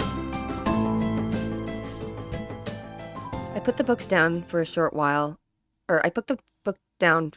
for a while and stare at the ceiling, taking my time to shake off the feeling. 200 pages later, I fall asleep.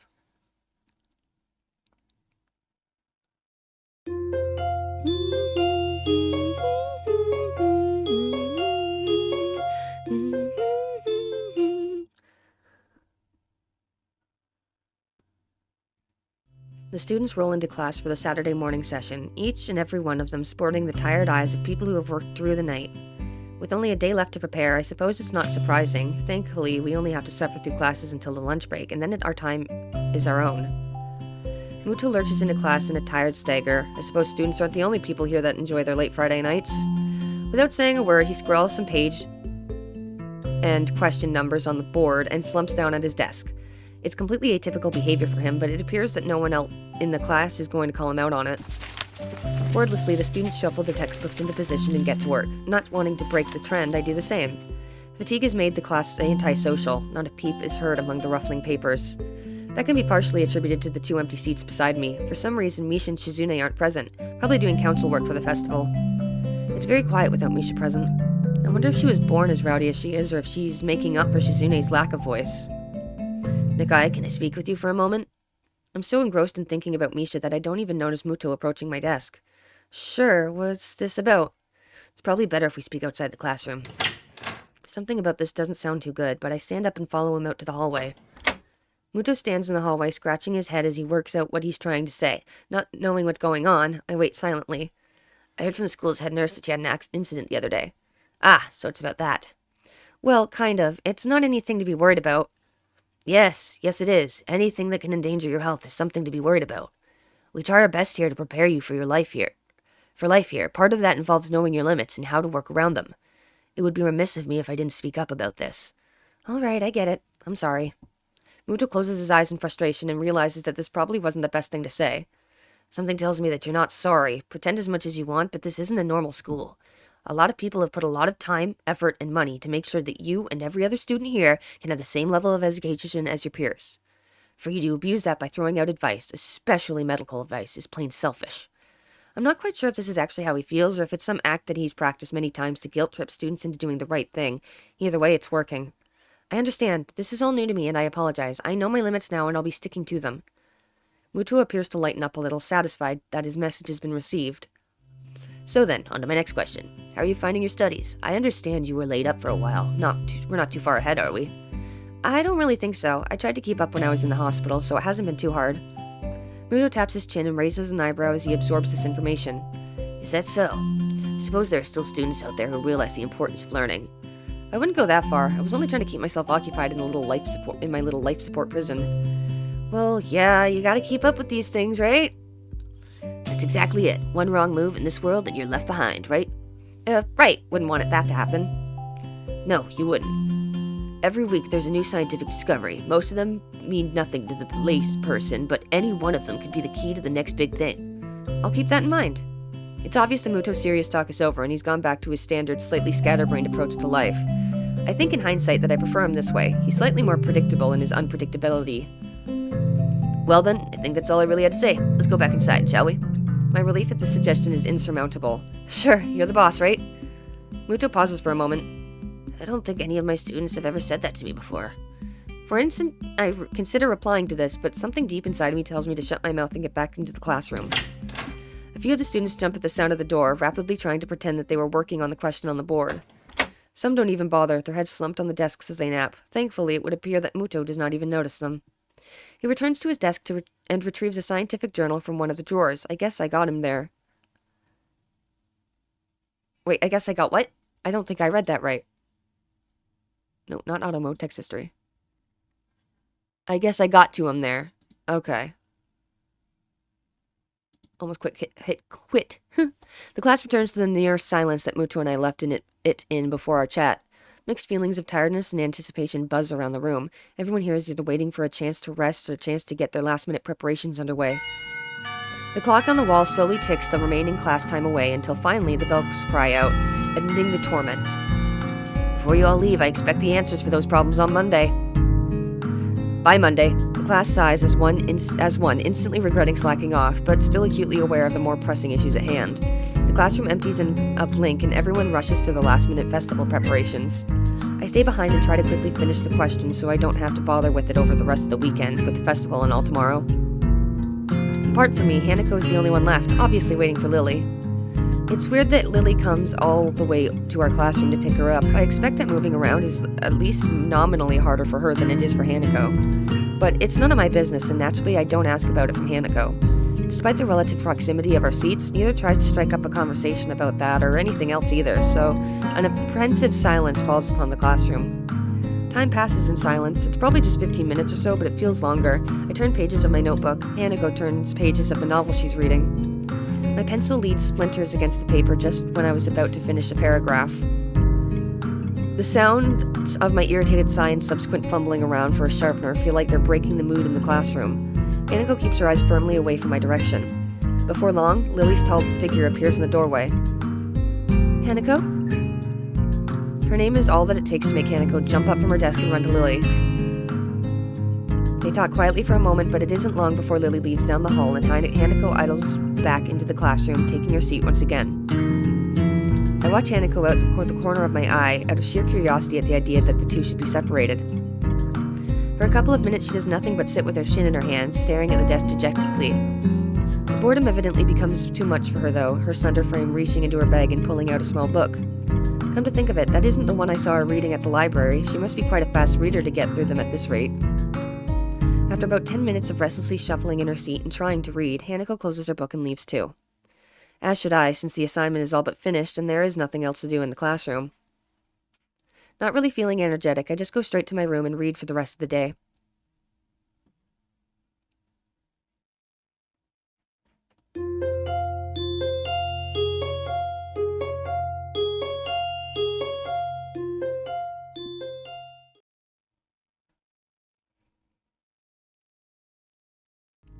The next day I wake up feeling a little lightheaded. It's almost noon already.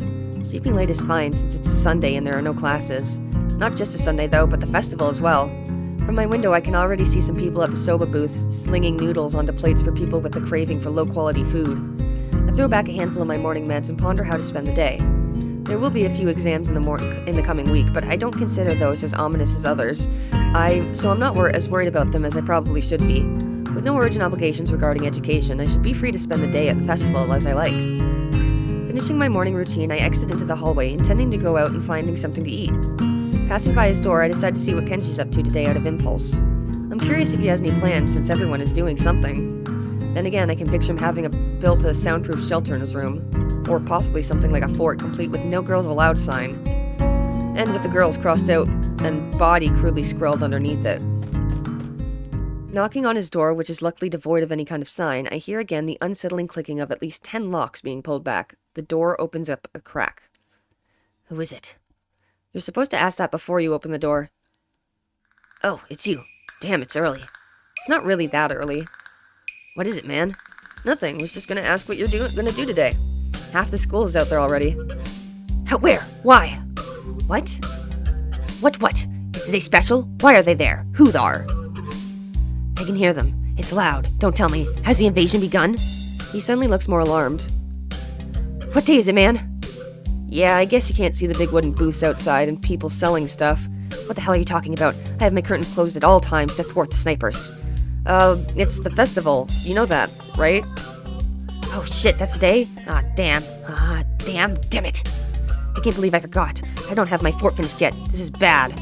This is going to be a very bad day. It's good you told me this, man. It's going to be a bad day.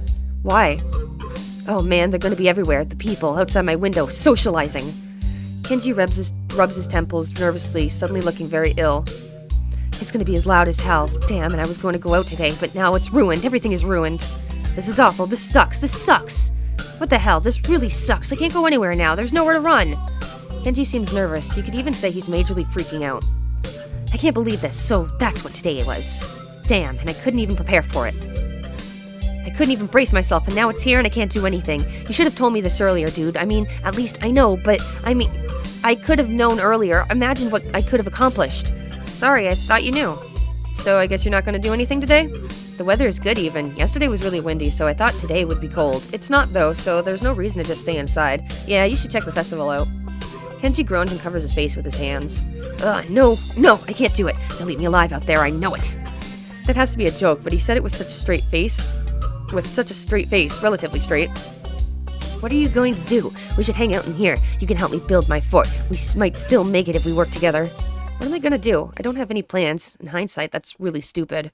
Maybe I should have asked a girl out? Then again, all things considered, I don't think I could have done anything like that. It's only my first week.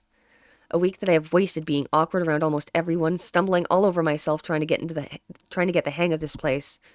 Thinking about it, what have I accomplished? Who would I have even asked? Damn, it seems that Kenji is my only realistic option for a date today. This is the most depressing thing that has happened to me since I had a heart attack because a girl confessed her love to me. It can't be helped. I don't know, really. I don't have anything, I guess, but a fort seems a bit excessive. You sure you don't want to go outside? It's not like visitors won't come to the dorms today. He looks thunderstruck by this revelation. Damn, you might have a point. This place is not safe today. We must find somewhere to hide in. He falls silent for a moment, thinking. The roof. What about it? We're gonna hide out on the roof for today. It's the perfect place. Nobody ever goes up there. Meet me there 1 hour. I have to prepare. He slams the door shut and locks, click, closed. Damn, what the hell is wrong with Kenji? And to think I'm now going along with his craziness, it really makes me depressed. I feel like a failure. Once I step outside, the din of the crowd greets me. The whole school is bustling with activity. There are stalls everywhere, and the crowd swarming between them is considerable. I didn't expect the festival would attract so many visitors. I have to admit that the people in charge of decorating the place put a lot of effort into it, and it really shows. People seem to be enjoying themselves, and the atmosphere is colorful, bright, and happy. That is, if I weren't suddenly in such a foul mood. At the moment, it's more annoying than anything else. Well, it can't be helped. I decide to stick with my original plan and eat, and then I guess I have to at least see what Kenji's up to on the roof. I do a slow circle around the grounds to kill some time, looking at the stalls, but not feeling like playing any of the games anymore. The garish colors grind my eyes, and I feel more and more ill by the minute. I can't even decide what I want to eat, and the large selection combined with the masses of energetic festival visitors isn't helping. I just head towards the nearest stall that seems to offer something halfway decent, halfway edible, and get in line. It turns out to be noodles. It also turns out to be not very good. Well, at least it's nourishment. It's not like I demand anything else at this point. As I stir my disagreeable noodles, I idly wonder what the others are doing right now. Shizune and Misha are definitely somewhere organizing things. I'd better steer clear of them. I guess they wouldn't forgive me so easily for leaving them alone with this thing.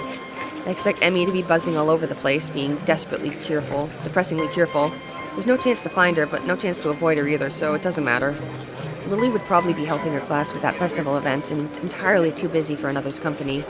Kaneko wouldn't want to talk to anyone anyway, either keeping to herself or helping Lily. Rin should be tending to her mural and is probably being unhelpful to any hypothetical interest parties. Going there for some peace and quiet seems like the nicest option of the above, but then again, I can't see having art forced on me raising my mood either, so I'll pass. While I was lost in thought, my food seems to have disappeared, and so is my hunger. I guess I just blocked out the experience of eating, which should be a good thing.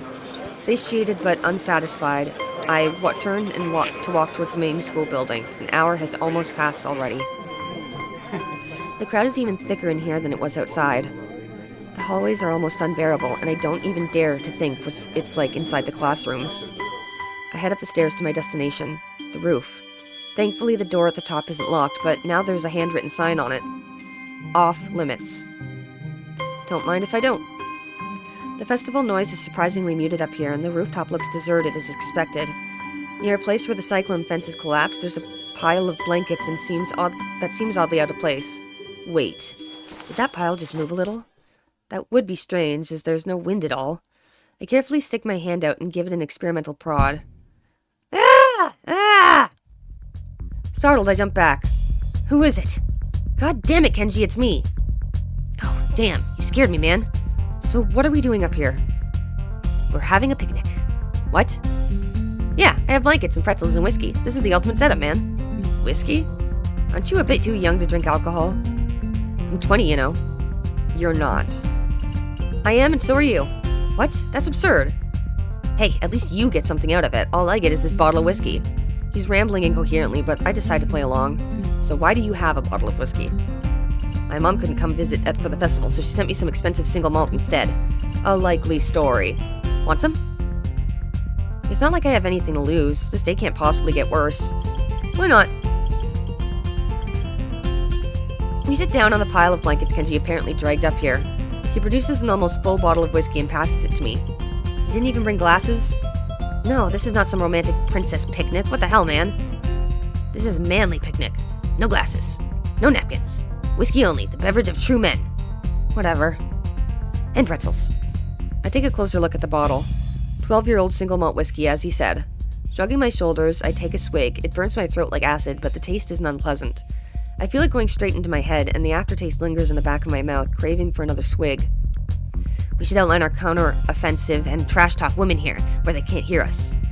Damn, I forgot to bring my graphs. I decide to play a drinking game with myself. Every time Kenji mentions female conspiracy, I take a swig. 4 or 5 hours, or possibly several days later, I lost track.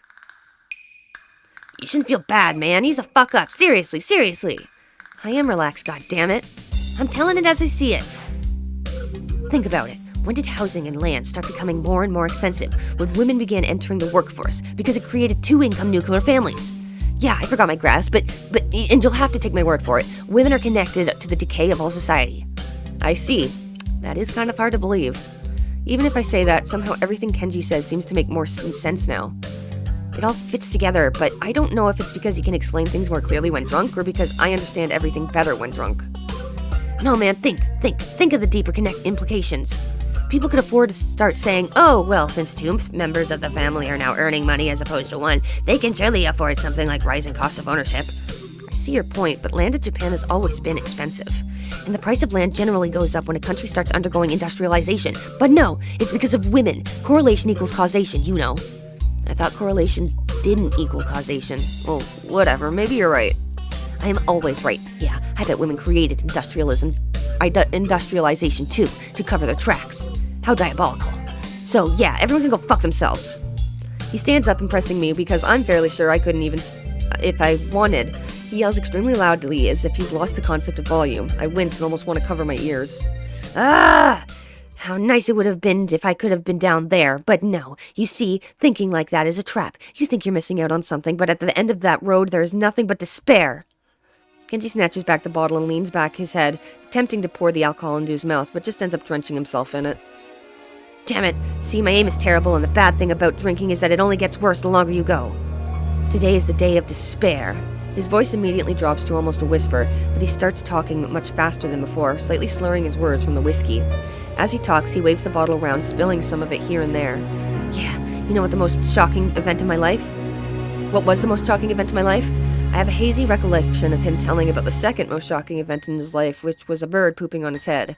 I don't have particularly great expectations of this, but I nod at him to continue anyway. You wouldn't think it, but I had a girlfriend here once. I think it was last year. Yeah, I just blew your mind, huh? See, I've never told that to anyone. It's true, the thought does blow my mind. Suddenly, I want the bottle. I take it from Kenji and knock back as much as I can. I was more innocent back then, and I thought that she was sane, unlike most women. It was pretty okay, but then immediately following the event that is the point of all such things, something strange and scary happened.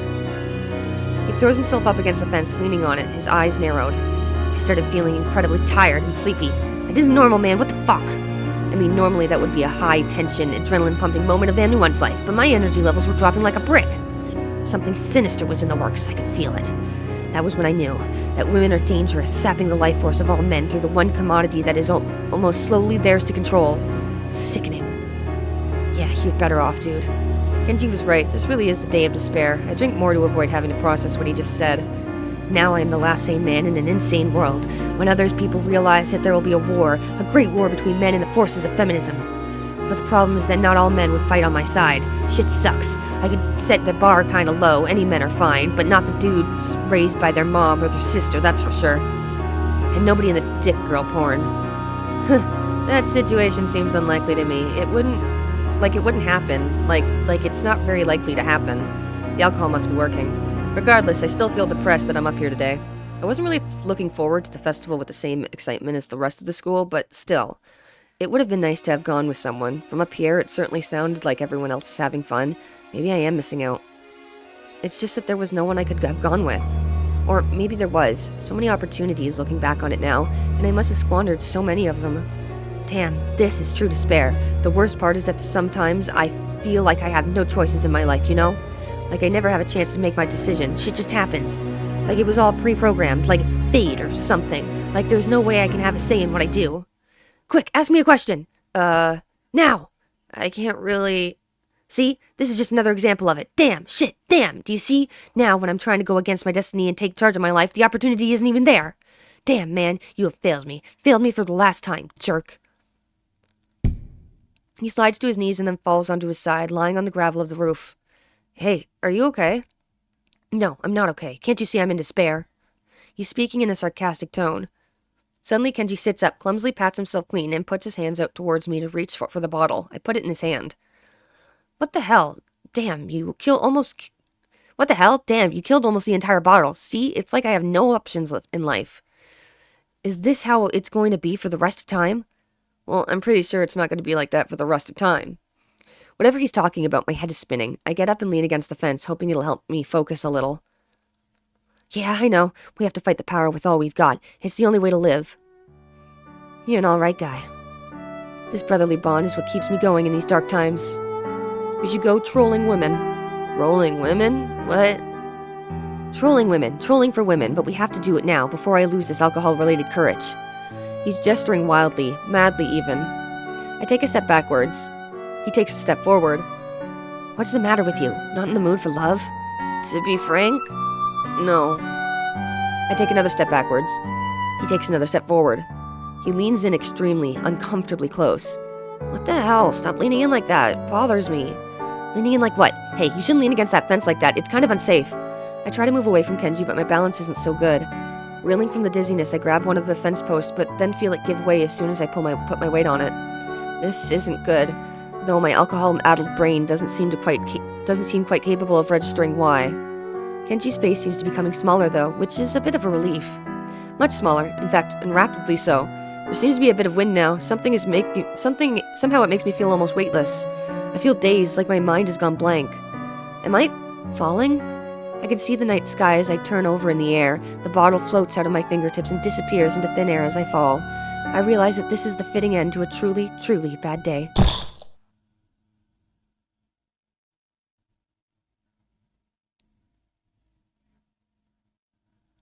And we died. Manly picnic. Reach Kenji's ending. Okay. Well, that's not the true end, so we're gonna come back in the next video and do that again and actually get one, but that was your introduction into what the game is like, so I hope you enjoyed it, and I will see you in the next one. Bye-bye.